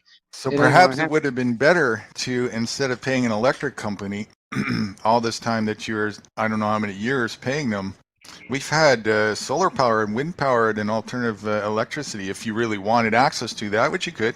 We've had the means to acquire those things for at least a decade and a half now. Yeah, it takes money to do that.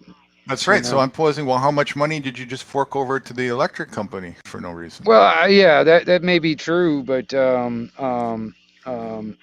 Because it's easier, the, right? If the but electricity well, goes the thing down, is, then like, there's a massive expense right off the top to even get something like that set up to where I can run a household off of like solar panel for solar. well, that's why It's the initial cost is what is that is the only reason why I haven't done it. we're I can't fork out a huge chunk of change all at once to do two that. things. Two things. Listen, two things. The first thing is within your means is the important. So perhaps this is Oh why yeah. you got to Well, shave so down like the things that maybe that's why it's within your means is actually not. You got to start where with that as a starting point. And number yeah. two is where there's a will, there's a way. There's always a way to get access to funds or whatever it is that you need for these things. Especially, see what you're not taught in school. I was talking to you people about this the other day.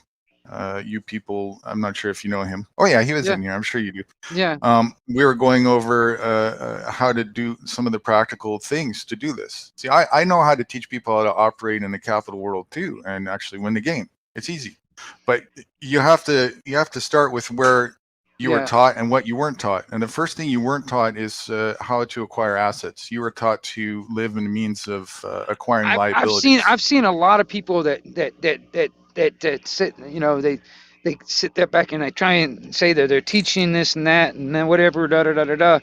But yet I have yet to see any of these teachers actually practice this, put this in practice. Like I've seen guys talk about, like, when it comes down to, like, standing your ground in your when it comes down to in the court systems, when it comes down to, like, your position, or I mean, I don't know the damn word I'm trying to think of right offhand, your status and stuff like that. And when it comes down to dealing with the courts and all that stuff, I hear people saying, "Well, you can do this and that and this and that, and to claim your status, and when it comes down to your birth certificate, blah blah blah blah blah, and all this other stuff." But I have yet to see a whole lot of these people that talk about it actually put it into practice. Well, You know what that's I'm saying? yeah. First of all, those people like the whole sovereign I citizen mean, idea no, and all that stuff. no offense or nothing against you, Nude. I hear a lot of stuff coming out, but I don't know you well enough, or I don't know you, but personally, so I don't know. I haven't seen anything on your end that comes into practice that to kind of prove your points or prove your concept, which Okay, I do see a lot of it and I understand it, but it's still a concept in some ways. that's because you I don't haven't see experienced it. the Sure. practical, putting it into use. You know what I'm saying? That's why I Like, bring for it down instance, in my to everyday life, yeah. That's why I bring it down to simplistic things. Okay, you know what so I'm saying? yeah, I totally get what you're saying. Until something is lived, it's still only a theory, um, and that's just the way that it goes, and that's fine. So that's why I bring it down into simplistic terms, so that you can understand. The first thing is to exactly that. You were taught in school to use your mind to align with assets. To align with liabilities instead of assets. So people who are rich, they don't do that. They do the opposite.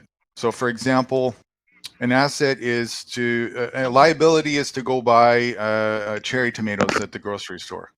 That's not an asset. An asset would be to spend probably a quarter of the amount that it would cost to buy that quarter pound or whatever of cherry tomatoes, and purchase the things that will facilitate the longevity growth of the same thing for yourself. That's an asset. That's one example of an asset. So the elites, that's what they do. If you want to call them that, or the rich people, the rich are self-sufficient within the capital world, which is still not truly wealthy and still not truly self-sufficient, but they have the cards stacked in their favor because they hold assets instead of liabilities, and that's Hmm. the problem. And that's what people are taught to do in the indoctrination school. They're taught to pursue liability, liability, liability, everything. Your car, your house, all these things, and your job. All of those are liabilities. They're not assets. And so you got to start there. If you want to use the capitalist way to start And this is what people got to do. You got to start with where you're at. You know, I never posed the idea. It's not like you can just snap your finger, go out into nature, and have all the know-how how to be connected with it and whatnot. Not a chance. You're fucking dead meat, especially if you bring your ego out there. And that's the problem. Most people, that's all they know how to align with, because that's what they're taught. So it's a process, okay? But to take things down in a simplistic level where you can understand it, start thinking along those terms. Start thinking and understanding that the things that you're attached to, the things that you're focusing on, the things that you're pursuing, question whether or not is this really the thing. Why is it that somebody else is not struggling financially but I am? Did they just win the lottery? What is it that they're doing differently? You have to start questioning everything about that whole function.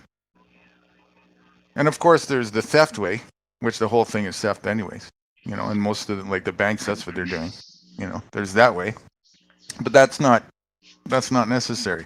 There's, you know, I function quite well even in a capitalist way if I want to. Again, I'm not dependent on that, but it's just one tool if I so want to pursue, as long as the money has some value to it that somebody else recognizes. So while that's still happening, I can use that as a tool if I want. As long as I'm not dependent on it, as long as I'm not trading my time where I sacrifice my essence for it, then okay, there's something that maybe I can work with there. And that's what everybody wants to do. They want to trade all their time for the pursuit and the chase of material wealth. And that's, now your mindset is a liability. It's not an asset. You're not an asset to yourself. You're a liability to yourself. Even yourself is not an asset. So you got to start there. You got to be your own best friend. You got to be your own asset. And you got to question everything that you're thinking about once again. And you got to ask yourself, am I making excuses for myself? Am I being my best friend? Am I being an asset to myself? Or am I sitting there in self-sabotage mode, making excuses for myself? And if I'm up against challenges, because I'm dependent on a system that's proposing those challenges to a point where I'm so cornered that even when I succeed at working around those challenges, for example, if you have $1 million and it fell in your lap right now, well, if it's only worth 1% of what it was 10 years ago, that ain't worth shit anymore, is it? Probably not the right thing to be focusing on. We got a couple of questions in the chat. One is, can we talk about how you grow your process, how you prep your soil, for instance, like I guess in a garden, and how you grow so we can learn to self-feed ourselves. Beautiful. Great questions. Yeah. So, okay, let's use food as a focal point, because food is certainly something that is such a requirement for life that without that, it's part of health. Without health, you got nothing. So food is a great starting point. And now, back to what I was saying earlier. There is everything from where you're currently at right now with your dependency status, all the way to completely self-dependent and self-sufficient with nature, where you're not even having to grow anything, and everything in between.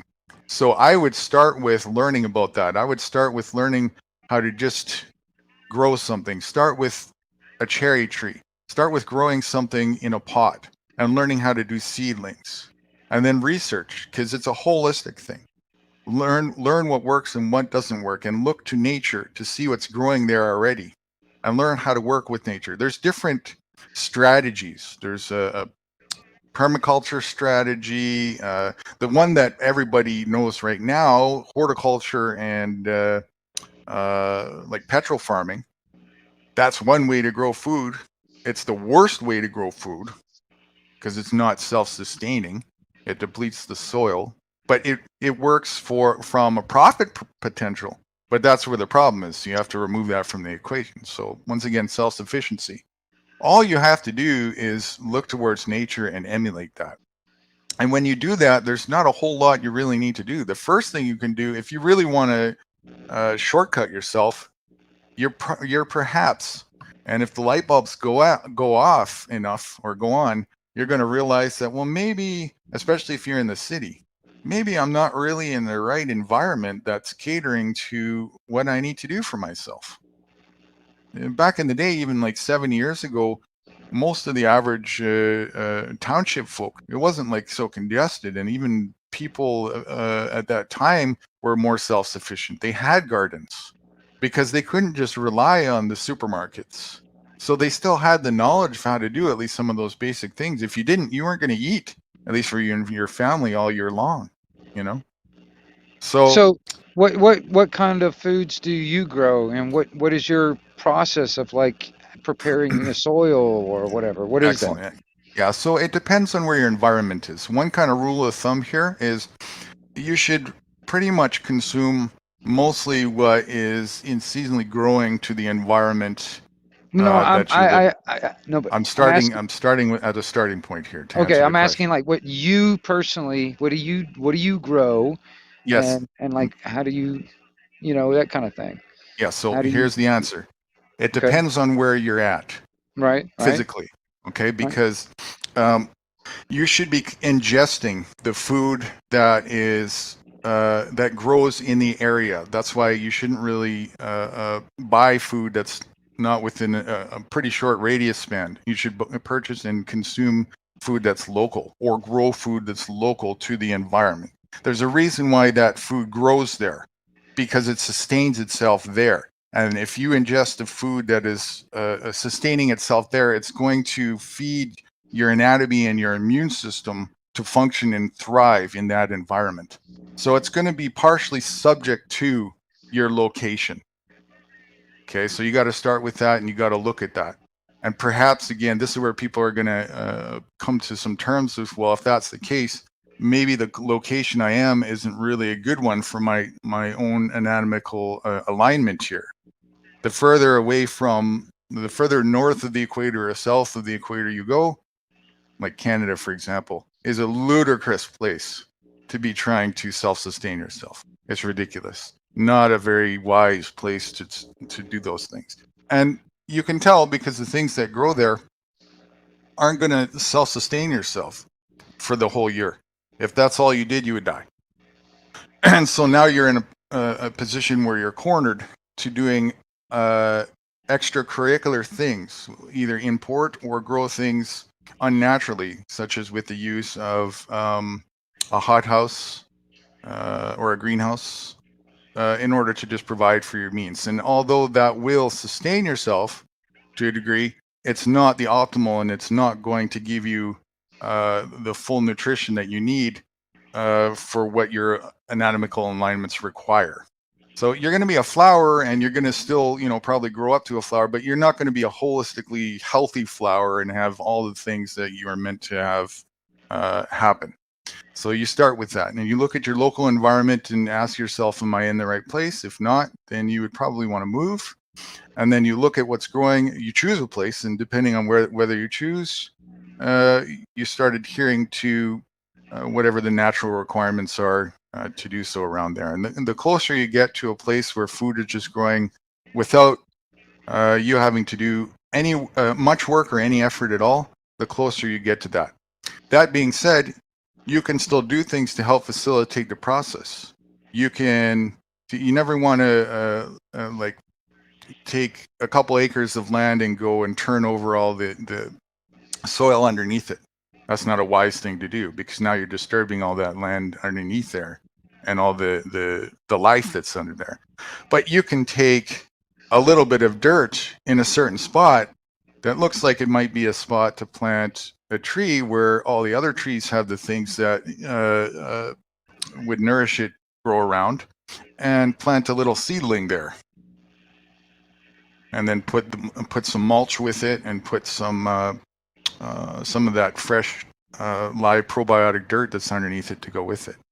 You can also cheat a little bit, and you can take some composted soil that you made either yourself or manufactured if you want. You can cheat a bit if you want, and it does work.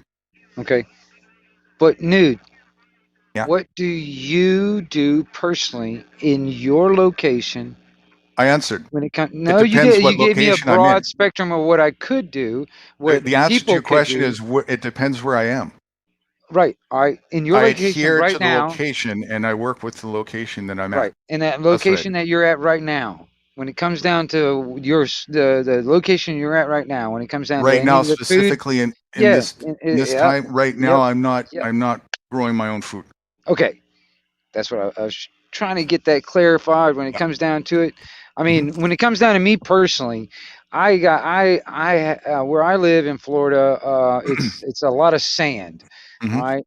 Now, when it comes down to like the soil preparation and all that stuff, if I want to actually grow anything, I have to have things in either pots or in elevated type of planters. All right. And I have to have, a mixture of the, soil and like, Yes. peat or whatever, um, because not really anything Right now, um, right, really kind of grows in that sand.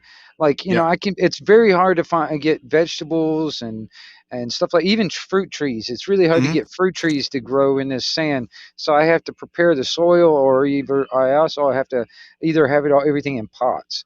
Yeah, Now, that's like why I'm that's in my saying it's location, and even then, it's like tomatoes. Tomatoes for a lot of people are so freaking easy to grow. Me personally, I can't seem to find the happy medium of like either too much water or not enough. I, for some reason, can't find that happy medium, because I either they either dry up on me, or they swell up and bust. So, and the same thing with my watermelons. I for some reason, I'm not able to figure out. I haven't figured out the happy medium on growing those.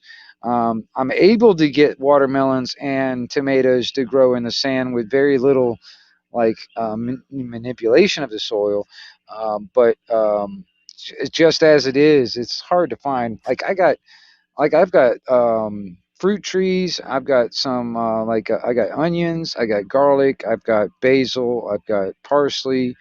Let's see here. I had tomatoes and watermelons, but those died on me.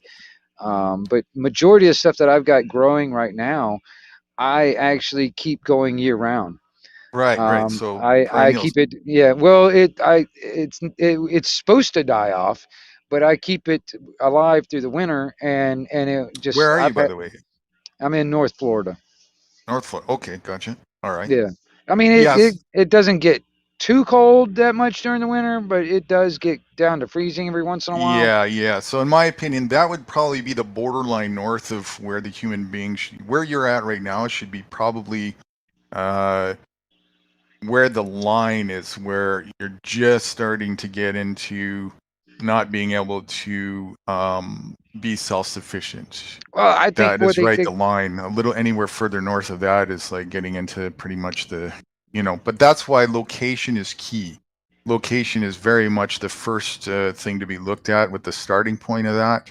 Mhm. And adhering to, once you do that, adhering to what works for the even all the way down to a micro environment, right? So that's the first part. But then if you're outside of that, because it was kind of a two-factor question that was being posed to me. The first is Right. what to do holistically, but what about me specifically? Well, see, Yeah. so I've done everything that I've talked about, and everything in between. I've done the self-sufficiency thing with nature totally, and I've done the opposite. I've even lived on the streets in a van, And right now, at my current present, I'm living in a metropolis, and there's reasons for that. I'm not currently doing the self-sufficient thing. I have my own reasons for that. It's another story. I can get into that if we really want to, but long story short, so you got to work with where you're at. Because I'm where I'm at right now, doesn't mean I sacrifice everything and just all I do is go and buy corporate food. There's other options. There's local growers that you can connect with, and you can do everything from trade fiat currency to your time to other things with them as well. I have connections, I have groups, I have people that I can work with. I have access to that because I've looked for it. I've done the research, and I've developed with people who wanted to do the same thing, the skills at the same time that they did. I pursued all these things. But don't forget that I came at the same starting point as everybody else. Before I did all of that, I had the same challenges as to how to do that everybody else does when you're living in utter dependency mode. So I had to start there. I had to research and look for people. And by no means was it easy because I didn't have like the same access to internet that we do these days. You know, it was a lot harder for me, yet I still did it. I did all those things. So this is it. You have to work with whatever's in your means. And if what is within your means isn't exactly aligning very well and going according to what should happen with your health, if you're sick, then maybe it's time to figure out another solution, whether it being moving or figuring out another venue for self-sufficiency to produce those things, produce the healthier fruits or the fruits that are growing for your health. And that's really what it's all about. So as for the specific techniques of growing, again, that too varies depending on environment, right? So yeah, that's a really big topic. Yeah, And well, I like would for instance, Hippie was asking, like for instance, in his area, he only has the winter to grow things, and like, yeah. in your opinion, how much property would you need to sustain yourself for like a year?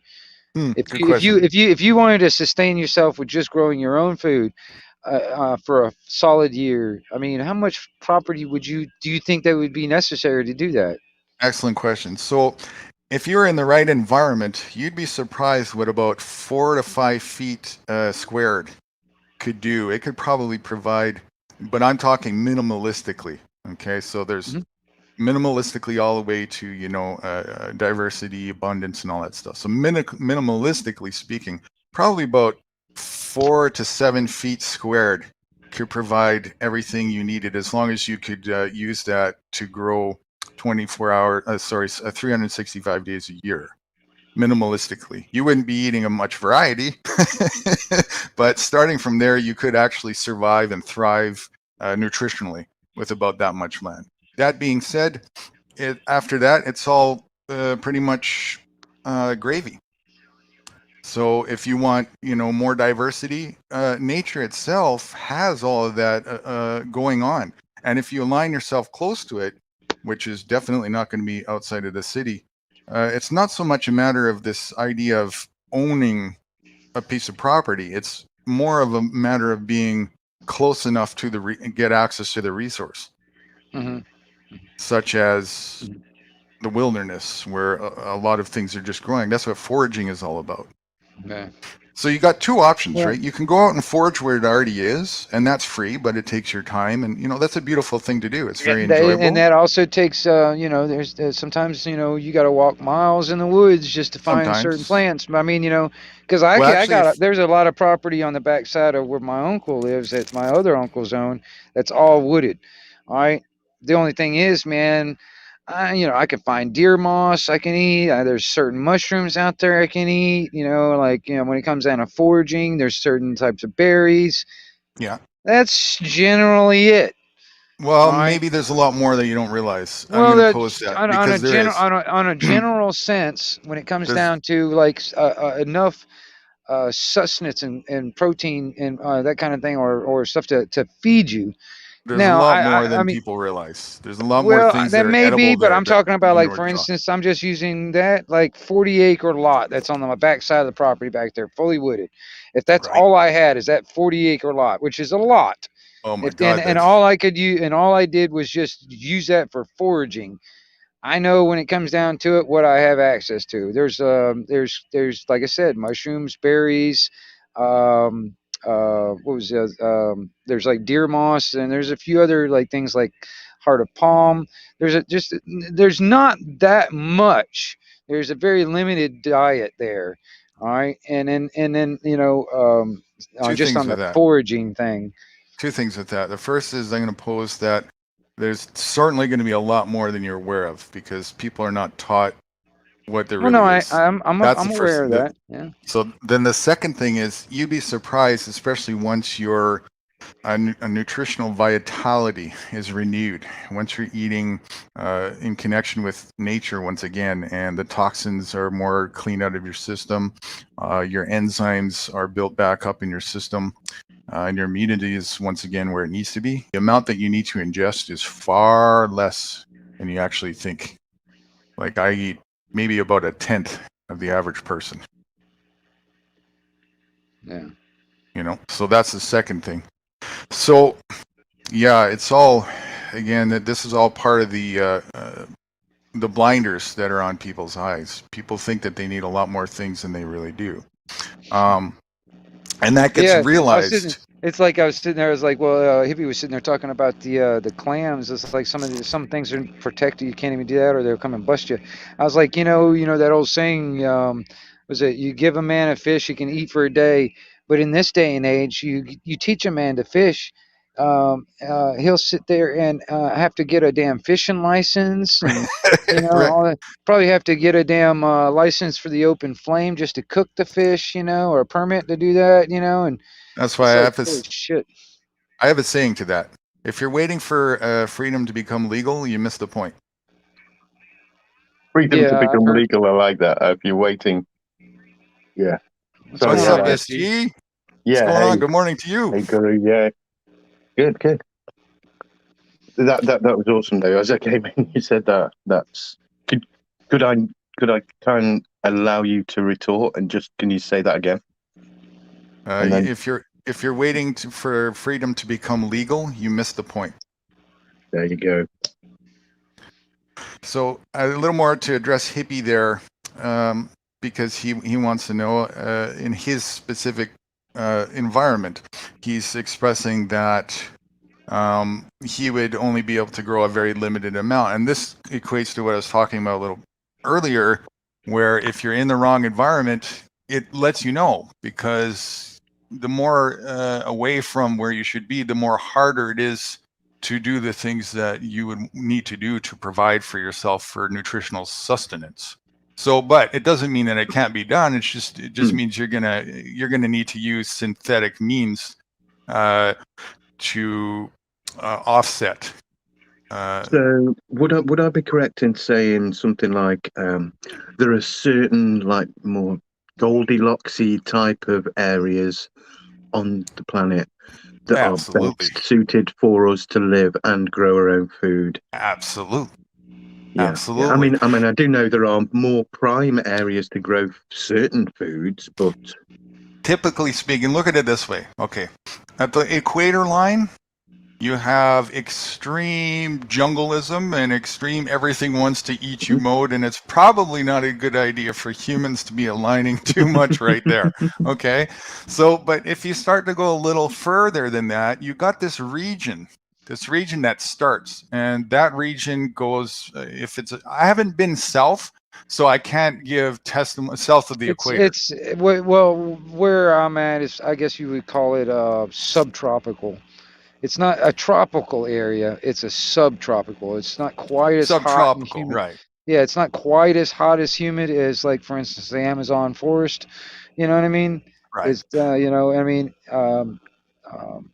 it doesn't have the quite enough to the point where it has changing of the seasons, where you see the different I mean, yeah, the leaves change, but, like, for instance, you go up into North Carolina, you can see the definite difference between the seasons, in how the leaves change and all that other stuff. Down here where I'm at, yeah, it's green and it turns brown, but it's always green and brown. It's Yeah, like it's so always there's like that. it's always growing and Yeah, whatnot. Yeah, so I yeah. would say again, where you are is probably the tip. As at least from the north side of the equator. Again, I have never been on the south side of the equator, so I don't know for sure. But assuming that it's the same scenario, just in reverse, just for a second, then I would, if that's the case, I would say probably the equivalent in terms of distance from the equator north. So wherever kind of the subtropics start north of the equator, all the way up Yeah. to about where you are, and then Yeah. the same thing on the south side would be pretty much in there will be lots of Goldilocks pockets, big pockets of where our anatomy has the requirements where we really need to do practically little to very, very little to pretty much nothing in certain places to get access to our nutritional requirements. Mm. And certainly there are places where you don't need to do anything.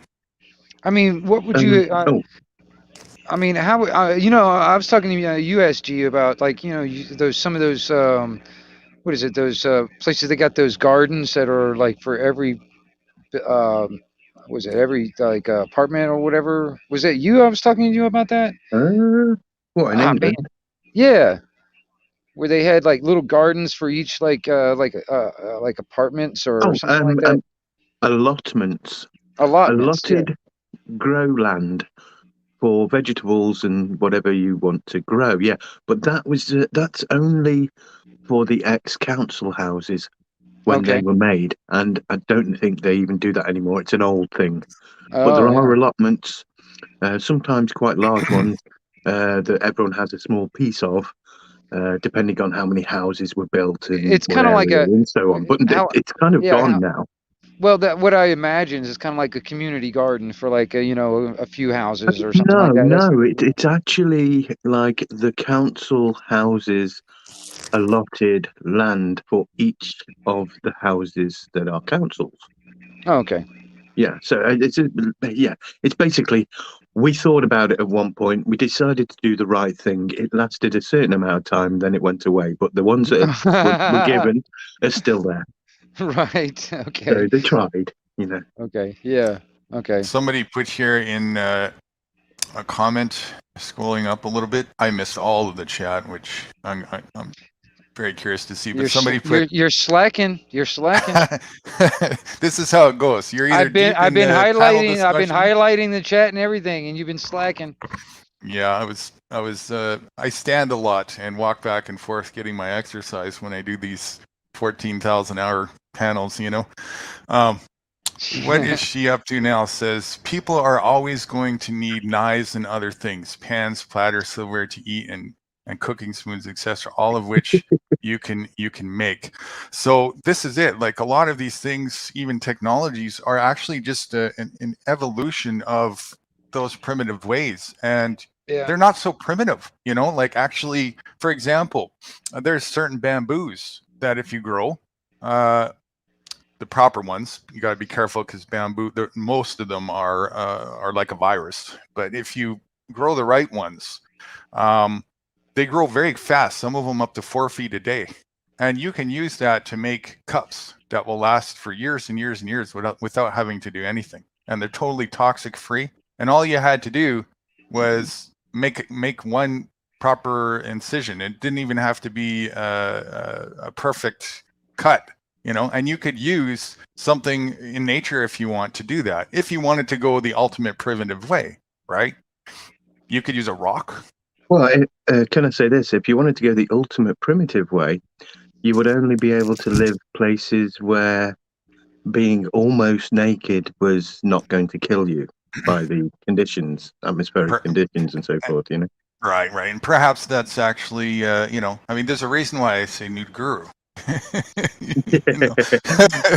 So, perhaps again, like that's where the individual will, it's a progression thing. You'll ultimately come to that same conclusion that you just posed. If you want to make health as your first priority, which is what's recommended, that I recommend that you do, because intelligence is a measure of health. The healthier you are, the more wisdom you're going to have.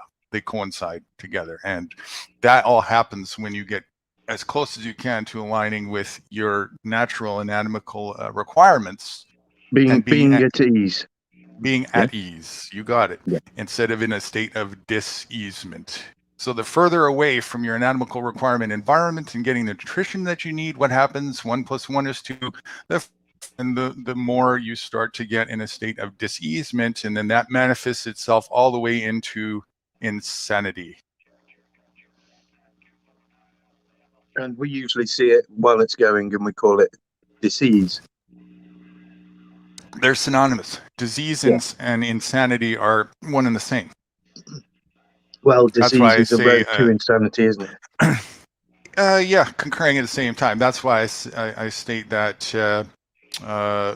health is a measurement of intelligence is a measure of health. So the closer you are back to your optimal state of health, the more less in a state of disease you are. It's just one or the other, whatever direction you're going in. If you want to reverse disease, align yourself back to that which doesn't cause the disease to begin with, which is get back to nature, get back to being in harmony with it, get back to the nutritional source that you're depleted of, that's causing you to be in a state of disease. Yeah, like cut the crinkle out of our diets.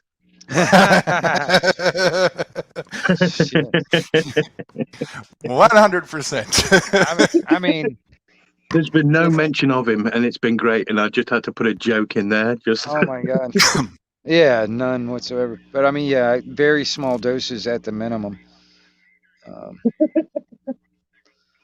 But yeah. This is why people struggle, because, you know, when you're in the dark and you don't realize you're in the dark, it's how do you know you're in the dark? Well, see, you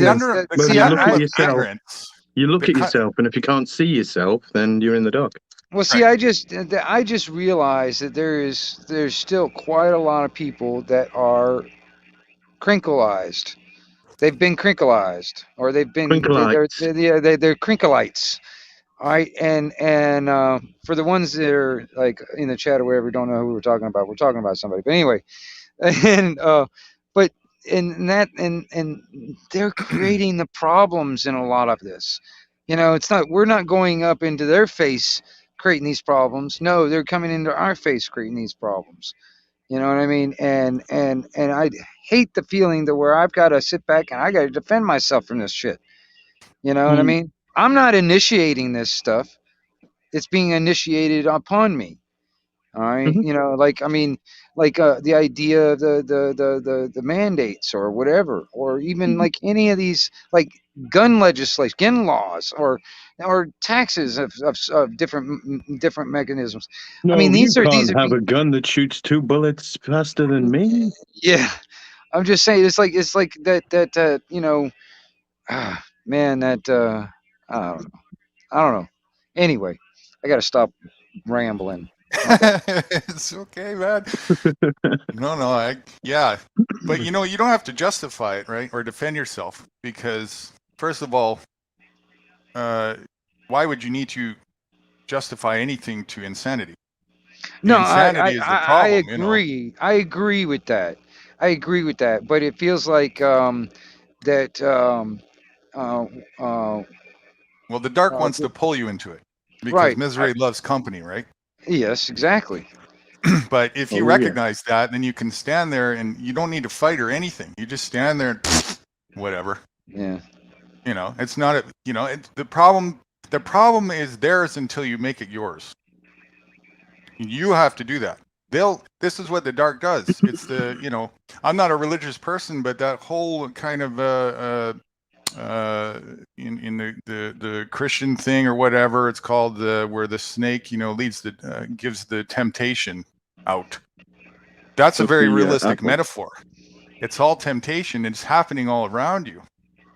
The temptation is there. The distraction. The apples are all over the earth, aren't they? Everywhere, in all different kinds of guises. Right, and they have all kinds of, like, you know, nice shiny rainbow colors on them, and sparklies and crystals. And no one is clean. So appealing. No one is uncorrupted by the apples currently, you know, unless you just entered this world. When you bite into it. But you had to see that the hand was. So you can consume it without having to, you know, acceptingly bite into it. Is that what you're saying? The difference is that you don't consume it. You had to choose to consume it. So the hand was laid out in front of you with the poison apple, but you had to reach your hand and take it. You had to agree. You had to choose and consent to participate. But you knew no wrong. You knew no other. You had no other information to know that it was wrong. Nature doesn't forgive ignorance. However, although we knew everything when we were born, you know. I Well, believe. yeah, you certainly will. We're born with much more. Like, look at the animals; they have a much stronger sense of intuitive presence, and the Mhm. non-domesticated ones specifically. Once they're domesticated, then even they'll second guess some of their instinct, and it's weird. Well, yeah, because they've been literally trained, and the progeny will as well, because they're bred Right. into it. And And this not is the just bred problem. into it, but they're going to have a bit of memory from their parent. Each one of you right now is domesticated too, and without the recognition of that. So ignorance is no excuse to nature. Aren't we emancipated? Just like ignorance is no excuse to judification, right? Absolutely, no, ignorance doesn't count as an excuse. In other words, if you stick your hand in a fire and you didn't know, you've never done that before, nature doesn't just say, well, we're going to forgive this person because you've never done that. You get like a get out of jail free pass and you're not going to get burnt and scarred. It doesn't work like that. Okay. However, you were given this instinct thing. You were given this sense, this presence, this internal knowingness. We're born with that. And even still with indoctrination, you still have it. It's only the ego and aligning with that takes you away. So the ego-minded person will look at a fire and it'll try and figure out, it'll take great pleasure in trying to figure out, how can I walk through the fire without getting burnt? How can I stick my hand in the fire for longer? What can I do? What kind of glove can I come up with? What kind of shell? What kind of thing can I do? Whereas the heart-centered person will simply just choose to walk around the fire and enjoy the view. Those are the two choices.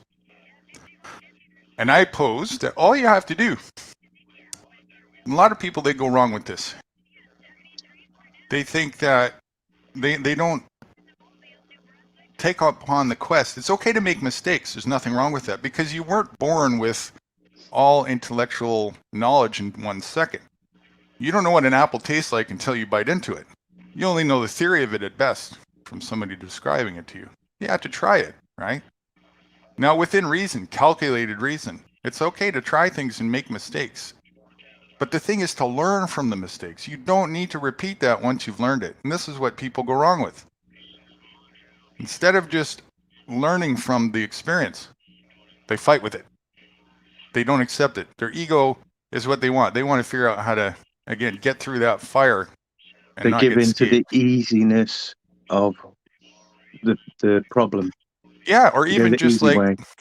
even the desire of, like, their imaginatory delusions, which is to try and figure out immortality somehow, or Like, oh, I found out that this company gives 10% of its profits to Al Qaeda. But I don't really want to go there, but I'd have to drive 20 miles to go somewhere else. I'll go here. sure, So yeah. or whatever it Accepting may be. the wrongness that you've realized and carrying on using it every time is that point which they've accepted the easy way. They had the Yes. choice. Is that what you're saying? Like, they had the choice and they chose wrong. Exactly, and the choice is That's always where there. the crime is, really. Yes, the biggest Crime to sin themselves. that's the biggest sin. The biggest sin is to neglect the truth. You can't do a bigger sin than that. It's to lie to yourself. And that's what people do all day long. They sit there and lie and make excuses to themselves. And when you lie to yourself, you lie to everybody else. And when you lie to everybody else, you lie to yourself. You cheat And you yourself. adhere. You cheat yourself. And you adhere to that. And then that becomes your habitual way of life. Consciously or unconsciously makes no difference. If somebody wants to test that feeling, by the way, if they haven't, because it's easy to block it out. Am I right? It's quite easy in this world anyway, with all the distractions to block. Oh, I won't think about that. But you want to try and play, let's say, a 2-player game against yourself. You could start with tic-tac-toe, but I prefer chess. It is so difficult to not cheat yourself. Do you know what both sides of the chess game are planning? The only way you could cheat It's a yourself is to really forget interesting whatever test, you know. move you knew what was going to be next was. No, you can't do that. No, you have to consider everything. But isn't this what So it people actually do? advances your chess game quite dramatically. Right. Isn't But this it, what but it people do, though? really is difficult to fight with your own ego. You create an ego for each of the sides. Do I want the whites to win or do I want the blacks to win? I don't know. This is the thing, too. Yeah, Oh, I with just that, can't think like that. there's two oceans. There's light Mhm. ocean and dark ocean. And both of them are like infinite abyss. The scary one is to be in the dark one because that has no... Infinity is a big thing. There's no boundaries to that, right? And that's why you're just saying a minute ago, you'll create an ego for the ego, and in other words, a response or a justification to the justification. There is no limit to that. That is not the place we want to be aligning our focus. Exactly.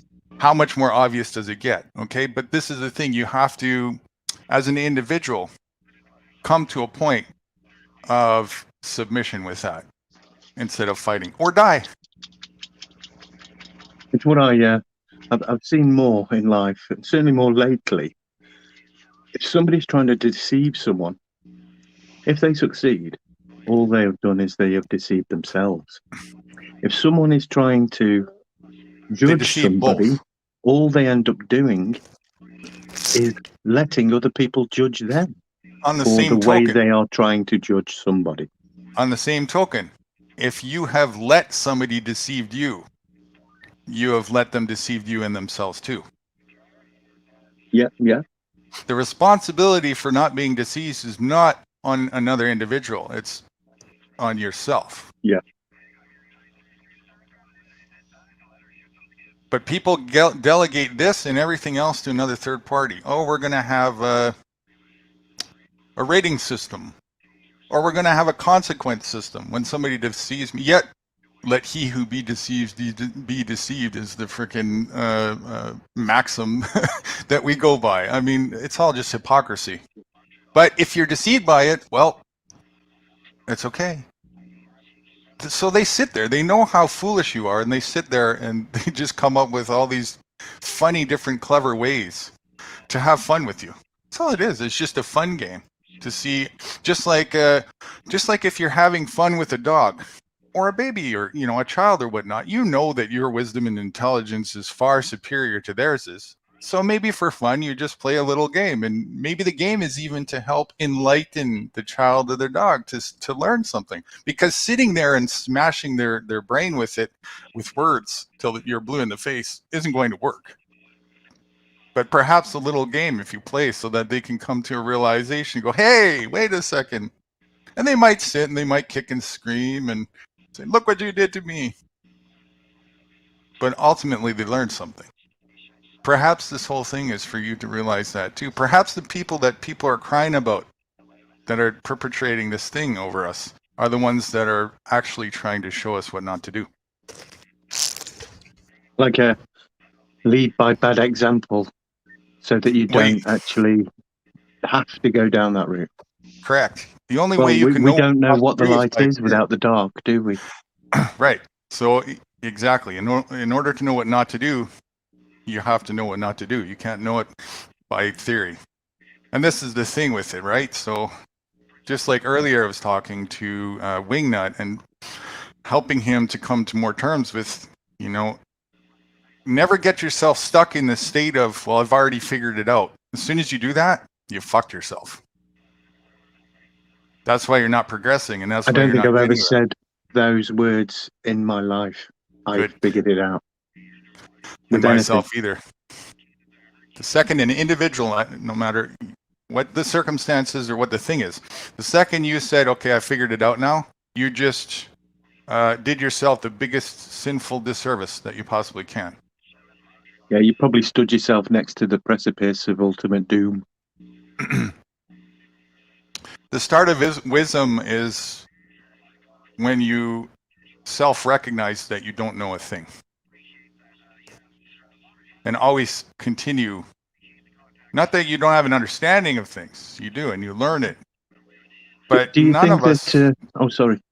That's okay. I was just going to say, none of us know anywhere near a drop of the bucket of everything. If we did, then we would be like the all-knowing fucking thing that we're just a reflection of. So it doesn't Yeah. work like that. Right now we're in a limited version of self-consciousness, right? We have a limited, Very limited. very limited. And that's okay. We There's don't nothing wrong with it. realize that we are endless, unbounding, sentient. Knowledge, wisdom, everything, All power. our possibilities are taken away by limiting ourselves. But And I the think thing- this existence potentially is limitation, because how does something that is endlessly unbounding, forever, massive consciousness with unlimited possibilities, how does that experience anything without limiting itself? Exactly. And how would it even know? How it's something that encompasses every single micro measurement of space, so to speak, in all directions, dimensions, and every possible construct, have any room to recognize that it even exists. Yeah. Without the ability to reflect, it's impossible. So that's what this is all about. And it's basically it does seem to be, to me, what I find is potentially the most, not understandable, but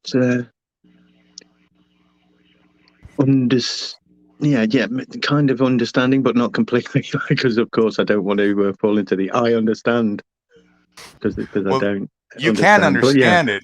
You can comprehend it from a comprehend. Thank you. That's right. what I say to the police officer. I don't understand. I comprehend. Right. But where the comprehension really comes is with the alignment with it, and the ego wants to, figure it out in the way that it knows how, and it can't. Can you imagine fitting infinity into a box in your brain somehow? I mean, it would explode in 2 seconds. Yeah. So that's not what it's. I'll tell you what. Ego has fitted itself into a lot of people in this world. It's absolutely egotistical. And I think this is part of the problem with the current situation of what is happening in the world and the people's ability to latch onto what is actually happening in the world. Right. The ego tells them they know better than that. That's not what's happening. That's a load of bullcrap. That can't be real. That's all completely unfeasible because they've been limited. They've been limited by society and its expectations, and they've been limited by the state, or each state's the illusion of rulers. State. The magicians are running around tricking and convoluting our possible thoughts. Right, because there is the entire world is basically satanic in its ways, but we're supposed to act like we're godly. It's it's a messed up system. I would beg to differ what you just said a second ago, where the entire world is like that. No, that's not true. Just people. I probably should have said it encompasses the entire world. No, because it even is a fiction. The only thing that there is there's people. Yeah, that fiction. Animals. Encompasses the fiction. The fiction, yeah. But that only exists where? Does it actually, does it exist in the air that you're looking at in front of you right now, or the ground? No, it only exists in... And okay, I'm going to say this, in the minds of men. Right. It's an imagination. So it's not real. And I say in the minds of men because I'm referring to the Promethean. Well, it certainly doesn't exist in the mind of a dog. Yeah. Right? So, but it is an imagination, and it's not a living thing. It doesn't, try and encompass anything. The only thing that happens is the imaginatory, there's no boundaries in infinity. So just like the light and the dark, they have no boundaries, those abysses. So if you're in your head and your mind and you're entertaining these things, you can go as far as you want. There's no limit to it. And if you want to bring that and manifest the result of that imagination to how you function in your life, you can. But it's up to you. There's nothing doing it. You're doing it. And I mean you as in everybody who's choosing to do that. That's all it is. So there's people, there's land, There's the nature, things that are growing.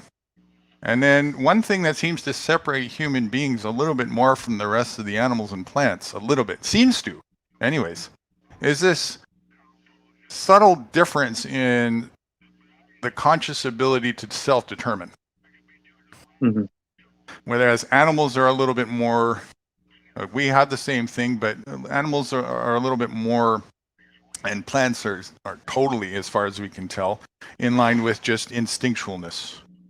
Like, I've never seen a dog sit there and contemplate how much I need to Contemplate cook the my flower. weenie roast. Right. Figure out, how much I don't want to overcook my steak today, Oh, sorry, So- I remembered the actual one. Consider the lily, I think it was. Consider the lily. Okay. So, and that's all that it is. So human beings have this ability to do that. But just because we have the ability to do that doesn't change that the consequence of you throw a rock up, it's going to come down based on the whatever principle is making it do that. So we can't just sit there and like come up with little math formula or whatever and put it down on a piece of paper and say, okay, that rock, it's against the law, you must stay up. But this is what people try and do. Instead of just accepting and adhering to how the way that the nature just functions and works, which is already perfect, it tries to figure out through the egotistical eyes how to securitize itself, because it's in fear. It lives in fear of insecurity because it doesn't align with that natural principle. And the fear starts with not accepting that right from design. When you were born, there's one thing: I can be a perfect prophet. I can be a perfect fortune teller. I can tell one thing with absolute: you're going to die. From the moment you take That is that the only first sure breath, thing in this world. that's right. You are going to die. Well, at least your physical anatomy is going to go back to where it came from, and the energy that's inside your shell while you're being breathed is going to reseparate at some point. That's all that's really going to happen.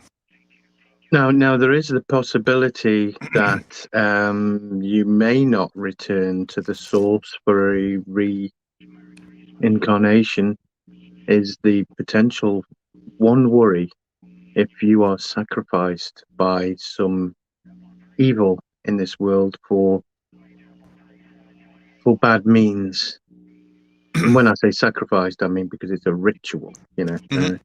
and that is what they do there with those type of let's just say hypothetical for this conversation procedures. I'm not saying that has to be believed, but they certainly believe it. They certainly believe it, and I think that it's very plausible. In Yeah, my opinion, I mean, energy is energy, and you can't It deny is. the transferability. right? Totally. Yeah. So I mean, there's no guarantee. I've thought of this very intensely. Perhaps the whole effort to domesticate the human is in precursor to what happens at that time. Perhaps there is harvesting of energy that happens during this time, but perhaps there's more of a harvest after. And perhaps people need to take a real good look at it and think, you know what? Maybe you need to really take more responsibility for yourself to ensure that happens, or that doesn't happen to yourself. I believe people who would do such things probably drain their soul of anything that is worth that soul.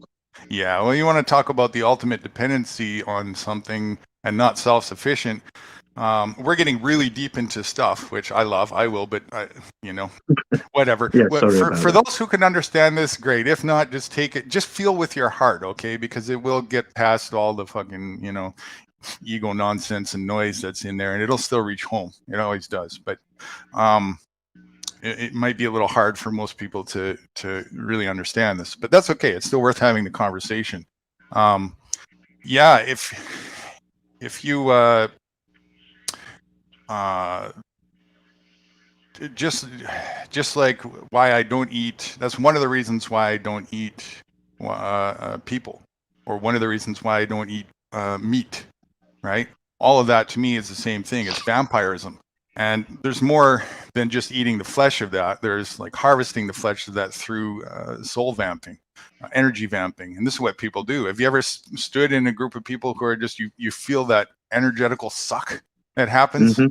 And Yep. you'll probably need to sleep 2 or 3 days after before you finally recover yourself, right? Emotional vampires. Yeah, emotional vampirism. Well, yeah, I mean, all this is real, and Well- people who are in tune with frequency harvesting take that to a whole nother level. And certainly, And I brought this up last night with Jen, because we were talking about, you know, life and having to consume life to live, and I said, what about the vegetables and the plant life? That is life too. it is. And so, you know, meat or, you know, vegetable, then it doesn't really matter, does it? It's still life. Not doesn't matter. Obviously, there are some levels there. Correct. But the acceptance that the continuation of life means Correct. consuming something that died. Correct. But the important thing is that it should be a positively frequenced meal. Correct. Right. So, and then Jen went on to talk about the certain people in the world that will have, say, you know, that a specific video she watched where the family had like a pet goat. Yeah, it was literally like treated like a god. Yeah, had everything, literally the best life you could possibly imagine for a goat. And then they ate it at some point that they were needed to, you know.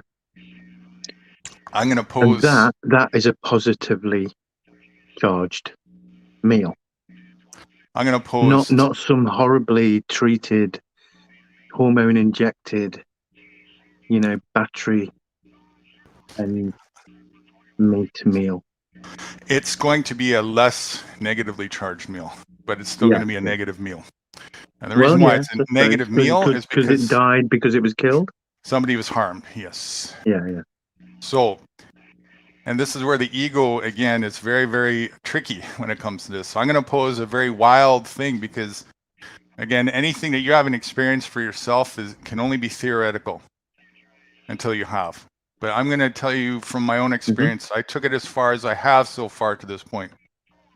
And from my experience, I've discovered that the ultimate state of where we are at, it's like we are, as a human being, we're at this stage where we've achieved, maybe it's because of our previous incarnations, whatever it is, but we have a gift opportunity at our bestowed right in our footstep. And the opportunity at this point, if you want to talk about enlightenment, that's a good word for it. The real enlightenment is where you are no longer needing a external source for an your external guide of any sort. Not guide, but an external source of energy. All of your energy is already within yourself and already in the air and already just is. So I know this might sound weird, but it's very possible and plausible to actually be alive without needing to eat at all. What? I've actually seen reports on this. There's a lot of claims of different people around the world, usually like very old, trained men in such spiritualized undertakings, but they don't eat. They don't eat. This is going to be very far out of the reach of most people's concept at this point, but I'm going to throw it out there anyway because it's an understanding. To the extreme that of these I know. people, they are potentially, some of them not dead, but they are in suspended or very slow animation. Right. And it doesn't mean that your anatomy still isn't, you're not going to apart from your anatomy at such a point. You still will, but you will have something that you carry with you if you're that in tune with the source itself. you're going to be, I don't know, partying with bells on. Let's put it that way. Without question, because you'll have clarity. Clarity is the right word, and something amazing. So yeah, it's quite possible.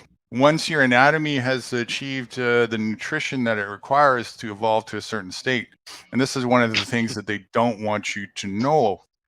They want you to be cut off from that potential and from that possibility, because once you reach that, there is no turning back at all, even from a soul catching or a soul energetic soul harvesting perspective. That's it. They lost you. That's Yeah, what I they don't imagine want. you, no matter what happens, no matter how you die, Yep. you're going to transcend because you're only just holding on to the physical body, I imagine, anyway. That's it. Yeah, and you're ready to let go, but you're not attached to whether or not you're in it or not. You have no you have just ultimate acceptance, and you're at peace. Because One thing when people say take dimethyltryptamine, DMT, they don't usually have any fear of death in their lives after such experiences, which is actually such a very positive thing. The lack of all that fear. Not saying that they're just going to walk out on the road, obviously not. But right. They have no fear of death. Yeah, and certainly there's that's probably what a lot of these plants were for, is to actually give you extra boosts to clarity, right? I mean, Thank it's you. all connected. The Bill Hicks way, he did kind of point towards the fact that, like, back in the day, it probably wasn't, that body of Christ and, blood of Christ wine thing. It was probably something else that they took Right. to help them feel closer to God or whatever. And when I say whatever, I mean for almost all of the religions. You know how when you some of the religions do use dimethyltryptamine, yeah, it's we can use that as an example. You know, when you drink, and particularly not the hard stuff too, but the wines or the beers or whatever, you tend to kind of get in more of this relaxed state first, and your mind, your ego, it calms down typically, and you get more into this. Shady said last night he did a test. They were testing him for this company or whatever, doing this test, and they made him or gave him half a pint before he did it. Right. Interesting. So what that is that's kind of, it's a synthetic tool. Alcohol greases the wheels. Well, it's sort of, it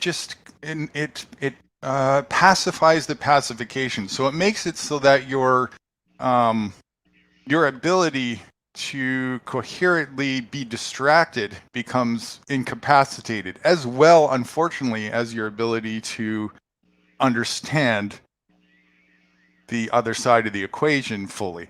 But you can still feel it because your ego is tempered a lot, and the result is you get closer to the natural state, and that's why you start to feel kind of that sense of euphoria when you drink, and the further you drink, until a point where you're just totally incapacitated, and now you're toxic and you pass out. So, but it does actually, for those who are so wrapped up in the way of the city life and are lost and have forgotten, it does kind of give a semblance, and it's a tool as a reminder as to what was there fundamentally. These things that you experience when you use these synthetic things are not experiences that happen because of the synthetic things. Like, they're not creating the experience, is what I'm trying to say. They are simply calming the airwaves for you so that you can witness what is already going on to begin with in its true form. Mm-hmm. And so it's a reminder of that. Now, the enlightened individual, if you want to call it that, has figured that out, and has also figured out that that's the default state, and that you can live in a permanent alignment with that without the use of any synthetics. So you have them, and they're a tool if necessary. Sometimes it's a shortcut while the busyness is going on, but it's still a synthetic means, and it still has a negative consequence to go along with it. Nobody ever drinks to the equation of that benefited your health ultimately. Maybe you didn't die the next day, but that's not a healthy way of looking drink a at it. day kept, Right? So, nonetheless, in moderation if necessary. I mean, the plants are there for a reason, and they help us. They totally do. But once you've grown and you've achieved the potential, you realize if you're doing it correctly and you're aligning where your actual alignment is supposed to be, you will realize that you no longer, your instinct will tell you too. All of that, you no longer need those external things for the sustenance. You can become inseparate to that, because the real sustenance is the light that's everywhere and inside yourself. And if you want a physical example of that, how many plants do you know take an external source and eat it? They don't. Yes, they have roots in the ground, but their main source, what is the first thing that they will die very quickly of if they don't have access to? Light. So I pose to think about this, that there's an alignment of the human anatomy that is far closer to the plant than is commonly considered. And I've observed this very closely and discovered that when you start to get off hortons, especially of ingestation, especially of the things that you're not meant to ingest, such as meat and these things, what happens is your stomach starts to shrink in size. And as it shrinks in size, different hormones happen.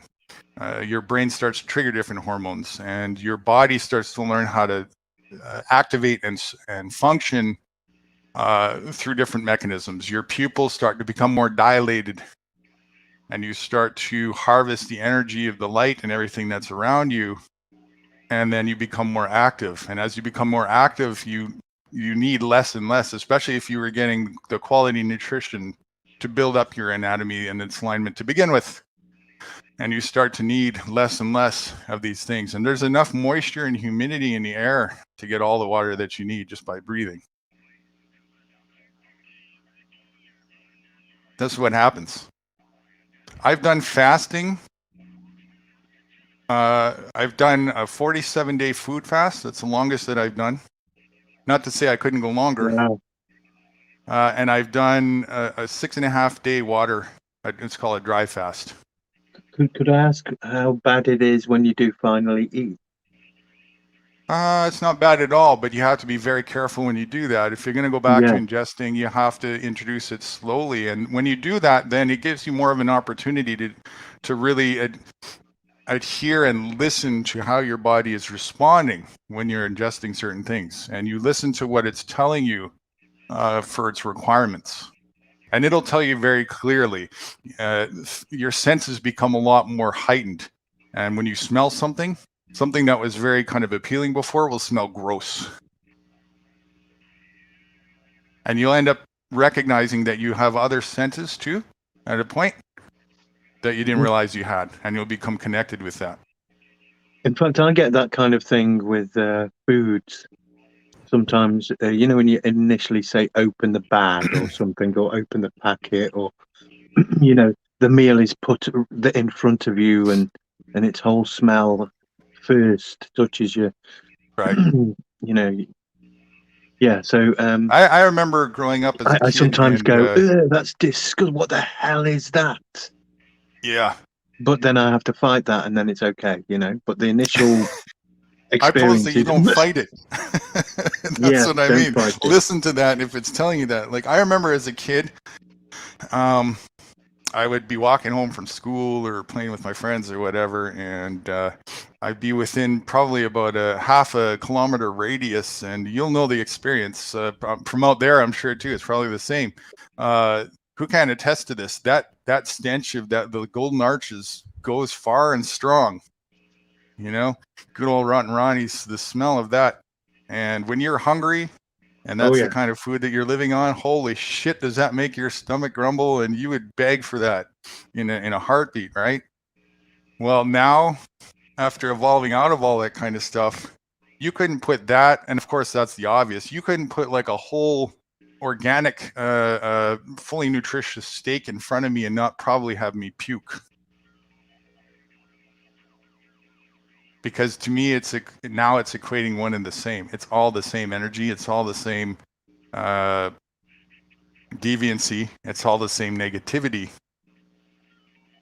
Just different levels I've of never it. been attracted to red meat steaks and all that. I never really wanted to eat meat at all, but I ate chicken, turkey, you know, the easy ones, and a bit Even of still, ham and a bit it's of not. bacon, but only It's because I was given it. right. So that's another aspect. Yeah, the whole when you're not involved in the process of from that getting from nature to your plate to eat off of, then you totally missing a lot of the information there to Yeah. whether or not you would have actually done that. But that's another thing. But back to what we were saying a second ago, it doesn't actually matter what the physical carcass is at all. It's the energy behind it. Something was harmed. Mhm. And my participation in that, just because I didn't participate in that to happen, doesn't forgive or excuse the karmatic consequence to ingesting it. In fact, it makes it worse because you're the one ingesting that. You ingest the murder, you ingest the harm, you ingest the negative energy, and you are what you eat. And the children who haven't yet made the comparison between a cow that is lovely and, you know, the parents are going, look at the cow, isn't it nice? And they're like, yeah, Right. wow, lovely little cow. And then let's go McDonald's. It's another reason why these corporations don't want you to be self-sufficient. It's not so much, they actually have a lot more work to get you to They depend on want you them. consuming negative products. Yes, they want to harvest you is what they want to do. So they want to do with whatever works in their favor, even though these dark people are having a negative karmatic consequence. It's not like they're exempt from this. But again, as I was saying earlier, ignorance, the conundrum of ignorance is it doesn't know it is. And these people have decided to go as far away in the opposite. They're enlightened in the darkness, right? They chose that path to take the dark and see how far they can go in that end of the spectrum. And you can do that if you want. And so they discovered, well, let's see what kind of superpowers I can acquire. And there is, if we use the dark energy, because it's all coming from the same source. Doesn't mean that they're going to achieve enlightenment, though, or whatever it wants. They're not. The opposite. They've achieved endarkenment, if you want to call it that. And if I'd be right in mentioning that, say they, as an example, the Masonic practices change their human resonance for them to do these kind of things to people with more ease. I don't know if you know anything about the Freemasonic rituals which do that. Yeah. And of course the whole fact that they don't want to die. If you get high enough into the Freemasonic knowledge and the levels, then you are given instructions on what to do once you are in or no longer in your body. There's certain processes and things that you have to reply to questions, and the knowledge which allows you to not be taken to the place of reincarnation. They want to live forever or exist forever. Exactly. And that's because what there it is two deaths, isn't there? You know, like we were just kind of saying, there's the death of the self, human body, and there's the death of the soul. I propose the idea that there's no deaths, just the illusion. Yeah. But that's because there's the soul. But like, you know, they think there's a death, so they're trying to create a formula to circumvent it. Is the problem? Yeah. And it's So, at the expense of everyone else no, and it's at the themselves. expense of themselves, but they Yes. are again being that serpent holding the hand out. But they don't mind. Well, of course they don't. Why wouldn't they?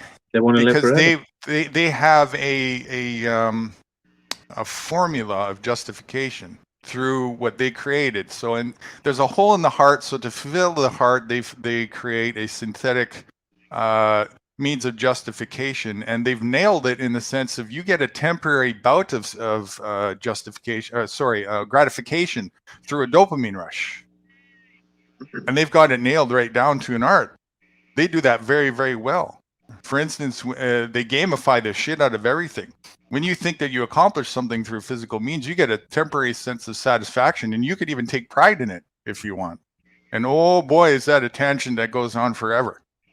So now you can use this as the curriculum for holding out a hand to lead. And you can use religion as the tool for that. You can say, well, listen, you don't need to align with moral compass anymore. You can do anything you want, which you can in the construct. I mean, if I want to just go and blow somebody's head off right now, I can. There's consequences for that, but I can. That's just a construct in the way that works. Okay. That being aside, though, add a religious belief system in the equation, and now I have a moral responsibility, and I'm correct in doing so as long as I on Wednesday go to a priest and say my confessions, and they'll give me 17 Hail Marys with a little cross to take home and whatnot. So they create a synthetic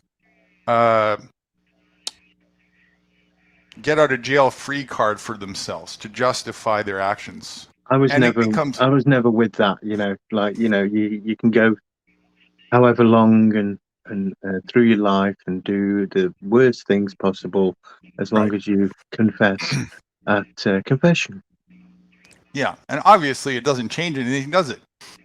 But in the mind of course, you could be Hitler, and then Hitler could say, "Well, actually, I've just become a born-again Christian now." Right, and have its means of doing these wicked, deviant things be justified through the, you now have a perfect dichotomy, a perfect foundation for people to be justified in their means and think that they're doing the righteous thing when they're not. That's how easy it is. That's all you have to do. But the moral person will at some point just go, you know what, this ain't fucking working out. The problem is the ego being in the way of that. But that's a necessary component to duality. If the ego wasn't there, or if the light wasn't there for the dark, there would be no such thing as free will and choice. Therefore, the only thing you would have is a divine dictatorship. And thank fucking God that's not what we have. Can you imagine if, even though enlightenment was the only possibility, you had no choice about it, you were absolutely forced? You couldn't decide what to eat today. You couldn't decide to taste peanut butter if you wanted to. You couldn't decide anything. You just had to sit there and just be a little robot that had no choice, no say in the matter at all. No life. No life. Yeah. And that's my opposition to all of these things being taken over, all of our choices, right, being taken over by our governments. That's why it's important that we don't try and suffocate out the dark. That's not the solution. And a lot of people want that. And we think, well, fuck. No, the problem isn't that the dark exists. That's not the problem. The problem is when the dark tries to encroach on the light, or vice versa, and either side of the equation doesn't take responsibility for when that happens. Then you've got a real problem. And that's what's going on right now. Luckily, our side, or should I say, the light side, is taking some responsibility. It's the dark side that definitely isn't taking any responsibility for any of it, because doesn't even exist to them. Well, actually, when it comes to speaking to us. Actually, the dark side has taken too much responsibility. That's the problem. It's become so fearful that now it wants to try and dominate the light side. Okay, yeah, you're right. And the light side is becoming so complacent and lackadaisical that they're allowing the dark side to do that. Now, this can take place, and it will, and it has as we speak, only to a certain point. Eventually, nature steps in by design, mathematical formula of itself, and will ensure that duality stays. It's only a matter of which side, like tomorrow will come, whether or not you're here or not is another story. And so wise is the individual who steps out of the, when the balance is tipped too far, stepped out of the, when a hurricane is coming, don't stand in the middle. The eye is not the safest place. You're fucked, right? If you're standing in the eye, that's not where true calmness is. Wise is the person who saw the hurricane coming and goes into safety. Maybe you have to be in that cave for a while, guys. It's just part of the cycle of, how things go. That's okay though, because you're still the flower that you are. You just don't want to stay in the middle of the when the storm comes. You don't want to be blown away by it. So you don't want to sit there and say, "Oh my God, the storm is crazy, and I didn't figure out how to," Well, your ego wants you to try and figure out how to wear a spacesuit so that you can stand in the middle of it and capture some 720p video of it to impress your friends. That's ignorance. That's stupid. When you said that you need a spacesuit, and all I imagined was to go to the shop nowadays. Yeah, it's got that bad. it is, right? So it's a question of balance, right? It's just a question of balance, and for each individual, they have to listen to their own balance equation. We have different variables with our anatomical alignments. Some people are taller than others. Some people are stronger than others. Some people are sharper than others. Whatever, it doesn't matter. But in the consistency of all of that, we all need water. We all need nutrition. We all have basic, equivalent, fundamental needs because we are all part of the garden as individual people. And if we can understand that, there's room for it all. There's room for the variables, room for the consistencies, and there's room for all of us as long as we cooperate and use our hearts. Isn't this the Garden of Eden? It is. It is. The Garden of Eden is in the eye of the beholder. This is a beautiful construct. I wouldn't want it any other way. I so often thought when I heard those stories as a child, the Garden of Eden and so forth, I always thought, well, that's what it was. Why does it have to be this then? Why can't we just have that original garden? Let's turn it back to how it was. Because it always was this. Heaven for everyone. Part of heaven was duality. Heaven and hell is an existence that you're currently in. You are either in a state of perpetual anger right now or at perpetual peace, and both of the possibilities exist consistently. That never changes. And the experiences across the planet are so wide and varied. Some people are experiencing some kind of heaven, and others are experiencing some kind of hell. Exactly. It's a subjective thing to the individual. And I would actually go as far as saying that it's a karmatic response to whatever focus you choose. Wherever you place your focus, whatever you're experiencing is a result of the focus that you've made your choice about.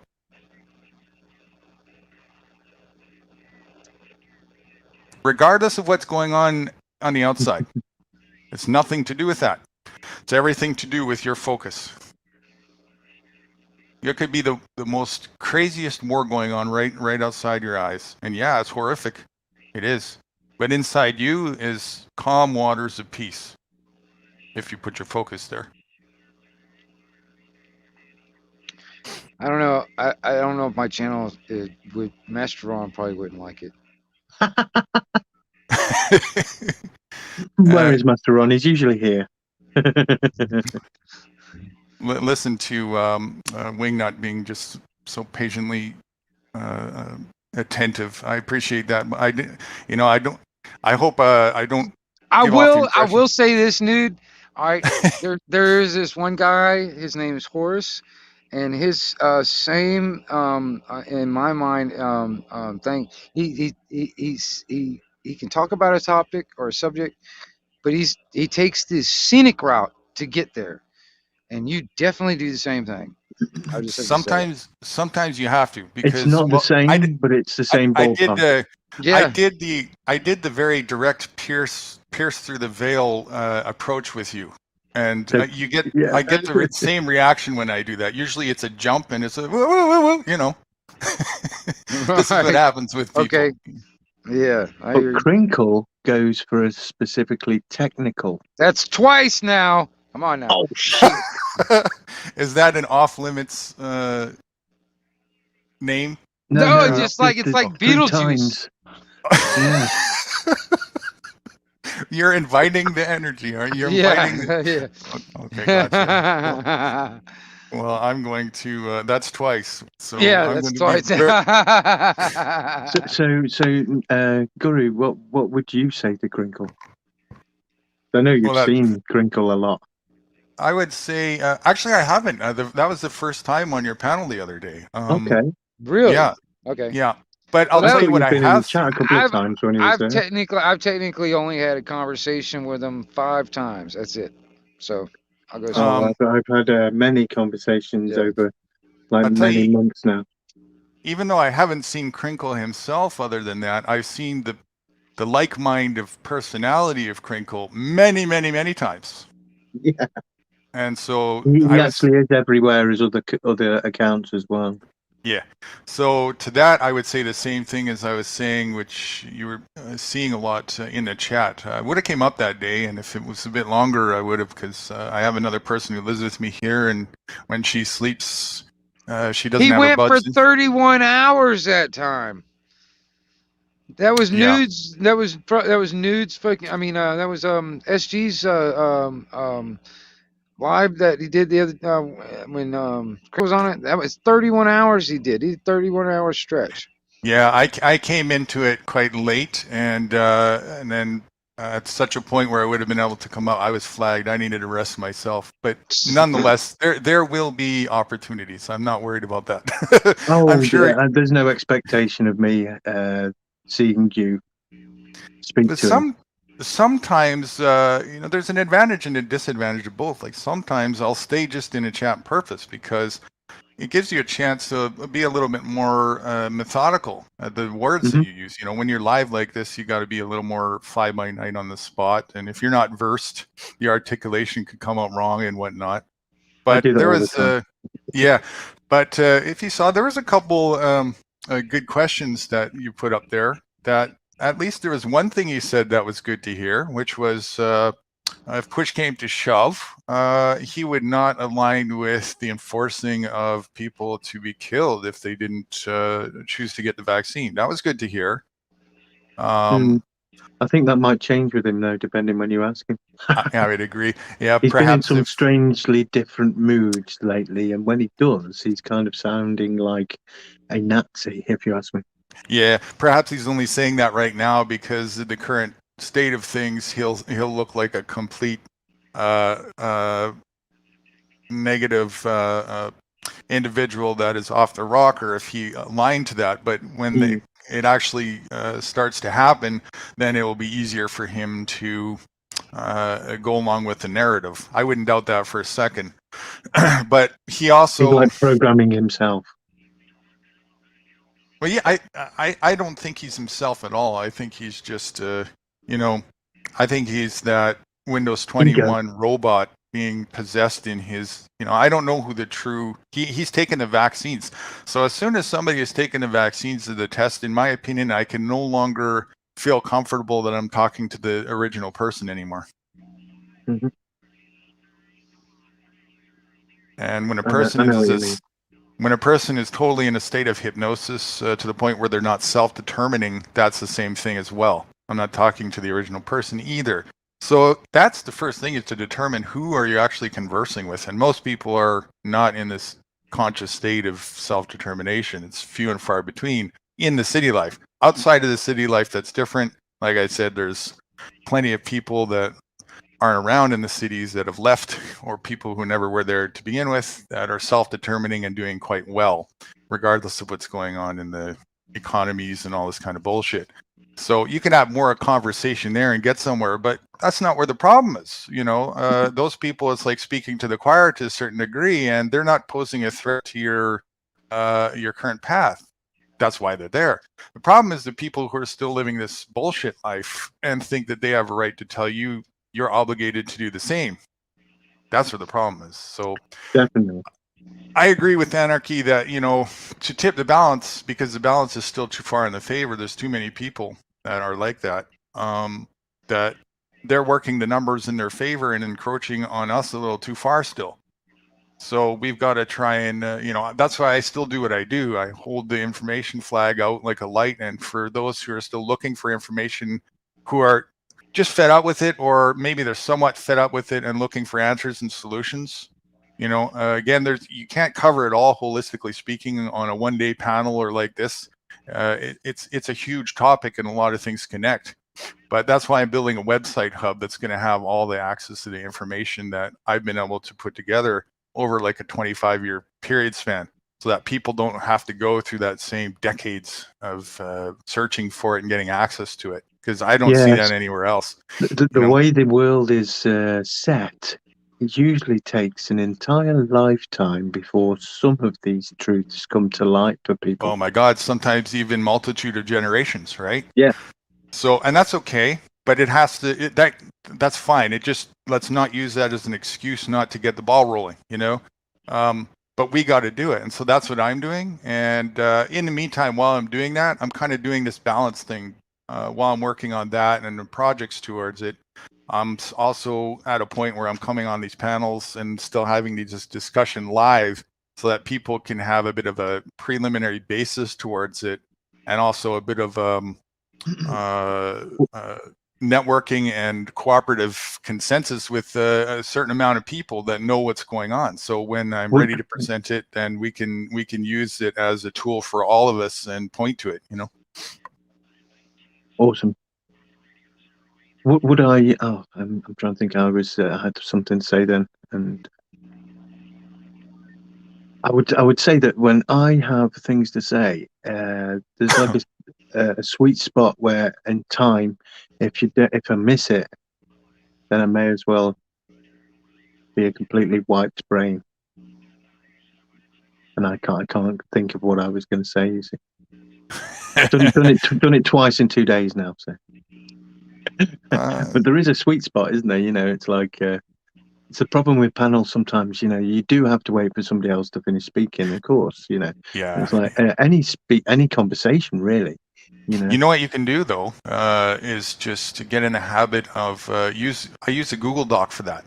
And when a person is talking, I'll make a note, or if I have a thought or a question, so that I don't miss the current conversation, I'll just make a note, just type it down. I've actually done that twice so far. Wow. Yeah. Yeah. But usually I haven't got my pad out and I've forgotten, or like, you know, yeah. Another cool thing is, I know it's time consuming, but one of the beautiful things about these panels is they're being recorded. So I quite often go back and listen to the ones that I was on or somebody else was on, and there's something that I felt I could use as to formulate a better articulation of something, or some wisdom came out of it or whatnot. I've re-reviewed reruns of panels quite a number of times, and it's really helped me to get better and better. Like a lot of the stuff that I've been talking to Anarchy about today is because of that. I'm actually coming back after previous conversations that I've had with him and some other people on certain panels, because at the time my articulation just wasn't quite there yet. And that's why I have to, you know, I listen to people and what they say and where they're coming from, because you have to remember, I'm not there. I actually lived a very different life than most people in terms of that.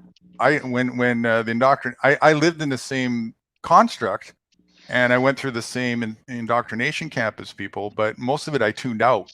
I played pencil drums or drew on the desk, you know, or carved little things inside, and I ignored most of it. So I had my own protest, but I also fell into that opposition as a bit of a battle, as opposed to just chilling out and saying, what's this all about then, if I'm not going to do all that shit, you know? for sure. I did that too. I thought I was going to be dead by the time I was 25, to be honest, when I started taking drugs at 16, you know. Yeah. Shut up. I did the Then I same woke thing up too. at 40 and went, what the hey? I remember saying at 25, oh shit, I'm not dead, what next? But that was that. What the hell happened? Now in 48, still not much further. You found that every time I challenged the narrative, it was met with resistance. I was at a very young age told I was in grade. I was raised in Catholic school, even though I didn't align with it. And I'm not religious, by the way. Let's set the record straight, at least in that fashion. You know, my religion is the base word definition for religion means realize or to self-determine. That's my religion. My alignment with nature. Okay, so just truth, my pursuit of truth. That's my religion, if anything else. But that being said, I was raised in private school, even though I didn't align with it. So I still was force-fed information as much as I allowed into my little palate. And I challenged the narrative. And for doing so, I was expelled from the church even in grade 1. Yeah, that doesn't go down well. Yeah, it doesn't, does it? And I was literally expelled from grade school in grade 2 for challenging the narrative of astrology at a young, from an innocent perspective. Not even from, you know, I mean, how far is your intellect even developed at that age, right? Just totally being a kid and in the wonderment and awe of here you are and you weren't a few years ago, and asking questions like innocent kids do, right?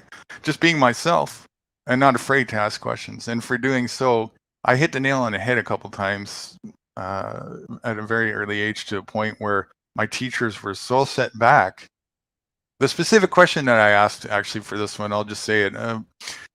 If the construct of all the planets and whatnot, they were starting to present the idea of astrology to us already.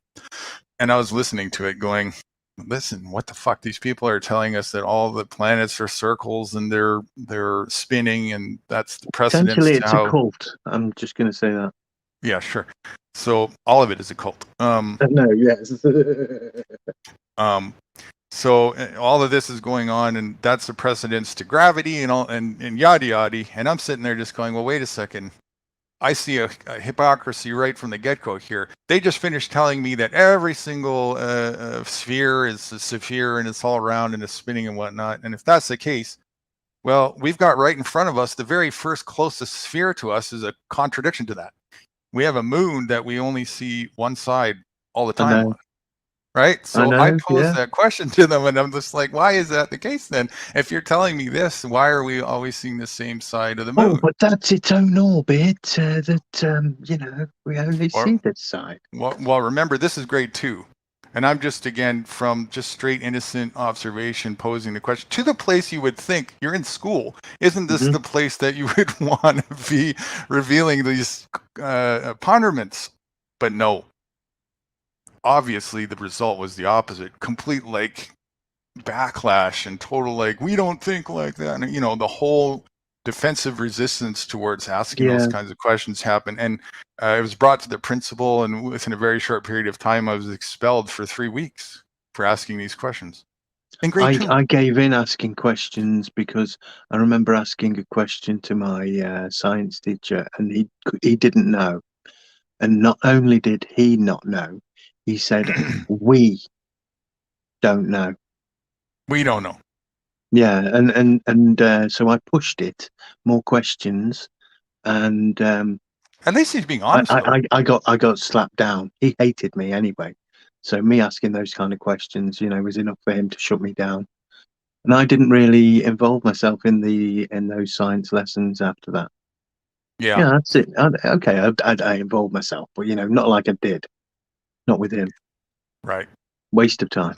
Your first clue in this thing, though, if you look at back to what I was portraying happened to me, is this is your clue that, see, if they would have responded with, I don't know, great, neither do I. You know, that's fair. That's a fair response to this. But no, this is not what's going on. What's going on is they want you to, this is the precedence that they're setting. A lot of people have this thing as to, well, what difference does it make whether or not the world is round, flat, and all this kind of stuff? And maybe that would make a difference. I don't know. But before you can even get to that, there's something that people are totally overlooking here. It's what's being portrayed for you right from an early age is to accept a narrative without question, right? And that's the problem. They are telling you that we need to operate as if it's true when there's no factual proof to back it up, and just accept the narrative. And that is a harmful, toxic way to set precedents for having no critical thinking whatsoever, just accepting the narrative because they tell you don't question it. And if you do, again, you're not incentivized to question it all. You're punished for even thinking outside whatever the narrative is that they tell you. That's the problem. And it starts there. If you notice, every single... That's the definition of control. It's the definition of indoctrination. Well, yeah, for control. Right? For control, yeah. Well, obviously, again, actually, it's synonymous with control, but really what they want to do is domesticate everyone. The reason why they want to domesticate everyone is they want to be the leaders. They want to remain as they are. For energetical harvesting purposes. They have something to gain. Otherwise, they wouldn't go through all this trouble. There would be no point. It's a lot of energy that they're expelling just to harvest whatever it is that they're harvesting from. It's not just so they can sit there and, the minions that are doing it for the financial benefit and the egotistical boost are the ones that are, in between us and the people who are setting out the narrative to be followed, are doing it for those reasons. And then we are choosing to accept for whoever it is and allowing it to happen to ourselves, not even allowing it, but making sure it does by following the path that was set forth, the option of that. But the people who are, again, the snake, right, the serpent that is putting that option out there, isn't doing it for those purposes. It's not doing it for the power struggle. It's not doing it for the money, because it created that to begin with as the tool. It has access to as much as it wants digitally or whatever. It also created the digital. Right. Very well, at least the current digital we have technology now. To use the digital. There's no such thing as creating the chip. Yes, right. To access and harvest it, yeah. And then create that carrot that dangles in front of us to chase after. And There's then we so many carrots, but that's the biggest. Yeah. It used to be religion. So it's obviously doing that for a different purpose. And because we don't know these beings or people, whoever is doing Barnacle.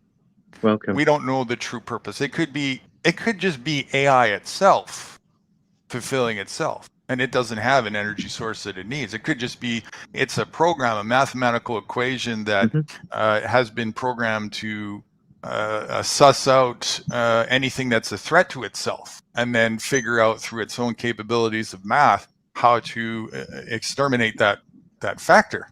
That's what this could be, Actually, there's a novelist called Philip K. Dick, whose movies have been made into many dystopian movies, and they're going to be making the new movie of one of his unmade books, and that being Thor's Hammer, which is about a AI that is controlling the world, because that's a better idea, Right. And it's a dystopia. We're not smart enough, right? Well, I think the point is that even though we're not smart enough, supposedly, the AI isn't righteous in the end. Shout out to Graham B. Transparency in the chat there, and everybody else, by the way. But Graham B. is a great connection friend of mine. We've had many long conversations, and I was telling him about the panel of yours, SG, with I won't say his name because we're probably past 3 already. But look what he put in the chat there. You'll probably remember, as good as facts. Do you remember that? That's what he Yeah. was saying. We don't need facts. Oh, that made me just have a whole slew of. He's got many little sayings. You know what I like doing just as of late? People may have noticed that person, when I'm talking, then he suddenly goes on his little rant. I will let him have his rant. And I will just say at the end, okay. Because I'm not agreeing with it. I'm not disagreeing with it. He's having his say. But him having his say actually shows him out. It defines him to the people that can see him for what he is. And hopefully the new people will see him for what he is as well. That's fucking hilarious, dude. Some guys walking around dressed as fucking Grinch, man. That's fucking class. It's not That's Crinkle, is fucking it? brilliant, dude. That's Shit! I'll have to go back and I'll try and get him on video. Just let me try and find British. somewhere to pull over here. How are you going? How are you doing, guys? Great. All right. I was just gonna say, British Barnacle. Nice to meet you. How you doing? Nice to meet you, fella. What's up? Yeah, SG I'm good, just- man. Just chilling. Just been in Sheepleville, over in Sheepleton over there. Grab some groceries. Fucking the mastards are out in force in my fucking town, dude. Right. Yeah.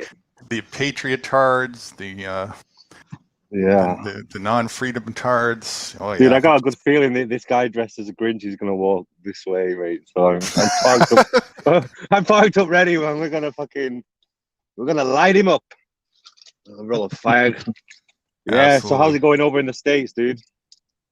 I'm not there, so I'm not sure. Oh, you're I'm, in Canada, right? Yeah, my neck of the woods would be there. That's where I currently am right now. That was a good guess, right? That was a good guess. I live in myself, so wherever I am is Wherever you are, dude. where I am. Do you move around a lot? Are you a bit like me? I move around quite a lot, dude. Yeah, I have. I haven't for a while, but yes, I've been quite all over the place and experienced a number of different environments and people likes and whatnot. And what countries have you lived in, dude? I lived in. Well, it depends on what you mean by that. I've visited a few for like a couple months, if you want to count that, and then just traveled around. But also some more long. I suppose a few months can class as living there type thing, All right. In that case, Canada, United States, France, a little bit of Mexico, in the Europes as well. Tenerife, lived there for a while. I love that there. I lived in I went to Gran Canaria for a month, dude, and that was fucking brilliant. Nice. Yeah, it's awesome there. Yeah, I loved it. Lithuania, lived there for a little while. That's just off the top of my head. That fucking Grinch guy's gone the other way. What quotes does the Grinch say? Just someone tell me what quotes the Grinch says. I'll turn my camera on, facing back. Let's see. Yeah, what quotes does the Grinch say, guys?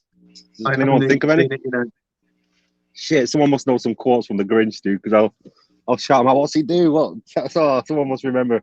Someone in the chat, tell me what Grinch says. Yeah, I don't know right offhand. Oh man, he's fucking walking up this road over here. Shit, dude, I need someone to say to him. But it's been years since I've seen that film. Grinch, man. It's not Horus, is it? Probably. Yeah, I'll show you. I'll just shout, Grinch gives away, brother. I can imagine we go, what do you mean, the Grinch? Yeah, this guy here, dude, he's walking his fucking dog dressed as Grinch. Yo, Grinch Mush, gives away! Yo! My man! Can you see him? Dude! Yeah. Dude, that's fucking class, dude. Just walking the dog, dressed as a Grinch, as you do. Yeah. Just normal, what is it, Monday? Well, just test out your Grinch costume, honey. Yeah, okay, it works. Now take the dog a walk. What do you mean you don't want to take the dog a walk? Fucking brilliant, dude. Just another Monday. Just another Monday. Someone's got a bit of morale, man. It's good. I like to see that.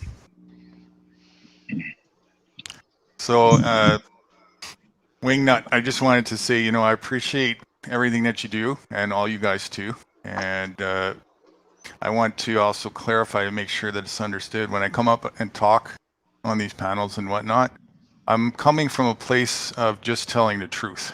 A lot of times it's easy for people to kind of get lost because their current way of looking at conversations is always combative and debateness. And that's a challenge that's presented. And I don't do that. I simply just come up and I want to have discussions. There's a difference between a precedence of debate and discussion. They're actually opposites. And most people, they want to just focus on debates. And debates, the construct of that is counterproductive. They're just all aligned with the ego, and who can basically articulate the clever enough to try and prove themselves to be right, even when they're not. So I'm not interested in being right, ever. I'm interested in being factually truthful and factually correct, and presenting that from my understanding, and listening to other people when they're willing to do that as well, and with an objective view, without thinking I know it all, because I don't. In fact, with an open mind to thinking that I don't know anything when I'm listening to a person, and I want to hear where they're coming from, so that maybe I can take a wisdom or some information at the very least, or also perhaps put another a wisdom that can help them on the table for them to contemplate. And that's all. So that's a precedence that I set for a conversation with me, and I just wanted to state that that's where I come from always. And it gives an opportunity to actually truly be the change, not only from discussion, but that gives the ability to take away that information and actually implement that. Because that's what you were talking about earlier, is like, where's the remedy, and where's the practical, things to do, not just to talk about it and have this cyclic discussional thing and then after we go home and it's just back to the same old. So that's what gives precedence to that, where we can actually have a real meaningful discussion and showcase actual things. It's a lot of things, but it's very simplistic things that can be done from an individual perspective to shift and actually meaningfully be the remedy. We are the remedy if we want it, and other people can be the remedy if they want it for themselves too. But the only way that can happen is if we start with ourselves and then conversate with those who want to align with the same thing. And if I didn't feel a sense that it was possible for that to happen on this panel, I wouldn't be here. Right on. What? Right on, dude. Or anywhere else that you'll see me on a panel. With that being said, I'll remind us something that I think is important too, is as serious as these conversations are, and they are, we should also never forget that life is meant to be had with fun. And we should always be lighthearted with things and enjoy the process, because it is fun. If we want to I like to think that we're here, and our reason for being here, that the meaning of life is to live. Do you know what it sounds like as well? It sounds like Nude Guru's a bit fed up of watching people on the old hamster wheel, and going around on the merry-go-round. They look happy, but internally they are fucking sad with the repetitive behavior of their, they have in their nature. I'm kind of fucking fed up of that as well, dude. I see these clowns on this merry-go-round all the time. My family included, it's quite difficult to fucking sit by and watch. You're like trying to pull them off the merry-go-round. Well, it's not fucking very merry, but they're just happy sitting on there, bobbing up and down, going round and round every fucking. Well, it's funny you mention that. There's that song, that other song, "Row, row, row your boat gently down the stream. Merrily, merrily, merrily, merrily. Life is but a dream." Is that like an old folk song or something like that? It's a really old one, yeah. But it's basically they even come up with your nursery rhymes. Holy shit! There you go, and that's probably the most truest nursery rhyme of them all. They really do. Some people, I class some people on the waltzer. I would say Crinkle is definitely on the waltzer, dude. He's being spun by some fucking travelers spinning around faster than ever. And yeah, he's fucking nutty, mate. You heard some of Crinkle's points, dude, haven't you? Proper mainstream fucking shit show, dude. But Every that's time I why hear made it, it. that's why I say, Barnacle, I let him actually speak a little bit when it's just me and him, you know, because I don't Yeah. well, want he to be exposes constantly himself, fighting dude. with him, because all it means is he'll do it for 3 times longer. Right. I made a point in the Yeah. chat about it. It was like, who needs mainstream TV anymore when you got it in the live flesh right there with Crinkle? I mean, he's got every freaking narrative Every down memorized. talking point, everything. Yeah, you're just talking to Yeah. a live I, version. Well, I had a conversation with him this morning, right, where he went, I went, blah blah blah blah blah blah blah blah blah blah blah blah blah blah blah blah blah blah, some deep shit, nothing to do with anything that he was talking about. He started talking on that subject. By the time he'd finished the sentence, he was on COVID, Right. Yeah. and the you know, the spike. That's And all, I'm like, that's hold all on a he minute, knows now. That's how did you everything get he there? knows, dude. Well, He it's doesn't relevant, know isn't anything it? else It's apart current. from COVID. Well, no, Yeah. yeah, it you know he specializes in one particular area, and it's that, and it's just like whatever he can get or on mainstream news information on that, and that's it. That's all he knows. You know, I don't know that very It's kind of specific. sad that these people are taking the piss out of Crinkle, and you can't even see it. You know, the mainstream, they're even calling variants of like moronic variant. You know, when you scramble Right. the words. They're even using Delta with Omicron, which makes media control. They even The said on the Delta mainstream Omicron. on the BBC the other day, they said we're going to have a lot of cases of Delta and Omicron over the festive period. Right. So what they meant there is we're going to have a lot of media control over the festive period. but yeah, And the January, civilians can't it's going to fucking be see it. lockdown again. Yeah, lockdown I is can't coming. wait. Well, I don't I'm know if you excited. guys are aware, but they've just built a new supersized prison, and it's finally been completed in this country. It's in a town called Wellingborough. It houses approximately, I think, 1,700 inmates. It's definitely not going to be built for paedophiles, even though paedophilia is rife in this country. It's going to be used for those who don't comply and have the state inoculation, which is quite concerning because this is now finished. It's complete. They're just putting the final finishing touches to it, and that's it. We're going to have this supersized prison operating in the new year, which is concerning when you see what's happened in Australia Yeah. with the camps over there. Yeah, Melbourne. You know, history is repeating itself and people can't see it. But this FEMA camp, guys, actually has a crematorium built on it. Now you Right. can see if you bring up Google Maps and you type in, it's called Five Wells, HMP Five Wells, I've seen it. WELLS. Yeah, you can even see the crematorium on the side of it. Now, if that is not concerning, why the frig would you need a crematorium built on the side Yeah. of the prison? Is I know beyond why. me, right? I know why. And I'll bet this is probably Sorry, do close some to what they've triangle said. survey. Just in case they all die of COVID, Right.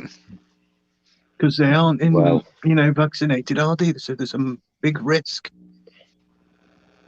Yeah, and this is We've what got to we're incinerate talking the about bodies after. when people are, getting this far to encroach over into your forcing their free will over yours. Now, let me tell you, you better have something ready to go.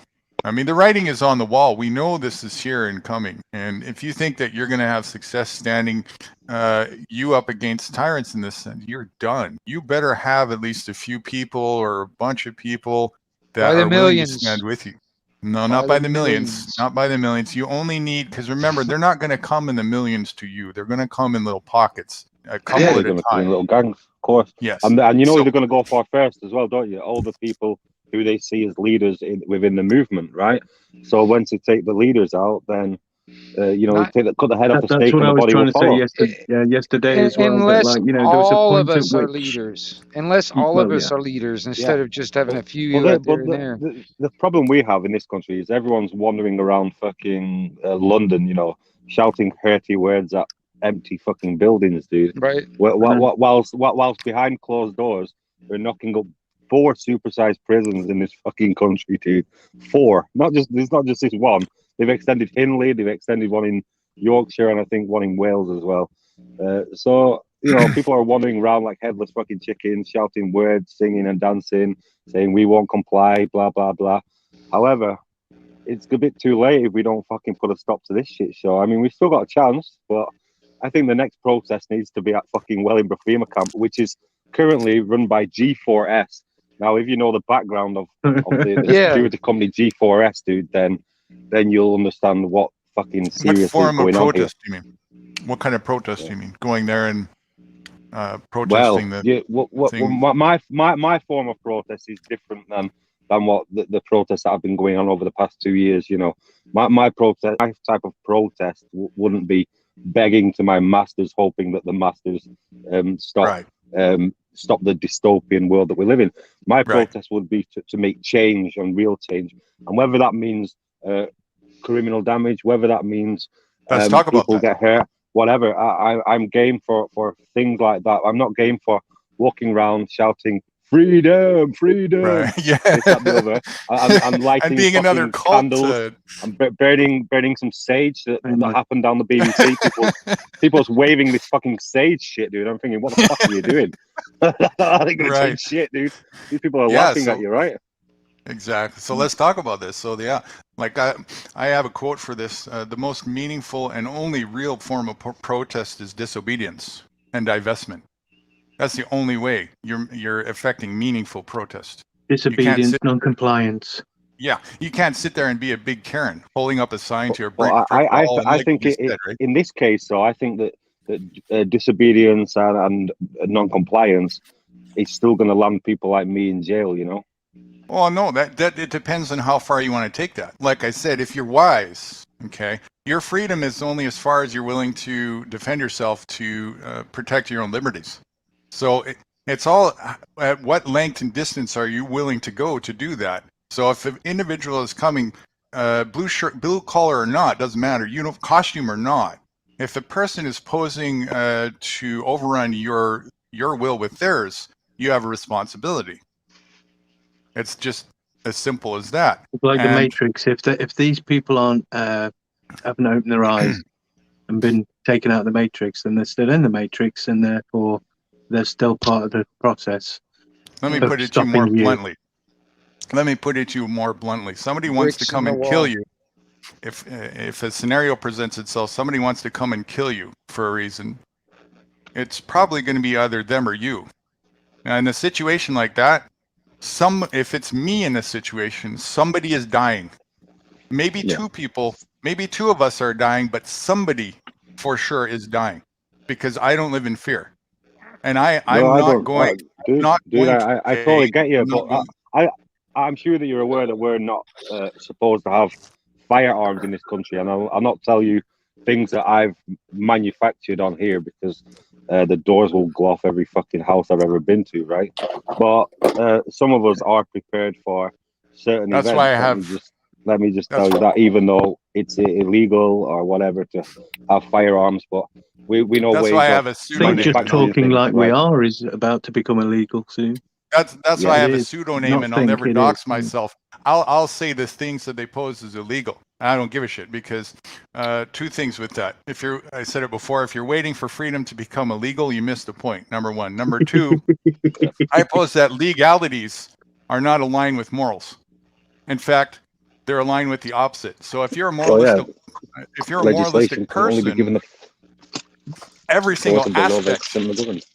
every single aspect of legality is immoral because it's aligned with enforcing the rulership over somebody else. Somebody's Yeah, that's will why against legislation over can them. only be given the force of the law via consent of the governed, bro. Right. You So know? if you're not living your life in the construct of being illegal in every aspect, way, or shape or form, you yourself are a criminal.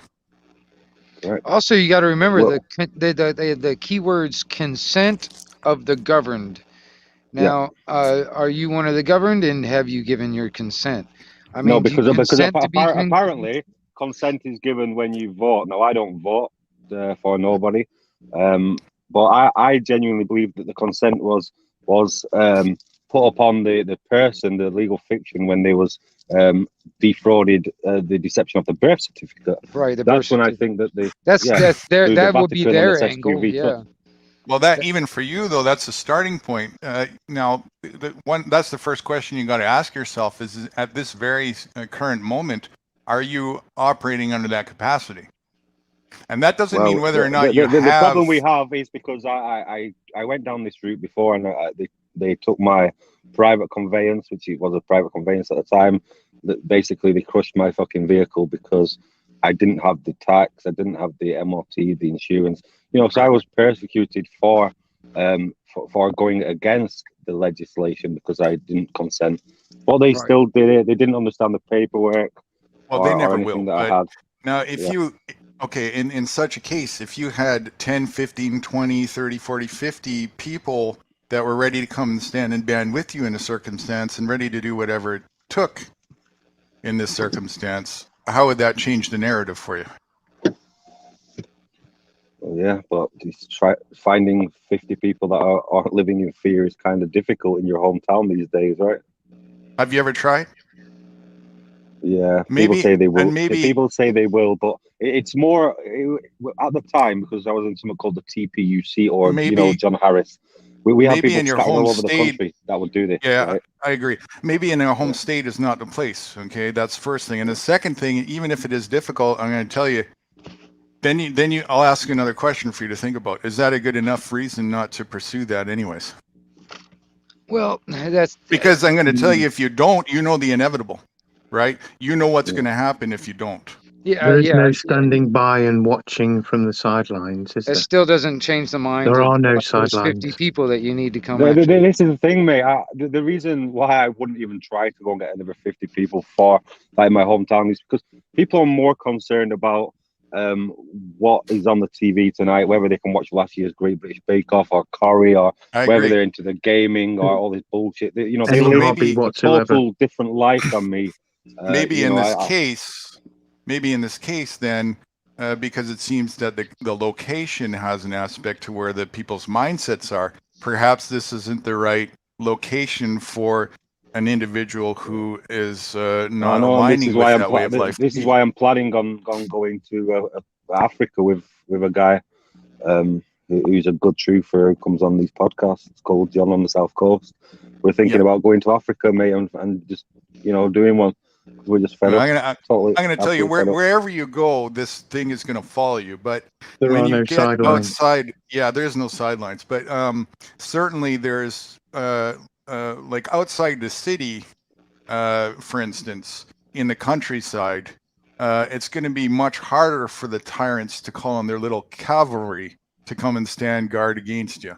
Whereas in the city, they have their little, center buildings where they're kind of situated, and it's easy for them to, send a little signal and whatnot. But that's where they're limited. See, if you want to use The Matrix as an example, because people like to talk about it, and I agree, it's a movie that portrays a lot of truth to it. When you operate outside the construct of the rules, you don't have the limitations they do. And that gives you a sense, if you start looking at that, there's a whole arsenal of opportunities and options that are there waiting for you to discover that they don't get to have access to.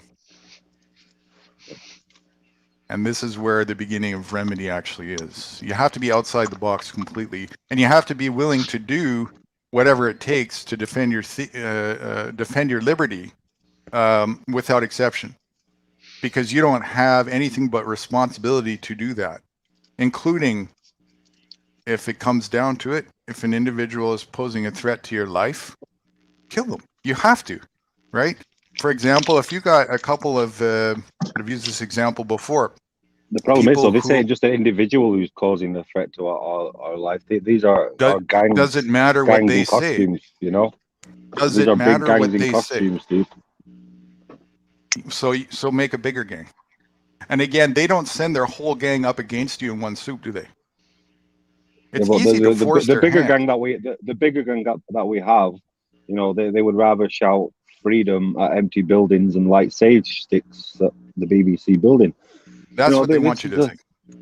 They want you to problem, think. man. I mean, what happened to grabbing the old fucking pitchfork and sorting this shit out? There's many of us that are ready for it, but yeah, But what? people are What's saying the that's not the obstacle? way.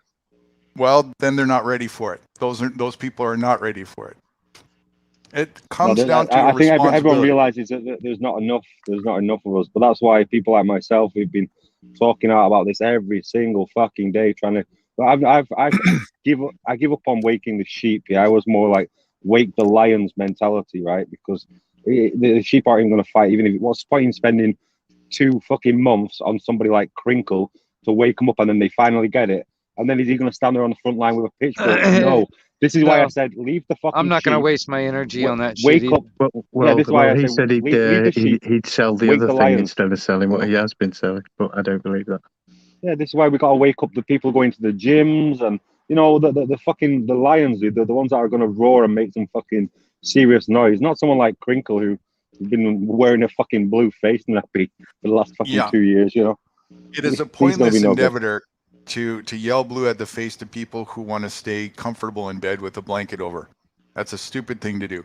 But for the people who don't want to, and there's plenty, it just doesn't look like it in the current societal construct, because it certainly outweighs, but it doesn't, you don't, this is where people get lost, thinking that in order to affect the change that they want, they need the masses to wake up. That is an incorrect alignment. First of all, you need you to wake up.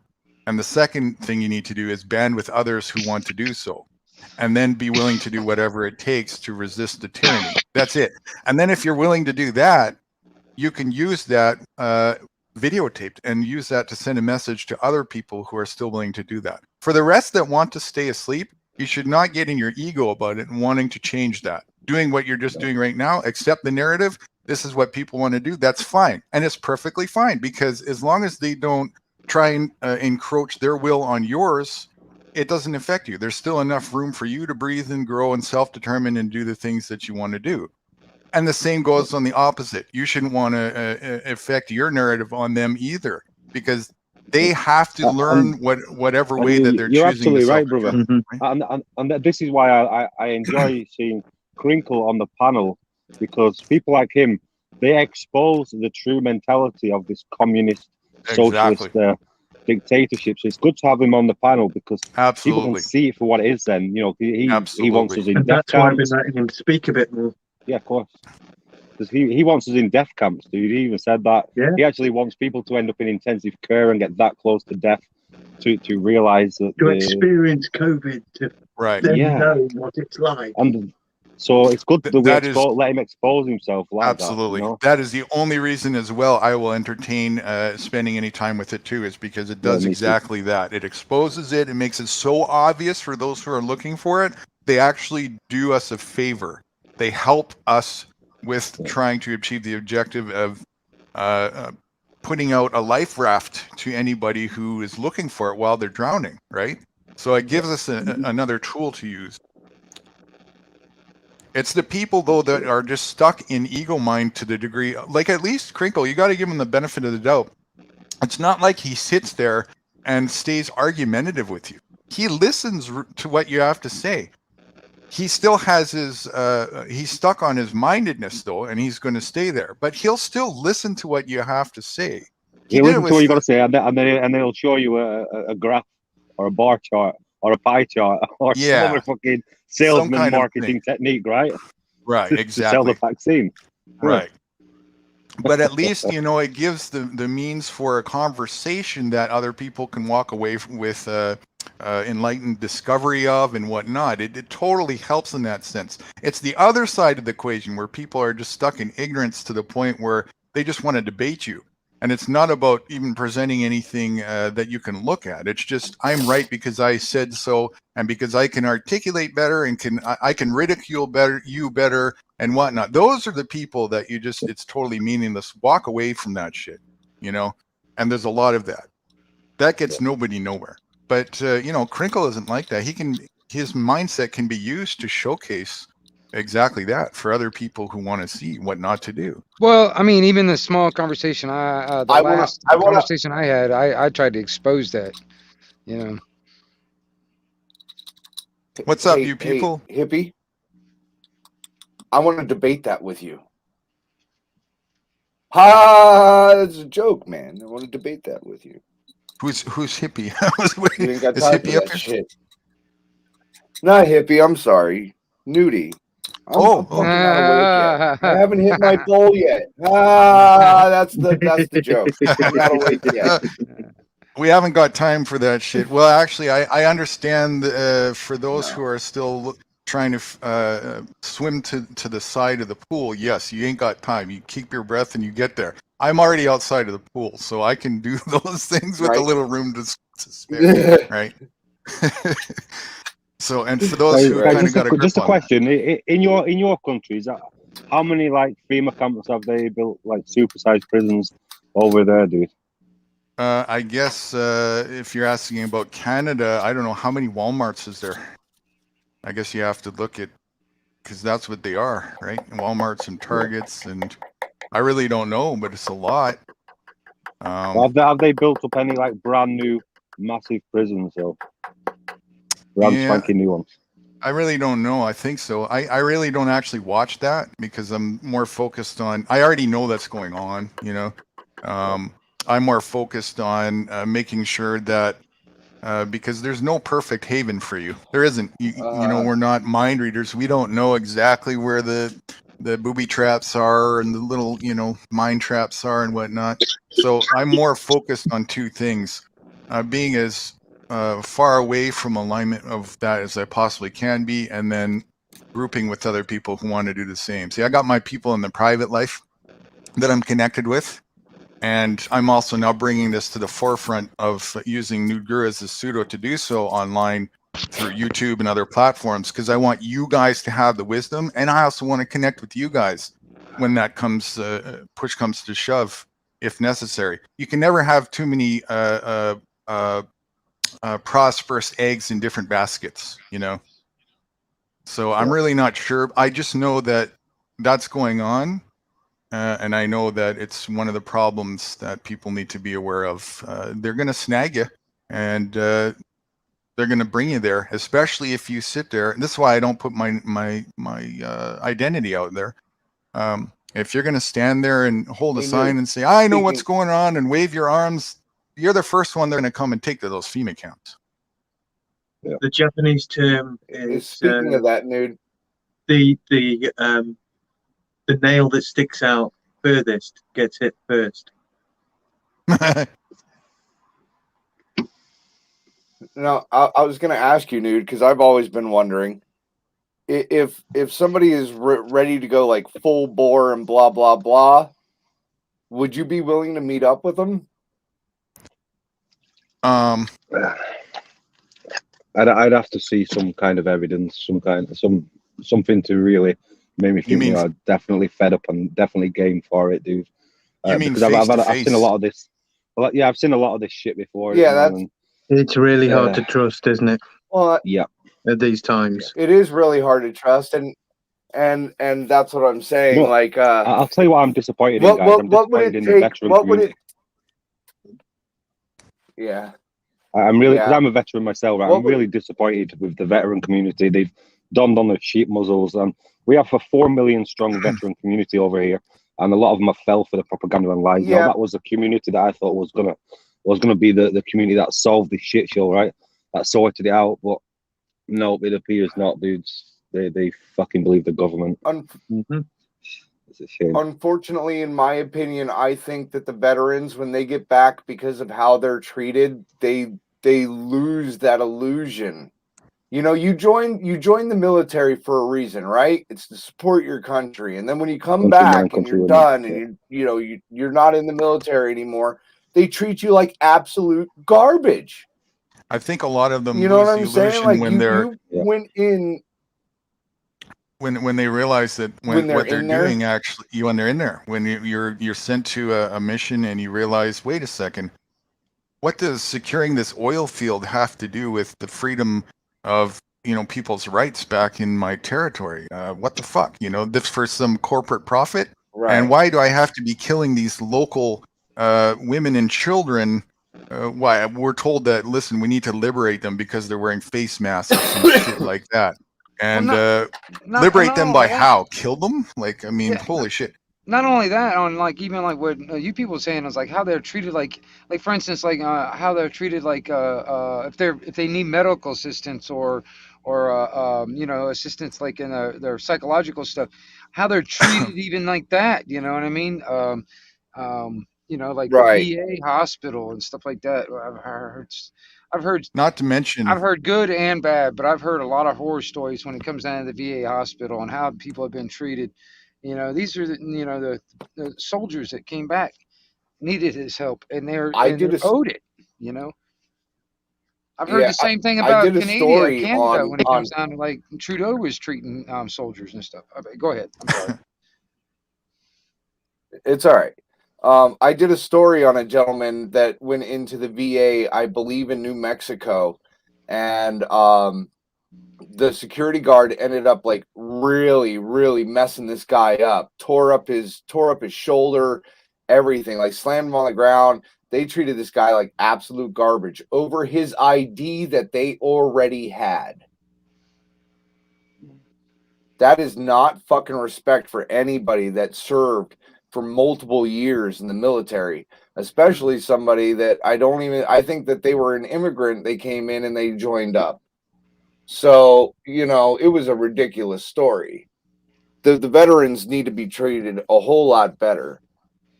But, you know, how do we change that? Because it doesn't matter. I mean, we've heard the horror stories. All the way from Vietnam when people were coming back, Right. and people were treating them like garbage because they were drafted into it. Like they didn't even have a choice. They were drafted into it. Why didn't they have a choice? And then treated like shit when they came back home. I disagree that they didn't have a choice. Yeah, but they still had to choose. They didn't Well, choose to stand their ground in principle of morale, did they? Maybe the illusion of it. No, they didn't. But well, and there you go. It's with the illusion because you know they were told that they had to. You know what I'm saying? Yeah, and when you're and a they part bought of this into system, you're not thinking the way that you do, Nudie. Right. Yeah, and they bought into it. They bought into the right. There was people that didn't go, and kudos to them. So as mad as it might sound, you reap what you sow in life, and you know, people have this thing about the vets, you know, should be treated this way and this. No, they got what they deserved because that's how karma and nature works. If you know, you can't sit there and put your hand on an element or a fire, and because you didn't know better, say to nature, oh, "I didn't know better because I never did that before," and not have the effects of your hand was burnt. It doesn't work this way. You should have known better. You should have listened to that little thing inside that said, there's just something not fucking right here about this. But instead you didn't. You listened to the ignorance. I completely agree with you. And you listen. And especially, it's not like you just get taken 1 second drafted in there and just put right into battle. That's not how it works. There's a whole sway of, you know, process that you have to go through, and you're going to feel the energy. If you have a semblance of good in you, you're going to feel the negativity and the darkness loud and clear when you're around all that shit. You know, it's just a way of processing peace, mate. It's like soulless mystic shit going on. Right. And that's what it's like. They take that. That's why they're called soldiers, dude. That's why I was called a soul dyer, right? I was a soul dyer whilst I was serving. Right. A soldier is nothing more than a fancy word for mercenary. That's all it is. Soul dyer. A mercenary is somebody who gets paid and doesn't question the morale principle behind what they do for the paycheck. That's all that is. And that's exactly what we've got with the Gestapo now. I went and interviewed 100 men in costume across my town and a town called Preston and Blackpool up near where I am. And there was only one officer out of the 100 that I asked that said no, they wouldn't arrest you and put you in a prison for not having the vaccine. If the government made it legislation to do so, which is quite alarming, dude. But I was kind of expecting that because they would just do their job, you know, to feed their family. This is a whole monopoly system that they've got them in, right? Yeah. That's the thing. It's like I've done the same thing, kind of, sort of, and then also I've got family that are in military and law enforcement. I did the same kind of basic questions in somewhat, and it's surprising on how many family members that would still, you know, they were like, "Well, if that's what I was told to do, that's what I'll do. That's my job." Right. Because Now you're getting to, you know, it pierces to the heart of people because I have my grandfather who died for our rights or whatever, right? So if I go against that, well, I'm not doing my part. I wouldn't even fathom contemplating that. Well, I got news for you, buddy. Your grandfather didn't do anything for you. He went and he fought for a corporation, and he was it's that led to deception, believe innit? something that wasn't true. It's that deception that people believe that their forefathers died and fought Exactly. for the legislation, right? for the, I for know the they rule of didn't. legislation. Right. It's They did fucking it for a crazy. fucking paycheck is what they did. Yeah, but they were also tricked. They were tricked. Yeah. They were Yeah, they were tricked. hoodwinked. We was all And hoodwinked, dude. I was hoodwinked when I went to Iraq in 2005. You know, hoodwinked. But they were We tricked believe that by the Twin people Towers who was have hit a by terrorists. mantra. They were tricked by people who have a mantra and a doctrine and a maxim that goes by, let he who be deceived be deceived. And as fucked up as it is, they're right. That's the business and The law. business model. Yes. Business and law, both. It's unfortunately, it's also the natural construct. Because if you want to choose ignorance, nature doesn't stop you. That is Nature the only. exact state. What you said then, those are the exact words that law and business are supposedly live by, exist by. The semantical illusion of law. It's not. Well, It's, yes, you know. what you're talking about is, and that's why it's very important to be semantically correct. What we're talking about is rulership, They which do is it what through law. legalities are. No, they don't do it through law. Law would adhere to, you They've wouldn't align twisted, with that at sorry, all. what law was Yes. into All they what have law to, now people, is, and they do it through the law. That's what I right. meant. People are very gullible to believing what they read. So all you have to do is, this is the problem with language, is every single word is subjective. Every one, without exception. And it's in the eye of the beholder. They've basically bamboozled people with the bastardized English, right? Yes. Right. They've got everyone. It's like everyone's in the day. Everyone's in the days. Everyone's weak within the week. Then they can go and protest at the weekend, right? When they're not weak anymore. You know, just little things like this. You know, people go and put shampoo on their head after being filled in the, you know, in the morning, after they've mourned all the dead people around them, after they've lowered their vibrations by saying hello to them. You know, this is what they've done to society, and that's how it's all worked. It's all the matrix, the many-trix, and the mind tricks being played out right in front of us, dude. But a lot of us are waking up and we're wise to it right now. I'm going to pose then, since you're aware of that, to start more objectively questioning the subjective meanings of each word to get more articulately accurate in line with truth. And one of them you should start with is this word called law. A law is something that nature has, such as what goes up comes down. That's a law. I heard that one we're not going to mention talking about natural law, but he has absolutely no idea what he's talking about. So I let him talk. I didn't even question him. I thought, you do your best. Who was that? Who was that? Crinkle. A law is something that... Crinkle doesn't understand the difference between legislation and law. We've established that one. And neither does his friend, that Horace, that posh dude that comes on, who's supposed to be a fucking politician for the... Which party? Conservative Party, right? Yeah, an attempted however, he doesn't. politician. I asked him a simple question. Can legislation only be given the force of the law via consent of the governed? Now, the answer is yes or no, right? No. He went so far off the fucking question, dude. His answer just did not make sense. And everyone was like, answer the fucking question in the chat. Everyone was saying, answer the fucking question, Horace. Can legislation only be given the force of the law via consent of the governed? Now, he would not answer that question because he acts like a politician, right? And they don't really genuinely understand, or understand, should I say, because we don't stand under people. That's your first clue. That's your first clue that the system is illegitimate, because they're using deceit as the construct to get you to submit your will to it. That's your first clue, right? And what they're using, their first tool to do so is semantics. Semantics is the #1 tool that's being used to divide people and rule the fucking world. And they're very clever at it. So I pose to you the very notion, law is where it starts. Here's a question to ask yourself. Can a law be something, or is a law something that man creates or makes up. Probably going to drop out again, aren't I? Yeah, you've been doing it back and forth a little bit. So starting with that, can a law No, or is a law it something can't be man-made. No, it can't correct? be man-made. Because if it's man-made, it can. That's just a rule, right? It's just a Right. rule that someone's enforcing upon you. Yeah, Exactly. and that's why they call So- the rule. They call the rule an offense. That's what they do. So what they do is they're using this word law, and they're not telling you it's not a law. They're saying it's an act, it's a statute, it's a legality, it's an ordinance, it's a code, it's a bylaw. All of these words Exactly. are synonyms for one thing and one thing alone. And then this is what their side of the argument is. Yeah, but you've Wait a accepted that sec. because you have voted in this corporation. Wait This a is what sec. people Wait. genuinely think, right? This Wait a is sec. the great deception.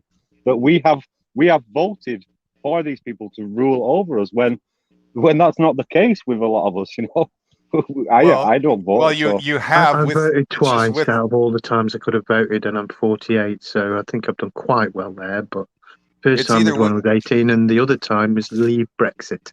it's I either mean, it's with all or good without until your it awareness.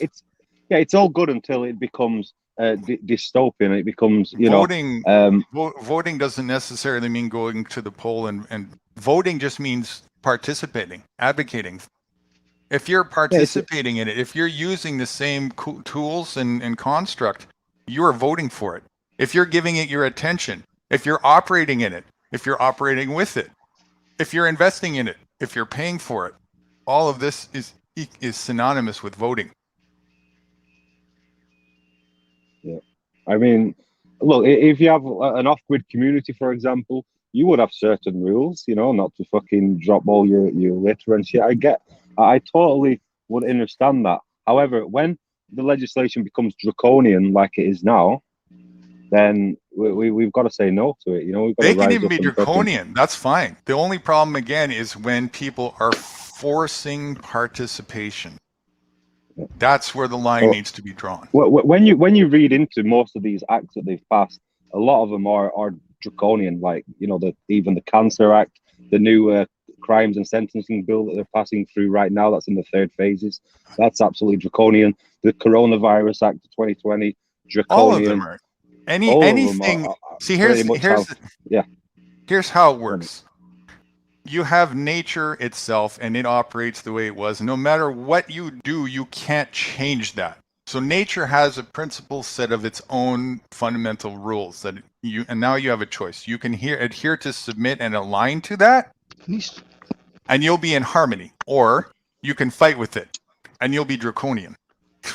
It's really that simple. Yeah. And this is what people want to do. Now, it's okay. It's all right. If people want to try out the hard way and they want to test out the what happens when I don't align with nature, fair game. As long as you don't force me to do the same. Because maybe I've already tried that path. Maybe I've already figured it out. Maybe I don't need to try that path because I have enough awareness to see where that's going to lead. But you still have the opportunity to do so. And that's perfectly fine. As long as you don't encroach on my ability to not do that, and as long as you don't cause harm in your pursuit to other people who don't want to accept that, and to nature itself. No loss, injury, no harm. No and loss, don't no commit injury. fraud. Exactly. Well, the So problem that's is fine. we're all committing fraud right now. You know, everyone who's partaking with a driving license, a passport, and all the rest of it, it's all fraudulent. So we're all kind of, you know, guilty that partaking is It's system, like we're giving It's away actually- our natural right to do things, and then It's not fraud. and then have some kind of certificate to say that we can do these things, which they It's- can then take away. It's not fraud. I'm going to disagree with you and show you how. It's not fraud because disclosure has been made. The question is, did you read the details top to bottom of the contract before you signed it? You're the fraud because you didn't do that, and you're choosing We to. we You don't read the frauded terms and yourself. conditions. You're right. Okay, and now you're choosing to operate under that capacity, and you didn't even read the details of the contract, and then you bitch and whine and complain about the results what you signed to agree to have happen to you if you don't follow the rules of that contract that you signed to, and stand there and say, Yeah, but you do you not can't think do that this to people? Yeah, me but because but do you not think people was deceived into doing it for traveling purposes? that's Who where it really? was. The fraud is that they're not telling you you have to read the contract, but you are responsible for reading it. They don't have an obligation to tell you. Why would they? If you didn't know to read a contract that you sign, what are you doing signing it? But this is the thing. Before I signed any of these contracts and I did this, I found myself getting arrested and my car crushed because I was using the road, right, without If paying you tax on the road. deregistered your vehicle and Because Yeah, I didn't rescinded your register. driving I license, didn't then register my vehicle. I just had a bill of sale for the car, for the private big, conveyance. That's all I had. That's all I should have big, needed. But they still took it off me for not paying tax, for not having insurance, and for not let me ask you a partaking in the question. MLT. Let me ask you a question. Okay, because I do this too. Actually, I've been operating for 23 years, almost 24 now, without any of these things. I'm totally outside of nation. I don't have the contracts. Well, they still exist. I just don't function with them. And when I drive, I don't put any plates on. I don't insure it, blah, blah, blah. If I put a plate on, it says, fuck you up the ass tyrants or something like that. You know, whatever I feel like. That's the luxury you have when you live in the free. Okay. Now, to this point, it's not like I've never been stopped by tyrants and questioned about it. It's happened to me a few times. But I do know how to articulate myself in a circumstance, and I'm willing to go to the distance. Again, I have people who are willing to stand and back me, and I'm going to do the same thing with them. And we will prevent ourselves from being put in a cage when it comes down to it. That being said, let me hear from more specifics about you and your endeavors with this. How long have you been doing that, and how far have you taken it? And are you sure that when you presented your conversation, it was a very long time ago, and yeah, I was just traveling on the road. Next minute, got pulled over. I tried all the, the old so-called freeman shit, where well, that's where I you went live life wrong. claim, a sovereign decree, That's where an you went wrong. affidavit of life, but yeah, they don't recognize the paperwork. They just more bothered about your license. Yeah. But then I said I don't need what do I need a license for? I'm not carrying goods. I don't need a license because license is commerce. I'm not operating in commerce. I'm traveling on my own in my private conveyance. That's basically the general gist of the story, right? But even that wasn't good enough in this country, dude. It might work in your country, but no, it's nothing to do with country. It's everything to do with, like, each individual that you're in having an engagement with is their own self-determining individual. So it depends on where they're at, where their mindset is, their level of indoctrination, what they think, and what the mood they're in even. And what you'll get from that individual 1 hour will be very different from the next. So you have to understand that when you're engaging with these people who are totally oblivious to consciousness. And you have to remember they have one agenda. Typically, it's they just want their quota by the end of the month and a paycheck, right? So they don't give a shit about the rest. They really don't. And if they realize that they're kind of getting nowhere, typically speaking, again, about 8 out of 10 of these people, and you people can show you a great example of how to handle this situation 8 out of 10 times, where you don't have to even engage into any bullshit with these people. It's not about showing them a paperwork. It's not about any of that. As soon as you have some kind of a protocol to be free, you're still not. You're free by choice, by default. That's your default state. So that's why a lot of, like, the free man stuff and the sovereign cit stuff, they had a semblance of truth to it, and they were on the right path. Unfortunately, they were a hypocrisy. They were right idea, wrong direction. They were still trying to use the same structural path for remedy, which is an oxymoron to itself. As soon as you put boxes and rules around freedom, you no longer have it right from the get-go.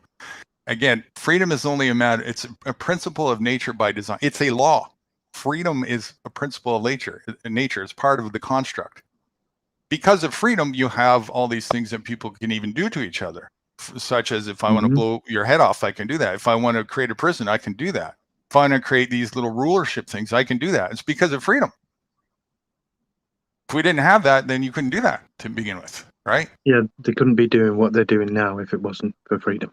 Right. So guess what? I can do that too. Now, in my pursuit of doing that, I have two choices. Again, I can align with morale and the code of nature and how it operates, and it's going to back you when you do that. Oh, yes, it is. And things are going to be in harmony and go very well for you. Or I can go the opposite route, like these morons have, and try and be. Then I'm just a hypocrite. I'm going to create this little society. I'm going to be the leader of it, you know. And you're going to have to listen. I'm going to be a dictator, and you're just going to have to listen to what I have to say because I know better. Fuck that shit. That ain't going to do it, you know. No, the whole thing has to be aligned with how nature works, and you have to use that as an example and emulate it. I even post you that there's room for dictatorship. Actually, it's a very healthy way to function in certain circumstances when wisdom is used and when people are participating of their own free will, self-determining choice to do so. For example, I might know how to build an electric off-grid setup because I've done it 20 times. Well, perhaps if we're going to do one for you, you might want to listen to what I have to say a little bit more than you because of my experience and wisdom. It's going to be probably a wise choice to do so. And I would certainly do so. I'm going to listen to that and probably adhere to that when it comes to making an ultimate choice, as long as it coincides with logic and making sense. But at some point where I see that an individual's ego is in the way and it's not making sense anymore, I better have room to pull out. Can I ask you a question? Otherwise it's not healthy. You sure can. See, when you travel from country to country, yeah, you're on a plane. Are you using the world passport or are you using the old citizenship passport? Neither. What documentation do you use to travel? None. And they're happy with you getting on that flight? Yeah, I operate completely in the private. Can you explain? So, for example, if I want to go from here to the grocery store by myself, I can do so. No, I'm on about you when you want to go, you know, let's say transatlantic or whatever. Yeah, well, I'll give you a clue. This is where a lot of people won't recognize first, but I'll give you a clue. You won't catch me on a commercial flight. Okay, so that's where you have to look outside the box for if you want to accomplish these things. You're certainly not going to have the same access that you would, or perhaps you would, but you're going to need not many of us can afford a private flight, you know. Correct. So, but here's what I'm going to post you. Once you start operating more in the private, the restrictions that you had when you weren't stop becoming restrictions, because 97% of, if you're still in the capitalistic way of doing things, 97% of your income isn't raped from your pocket. So the things you couldn't afford, oh wow, that disappears in a hurry.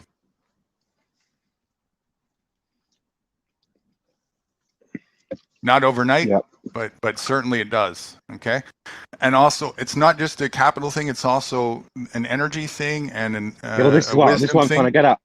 It shouldn't be like that. We should be able to travel anywhere we want.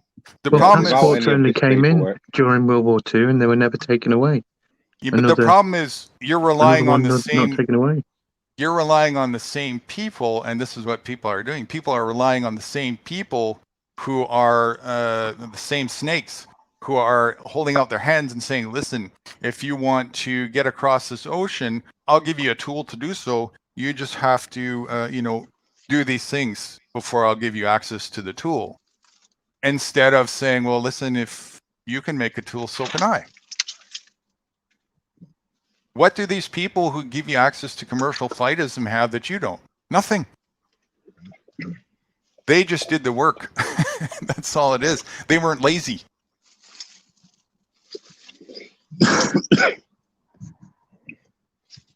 And it's the same thing with every single piece of nature. Every single piece of food that you eat was ultimately grown. I've got a mate of mine that does actually travel using his blue passport. You know, the old blue ones, the world passport.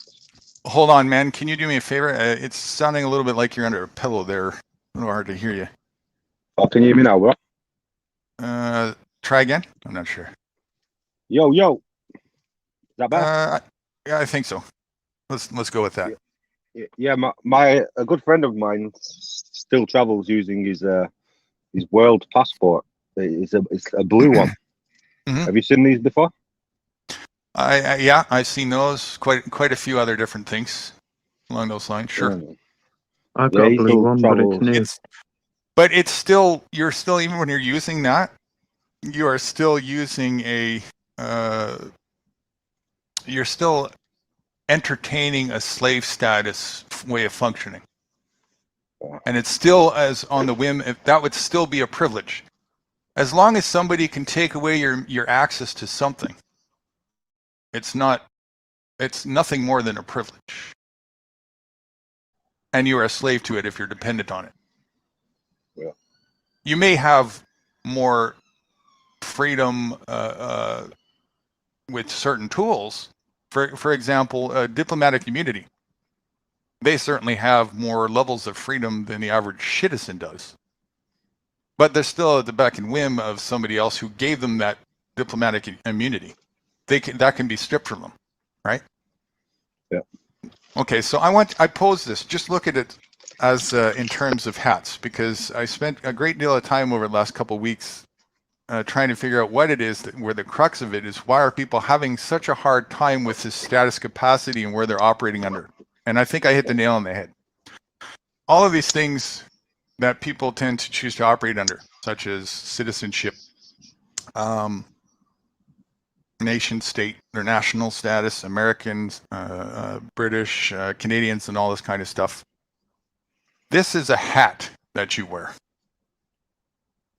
And this is not your original state. When you were born, you weren't born with that hat on. That hat gets added on after for a variety of different reasons. The typical one is wherever you landed after you came out of your mother's womb. The bizarre excuse that is has something to do with, what status you operate under, but that's the way it is currently. Well, it's admiralty, right? Right. So, and then factoring that with the whole tribalism, cult philosophy and all this stuff. Nonetheless, one commonality with all it is they are hats. And so if it can be looked at it that way, let's start with removing the hat for just a moment. Take the hat off and put it on the table. And let's have a conversation man to man. Me and you in our original state as we were when we were born. Yeah. And if you can look at it through the eyes of that, now you can start to see where I operate from, and people in this state, we no longer have the same rule confinements that we would have had while the hat is on. And so I pose you to consider that perhaps throughout your day, you're switching from hat to hat or contract to contract. That's more accurately semantically put. When you're driving, you're operating under your license hat. When you're traveling, you're operating under your passport hat. When you're signing under as a British, you're operating under your British nationality birth certificate hat. All of these are different hats. What people are forgetting is that a hat is something you put on, and it doesn't change that when you take the hat off. You in your original state is something that is by default. People forget about the default state that you have because you're so conditioned and used to operating with a hat that you think that you only have a choice to operate with a hat. No, you can decide not only whether or not to operate with a hat, but you can also decide which hat you want if you want a hat. You can also decide if you want to make your own hat if you want. That's what you get to do. But if you put a hat on that puts blinders over your eyes, and all you know is this one way of looking at things, to such a degree where you forget that you're even wearing a hat, you're kind of fucked.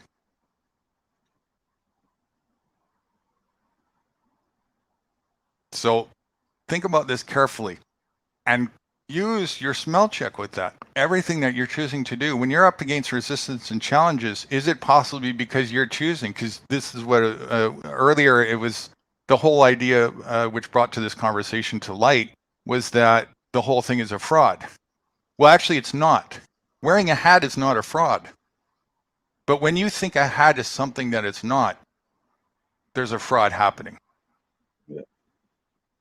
And it's up to you to recognize that fraud. It's not up to somebody else. Like even what I'm saying right now, I'm telling you that you're wearing a hat that's a fraud. I don't have a responsibility to do that. But because I have a moral compassion, I'm doing that. I'm choosing to go extra and above beyond my personal responsibility because I know what's good for you is good for me, what's good for the next guy. So do you still travel on the road? I do. Without any hats, yeah? Yes, and I try to avoid it like the plague, not because of the tyrancy situation that's going, but no, I try and avoid it because I don't like playing Russian roulette with my life. It's not a very wise thing to do. And if you look at the current state of how the roads are designed and structure, you are literally playing Russian roulette to a large degree. And if you add in statistics to the equation, the more time you spend in a Russian roulette environment, it's just a matter of time where statistics catches up with you. Yeah.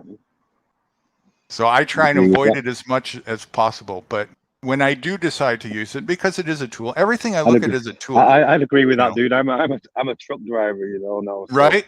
Yeah. Right? You'll know it firsthand. Yeah, I know exactly what Russian roulette is, dude. Fucking hell. Yeah, every fucking night, man. Jesus. Right. Yeah, I get what you're saying there, man. So yeah, and aside from that, it's an unhealthy environment. It's toxic, all the pollution. You're constantly being sprayed and this and that, and sitting in this little thing, and all the stuff that goes along with it. The whole thing is just a stupid.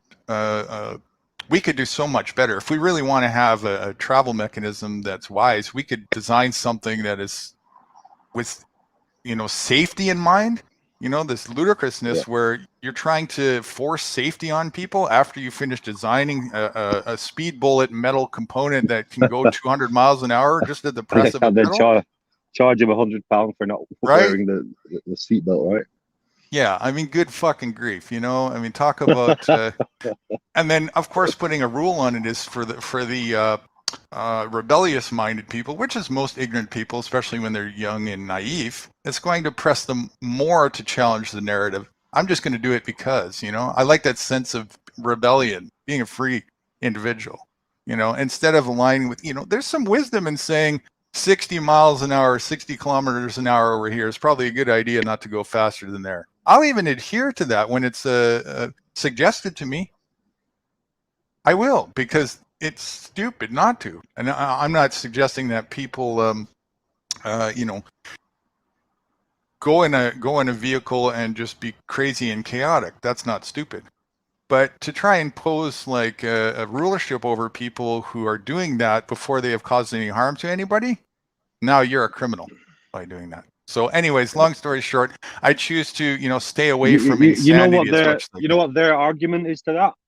Their argument is, what if you did this? What if you had the accident? How are you going to cover that? Do you have insurance? This is what their argument is. Now, what I would say is, well, you have a trust you go fund, ahead right? First. You go ahead.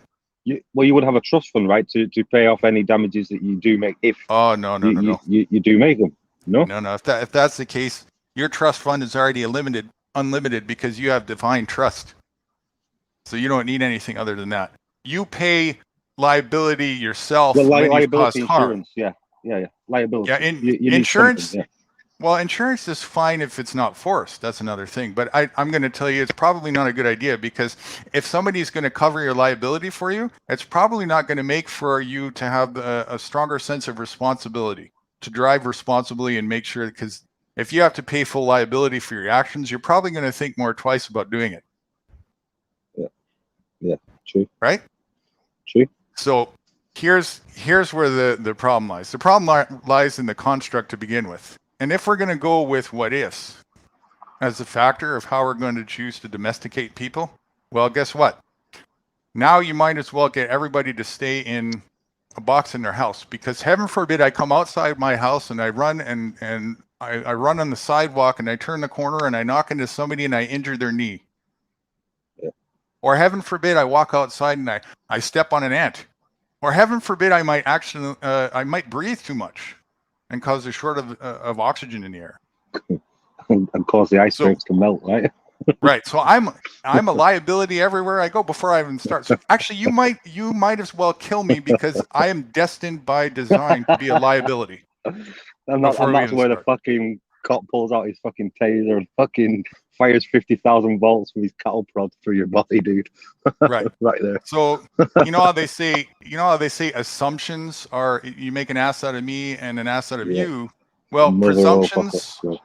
presumptions are the asshole of assumptions. Yeah. It's the epitome of. So if we're going to presume that everybody is automatically going to do such and such, and so that because of that, we're going to domesticate them. We're going to put you on the leash. Well, you can't solve a crime by perpetuating one before it even happened. I know, but that is exactly what is happening. And the reason why it's happening is because of acceptance. Of course. That's the only reason. So that's why conformity, exactly. So that's why I pose for you as an individual. You got two choices. You got excuses or enthusiasm. You can sit there and subject yourself to that will of other people's philosophical idea of the what if and allow that to happen to yourself, or you can go as far as you're willing to do, live free or die. I had the same argument here with a guy called Sergeant Norris at Blackburn Police Station, and he was saying, well, we do a lot. We prevent people from drink driving and this, that, the other, you know, and this is their argument to this shit. Of course it is. Because they want to justify their fear. My response was, if he was drink driving and he's not caused any harm and he's not committed any crime, then what is the actual problem? Exactly. Well, he could do because he's intoxicated. Right, well, again, it comes back to what ifs, right? Right, and what we're really talking about, I had on the phone. It's the fear and the insecurity, once again, of that mortal part of the equation. People are scared of the mortal aspect of things. So to try and solve that, instead of just being at peace and accepting that, listen, you know, you're in a construct of that's where it is. Really, if the only way to really solve that, if you really want to truly solve it, if you're so afraid about it, you might as well just go jump off a bridge or off yourself, you know, because then you're out of the equation. But if you don't want to do that while you're here, I mean, don't traumatize yourself by living in fear to it and trying to domesticate everybody just because you're afraid that this might happen, that might happen. You know, that doesn't solve anything. I guarantee what you will do when you do that is you will create the thing that you're trying to prevent. Correct. And that's what's happened. We got here a mass state of psychosis and insanity. It is, bro. I totally agree with you, man. Out of fear. Because people are fear. 100%. They're in fear mode and trying to, you know, you might kill me, so I'm going to put you in a cage. And because it's okay for me to put you in a cage, we all accept it. So when somebody puts me in a cage, that's okay too. And so now you got all these truly innocent people, millions of them, sitting in cages worldwide. So that's why we've got supersized prison, right? Exactly. And they're all sitting there and they're scratching their head going, you know what? Had I had only fucking done this. But now the people that have who I would have to have counted on to come and fish me out of this when I didn't even do anything wrong are the very people that advocated for the reason why I'm in here in the stupid, ignorant state that they're in. Oh shit, I'm fucked. And here you have it. We have right now millions of people in a cage for no reason. And while everybody else is doing what? Playing video games? Yeah. Playing video games to go to war and perpetuate the insanity. Watching TV, sitting there having parties and doing all the distractionary things while this ignorance tool is running their lives, laughing at them in their face. And the Can people I just speak for the people that are actually doing positive things that are still not woke up to this? So they're doing their thing, but unfortunately they need to be looking at other things as well. Right. Doesn't make them bad, but it makes them, you know, people stay don't like outside the realm of being able to understand what the hell's going on. People don't like to be uncomfortable. And to look Steve, at did you see that video? Which one? That video I did of the Lancashire police officers answering the question about putting people in jail. I heard you talk about it, but I haven't seen it. No, but I need to give it a watch, dude. It's on my platform. Well, I'm currently banned though. I can't use this platform again for 3 months now. I've got 2 strikes. Nice. I've left them 2 videos up there. So did you know Mark Kelly? Yeah, Mark. Yeah. Yeah, he was Mark. asking officers whether they'd enforce. Yeah, he told me it, yesterday. He said, Yeah, yeah, he and said, the oh, I did what you sergeant was did, the only Barney. I've one. been around asking. Yeah, he said he asked all down the line and one sergeant. So again, he Yeah. got one. I got one out of the 100 I've asked as well. one with a brain. But Yeah. all the rest will just do their job, and kind of fucking alarming, man. It Very, really is. but at least there's one. Yeah, there's still hope with one, right? You should Yeah, have seen because some of I them. tell you what, if all some of those the officers responses came actually together on and there. said, right, we're going to work in the, you know, in our duty, you know, under oath and blah, blah, blah, then yeah. Well, so some of them on there was like, I'll just do as I'm told. Like, I went, wow. I said, we've got a name for people like you, dude. I said, soulless meat stick, as he's putting his window up, mate. Yeah, he's putting his window up, and I went, you soulless meat stick like that. And another one, he went, yeah, I'll do as whatever they tell me to do. If they make it a law, then I'll do what I'm told. So I said to him, I said, this ain't 1942 Eastern Germany, pal. Like that, and as he drives into Blackburn Police Station. But yeah, give it a watch, dude, man. It's quite funny, mate. There's part 1 and part 2. I'm currently constructing part 3 and part 4, but yeah, I won't be able to upload for at least 2 weeks. But probably a bad idea if I upload anymore, because this platform's going to be taken off me again for the 6th time, you know. It's fucking shit. I've just built it up again. But this is what happens every time I build up a fucking platform. Bang, dude! I just can't hold my tongue. I just fucking can't do it. I'm seeing these people on the merry-go-round, and I need to say something, but yeah, it gets me banned and censored, and then I end up having to start all from scratch every time. Well, it's that's like because giving them LSD and then putting them on the merry-go-round, and then trying to get their attention. You're talking on YouTube. See, that's the problem. Is most of the platforms we're using are also still their platforms. I use Telegram, me, bro. Telegram. Yeah, I heard that's a good one. Right. I've got quite a decent following on there. Yeah. There's platforms around, and also there's other ones being made, and I'm supporting them that are more for not only total censorshipless, but also completely uncentralized, totally impossible to have them be centralized, and that's going to change the narrative a lot. But until then, I mean, we can still use these platforms to send the message out and collectively get together. And I mean, I've never heard of them censoring the telephone before, but I guess it could be done. Maybe. I can imagine it now. Yeah, mate, I told you it was all like this. Yeah, I couldn't believe it. I finally believed it. I couldn't believe be on one of that. We'll be using Anarchy's radio system soon. Exactly. There we are. Right. That's what I was leaning towards. Guys, on that note, I've got to shoot because I need to take my dog for a walk. But it's been a pleasure talking to you. Cheers for having us on. It's always a pleasure talking to you, Barnacle. You got a channel then? Cheers, Barnacle. Yeah, I got the British Barnacle on here, dude. There are them 2 videos if you want to give them a watch, Nudie. That's fine. Yeah, I would like to see your link. Yeah, for sure. Also, I've got a channel that's in pre-launch too. Just type in the British Barnacle, you'll find it, bro. What's your channel, dude? I'll find you. Same thing. I don't know how to. Nude Guru. Nude Guru is. You're gonna if you type that in, you're gonna get a lot of like YouTube pornish type of things that come up that are not really. I've got you added, but I can't remember how I added you. Just stick it in the private chat if you want, mate. I'll get it off there. Oh yeah, okay, very good. I will do that, and you the same then, for sure. If you could put the link there, or if not, I can just look right now. What was it? British Barnacle on YouTube now. Yeah, I just jumped off then. Sorry, I jumped off to get it for you. Yeah, it's in the private chat there, dude. Okay, very good. Give me 1 second and I'll grab mine too.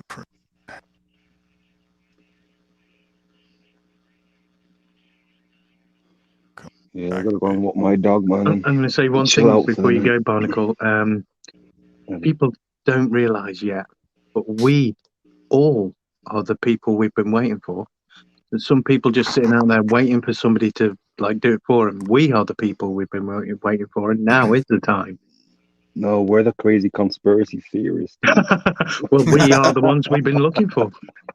These are the droids we've been looking for, It seems like every day we come more and more like coincidence realists, right?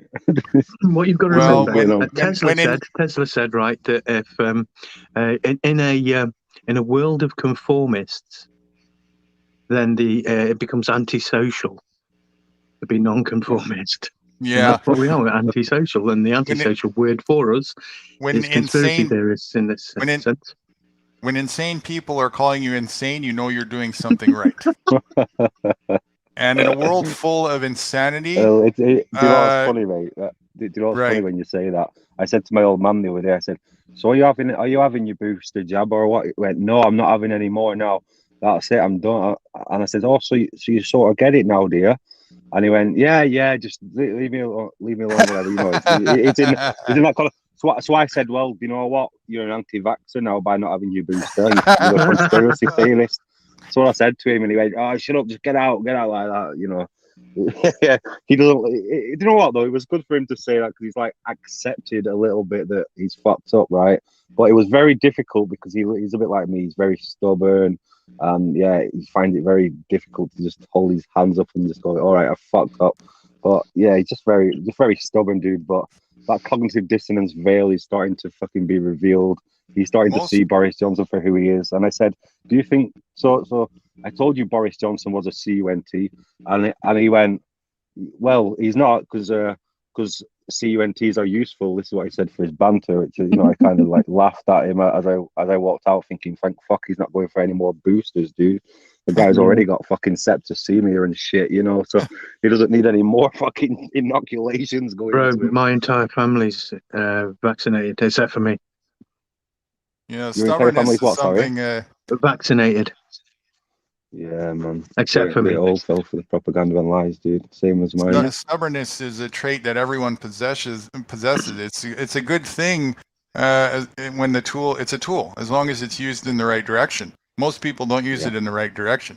That being said, when everybody around is, if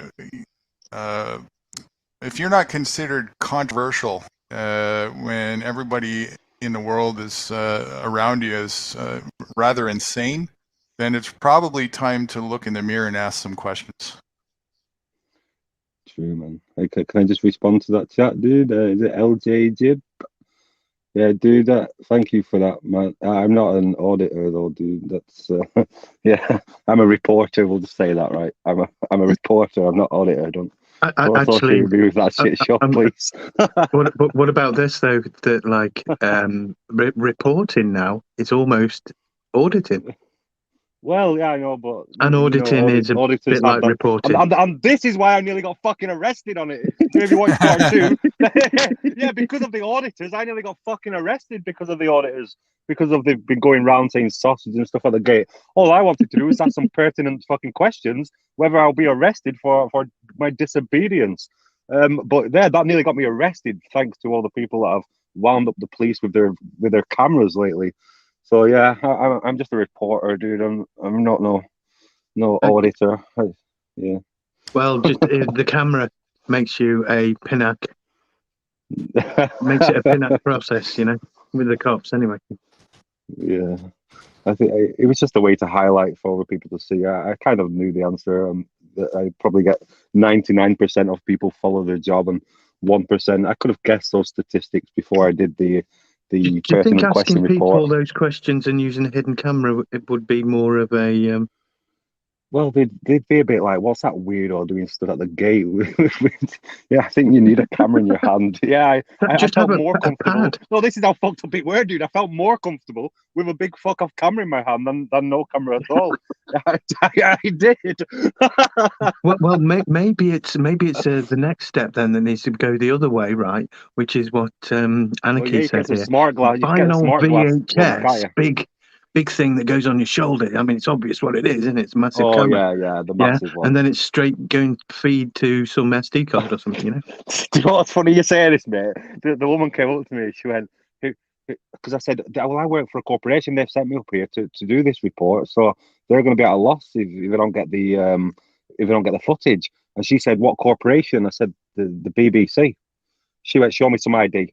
The first thing she said, "I want to see your ID if you're saying you're BBC." I was like, I ain't got any ID to show you, you know. But yeah. Anyway, that's part 2, dude. Fucking watch part 1 first, man. Yeah, it's quite. I've managed to edit it down. There was actually about 8 hours of footage that I got down to 40 minutes and 2 videos. But I was there for a fucking long time, man, getting all these coppers to answer this question as they came into the station. I was getting fucked off all over, mate. They were just ignoring me. They were so rude, dude. Well, why would they care? Yeah, well, they should care because I'm their employer, right? No, actually, they're not. They're not your employer. That's what people think. They were I'm originally supposed to be. They're my employee, dude. Because that's what I mean. They're actually not. They're not. They were supposed to be originally, but what they are. So yeah, when Sir Robert Peel set it up, man. But after that report I did, Sir Robert Peel will be turning his fucking grave if he's seen some of the answers he was coming out with. Trust me, man. But even literally speaking, they are not like they're not your employee. They are a hired mercenary, just like the military, on behalf of their hierarchy, which the hierarchy usurped your funds. They stole your funds and used it to pay for our private security, and then put the word public on the window to make people think this is still a public entity. It's not. I know. So people bitching and complaining that my servants are not serving me, I got news for you. They're not your servants. And that's why people should stop paying their council tax, you know? Exactly. The first rule of thumb when you don't get what you pay for, to stop fucking paying for it. Exactly. Right? Well, and also, brother, I've got to shoot, mate, because honestly my dog really needs walking now. But it's been a pleasure talking to you guys. I'll get you a link from the private chat. You betcha. I subbed to you, by the way. Yeah, you got it. I sub to you, bro. Yeah, you guys take care, okay? You too. Pleasure, man. You too. It was a pleasure. Hope to see you again. I subbed to you, by the way, if you're still listening. I put my link in there. I'm still here, dude. I've got you here, okay. mate, dude, Guru. Okay, and my email is there too. It's also on my about. So I don't know what number sub I am to you because it's only showing 1.66, but I did sub to you. And yeah, cool, brother. I look forward to speaking to you again. Yeah, all right, guys. Have a good one. Catch you later on. You too, buddy. Respect. Cheers, mate.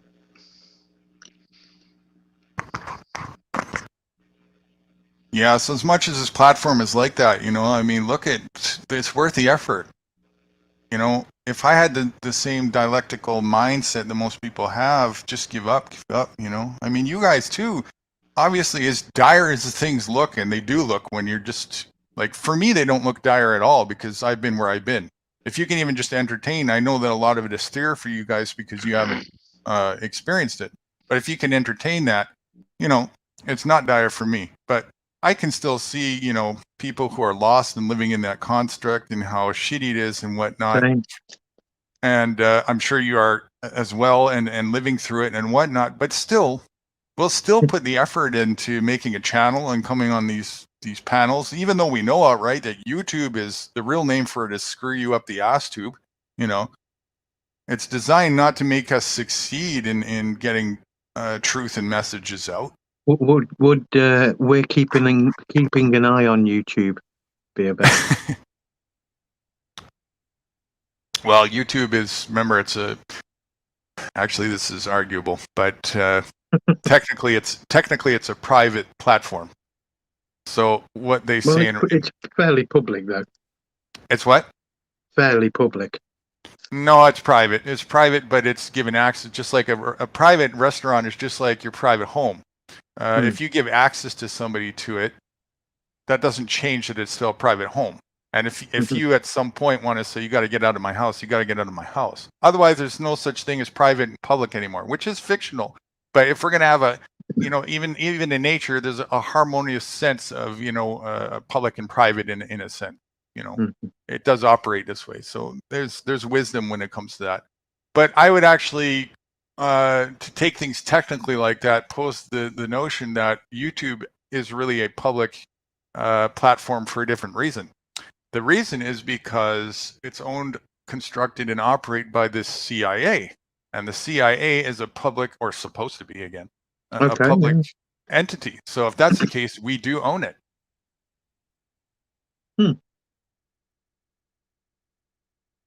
And so we should have no holds barred, just like any one of these buildings. You know, a lot of these.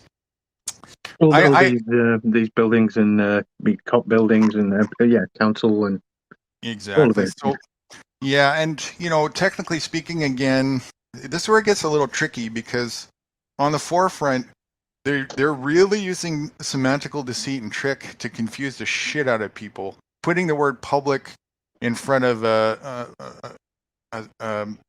title to what should be happening as a function inside a building is a very clever way of wolf in sheep's clothing, making you think as a sheep that you come here to get access to these services that we're supposed to be providing to you and would be providing to you as your employee. But because we're not, we're just going to make you think that this is where you're supposed to come, and then we're going to fucking devour your head because you fell for the bait and switch tactic. That's really what's going on. But if we're going to stand in principle, of course, the real thing to do is stop giving our funds to them because they're just using it against us, right? But since they're doing that as we speak, it really is our money that they stole from us. So whatever they purchased with the money they stole from us is ours. So, and if it's meant to be facilitated as a true public building, again, it aligns with the same as a sidewalk. Then a sidewalk is public. That doesn't mean, that means that I don't get to like put yellow tape and say, just because I said so for a minute, even if it's for the illusion of your safety, it's you're not allowed access over here. That means as soon as you do that, as soon as the perceived notion that somebody has the authority to do that, that means that for that time at least, it's not public anymore. It's private. Yeah. So, you know, people got to start going further than the narrative that they're pushing. The beginning has happened in terms of in the masses with the auditing, the cop watching and all this stuff. This shines the light on the cockroaches, and it's a beautiful thing that has happened because it's the first stage of the next stages that need to happen. The next stage is people taking that narrative further, not just doing it. First of all, stop the bickering with each other and being a hypocrite. So there's all this fucking bullshit drama going on, egotistical, you know, I do this auditing this way and all that kind of stuff. And that's kind of the way things happen when things are new. You know, people iron out the different things. But the diversity in with people's personalities and how they're doing it is a beautiful thing. It showcases different options and whatnot. So people shouldn't, you know, and any form of activism should be commended, even if it's in the wrong direction. Like I'll even commend a protester for at least doing something better than sitting on their ass, sucking their thumb and playing video games all day. Even though they're not getting anywhere, at least they haven't given up to such degree that all they do is head in their sand syndrome all day long, you know. And maybe there's a chance. It's funny. What's that? It's funny you mentioned that. I had a little quote I read out from a novel I like, and it describes an AI's viewer, the description of the viewer. I'll just have it here. 2 seconds. Not something I've managed to remember in a while. It's okay. But 2 seconds, and I'll just and I think this is almost with the stage we're at, in a comedic kind of way. But hold on. Well, let's look at like talking about where, and certainly I would like to see a lot more of the masses have more confidence in what they're doing as well, so that they're not just totally, you know, I know what it feels like to feel like my hands are tied to such degree where I have no way out. I live in a box and I must submit my fucking will, or else the only option is either death or a cage. You know, I know what that's like. That's not fun, right? And yeah, obviously, if more of the masses were not so in tune with just submission mindedness, then here we are. I've got the quote if you want. So, in a spitball way, if I say that this propaganda machine's viewers are best visualized as a vicious, lazy, profoundly ignorant, perpetually hungry organism, craving the warm god flesh of the anointed. Like to imagine something the size of a baby hippo, the colour of a week-old boiled potato, that lives by itself in the dark in a double wide on the outskirts of Topeka. It's covered with eyes and it sweats constantly. The sweat runs into those eyes and makes them sting. It has no mouth, no genitals, and can only express its mute extremes of murderous rage and infantile desire by changing the channels on a universal remote or by voting in presidential elections. Yeah. It's almost written for now, isn't it? Yeah, well, it's the same narrative that's been playing out over and over and over again. It is. Which is their narrative. They just, that's to make it 40 look years like old it's nearly. something, to make it look like something fresh, they just change the wording. That's all they do. Mm-hmm. But it's still the same, you know. And what was I saying a minute ago? Yeah, didn't you hear that Facebook is going to change their name to something Meta. else? What is it? Meta. Is that what it is? It's still the same damn thing. It's still fucking Facebook. Yeah. And this is how they get you. Like, let's say they don't call it Britain anymore, and they'll cause an upheaval over it. Oh man, can you imagine if your political people over there decided, listen, I think we need a new name. We're not going to call it Britain anymore, and we need to have like this whole fucking electoral debate over it. Can you imagine like the whole? That's all they have to do. Something as simple as that. It could create the next 10, 20, 30 years of political debauchery for people to focus on over nothing.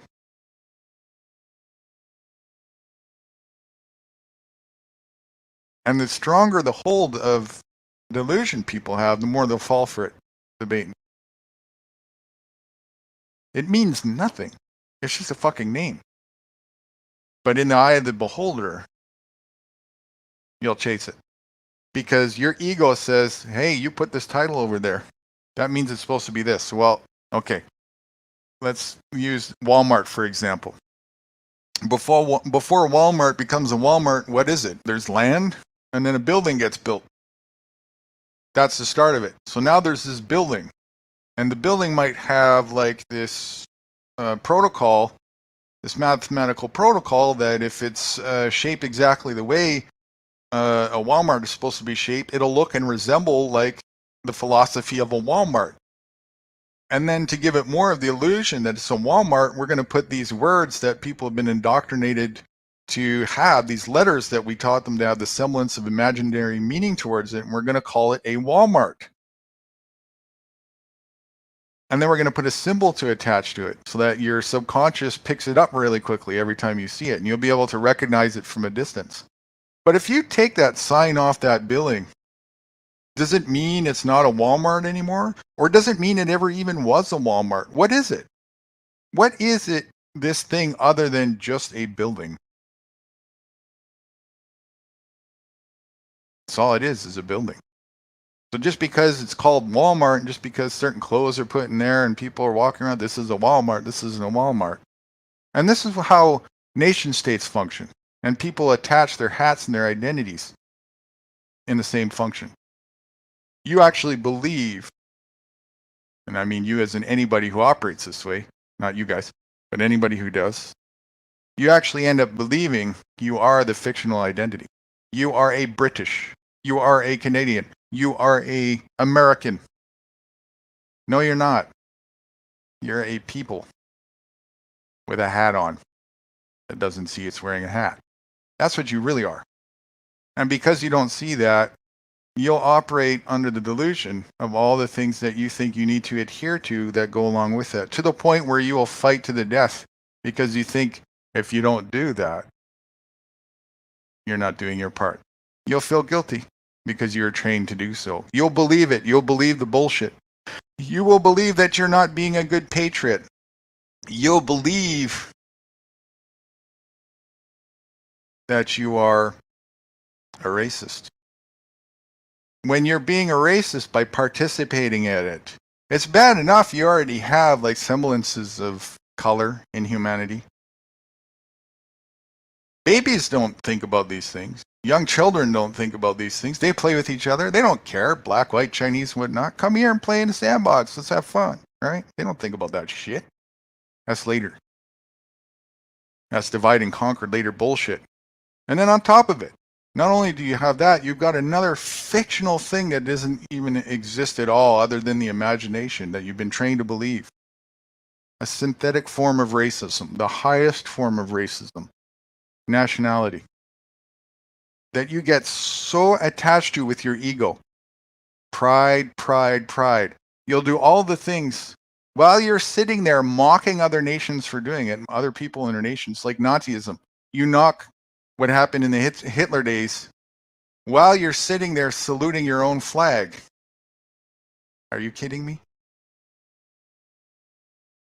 And while you're being fed the movies that you pay for and pay tax on and watch, the people who are doing this to you tell you exactly what they're doing to you. And instead of seeing the reality that that's what they're doing, you sit there and allow yourself to be entertained by that, eating the same food, the corporate food, the genetically engineered food that keeps you in a slumber state, the popcorn, the butter, the fucking crap, and sit there and cheer it on and have no clue that they're sitting there laughing at you, that you're in such a state of ignorance, so deep into sleep that they can even almost tell you literally exactly what they're doing and you don't see it. You're entertained and you cheer for it. Movies are a dress rehearsal for the real thing. And then if you don't go along with the narrative, what happens? You get ridiculed. You get told you're an outcast. You get presented with resistance. You get excuses. And then you're presented with two choices. Well, it looks like a sad state of depressed state where the masses all around me, they're just, they're gung-ho to be ignorant. And they are. And then two questions. This is where the crux of it is right here. Two questions.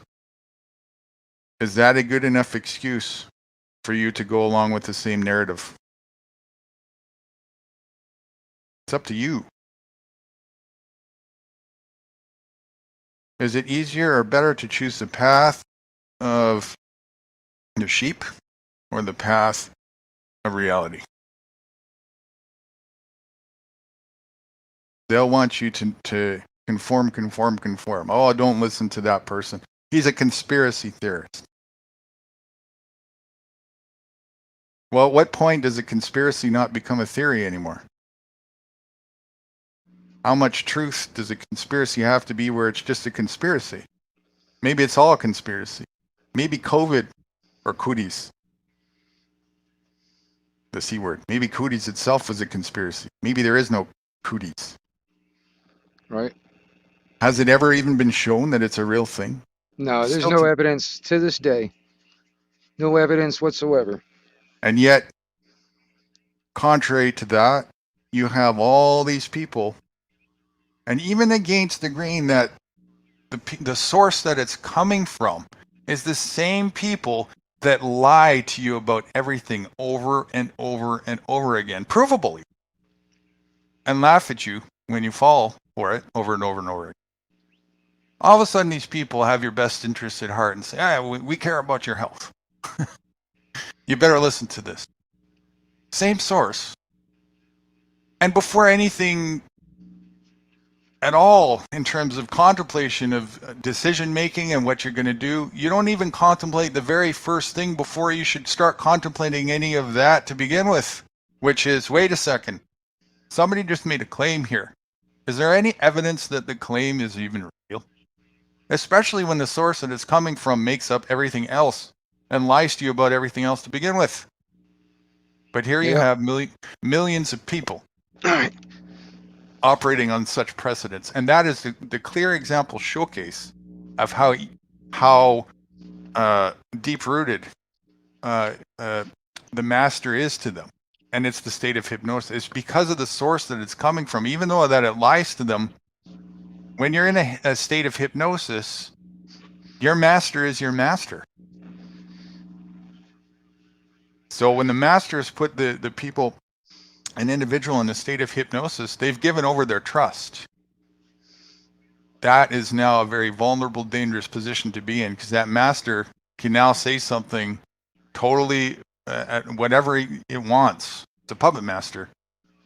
And that person will just buy into the narrative without question, and will do whatever it takes to follow that narrative, even against their own moral compass, because they've already submitted their own will and self-determination to that master.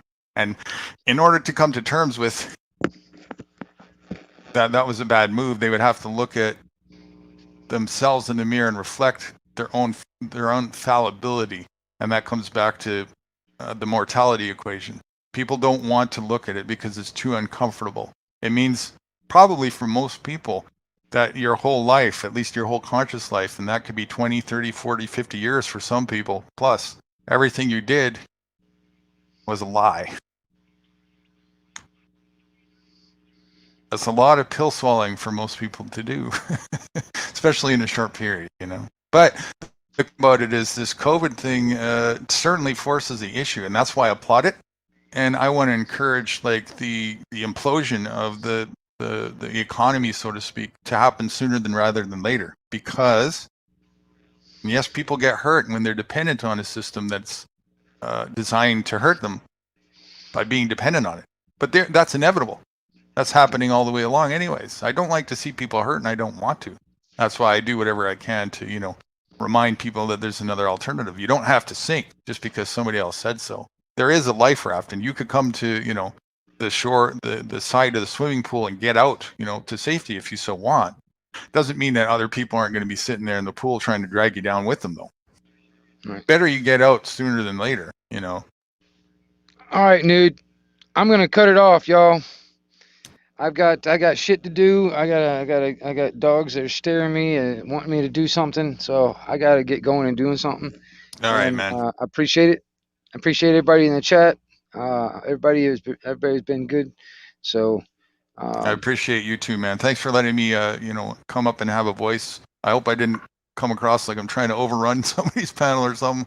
It's just I know that you guys. You do take the scenic route. You, Guru. You do take the scenic route. I will have to admit. I mean, you know, you probably could get your point across a lot faster. I'm working on it. Yeah. I'm working on it. That's just yeah, it's one of them things, man. It is. I'm working on it, and it's, you know, it's a lot of things, right? I mean, it's one simplistic thing. It's just a matter of, hey, there's the path of stupidity and the path of wisdom. Which one do you want to choose? But when somebody hasn't contemplated any of that, then that's so deep rooted in all their belief system, and it's like, where do you start? You know. So I'm working on that. At the beginning. At the beginning, right? Which, where is that? For a lot of people, it's like their whole life is a dog chasing its tail, you know. But anyways, thank you, Anarchy. Thank you, Guru. Oh yes, sir. SG, you have a good one. Hey, Miranda. Hey, I really appreciate you coming up earlier, man. I really appreciate it, and I hope you know we'll talk more about your radio stuff, especially when you get closer to doing that in your van and all that stuff. And everybody in the chat, I really appreciate all of you people being in there. Like, you know, Granby Transparency. There's LJ, Anna Bananarama. There's all kinds of like Black. Big Rainbow Wizard, Blackburn. Oh my gosh, I know I probably missed a few. Thank you, everyone. Everybody out there, I really appreciate all you guys. All right, I'm gonna go ahead and cut it off, y'all, and probably see you on the next one or on another live, somebody else's live. This is the 1122 Wingnut Radio out here from Anarchy Television. Have a good one, everyone. Thank you. See you on the next one.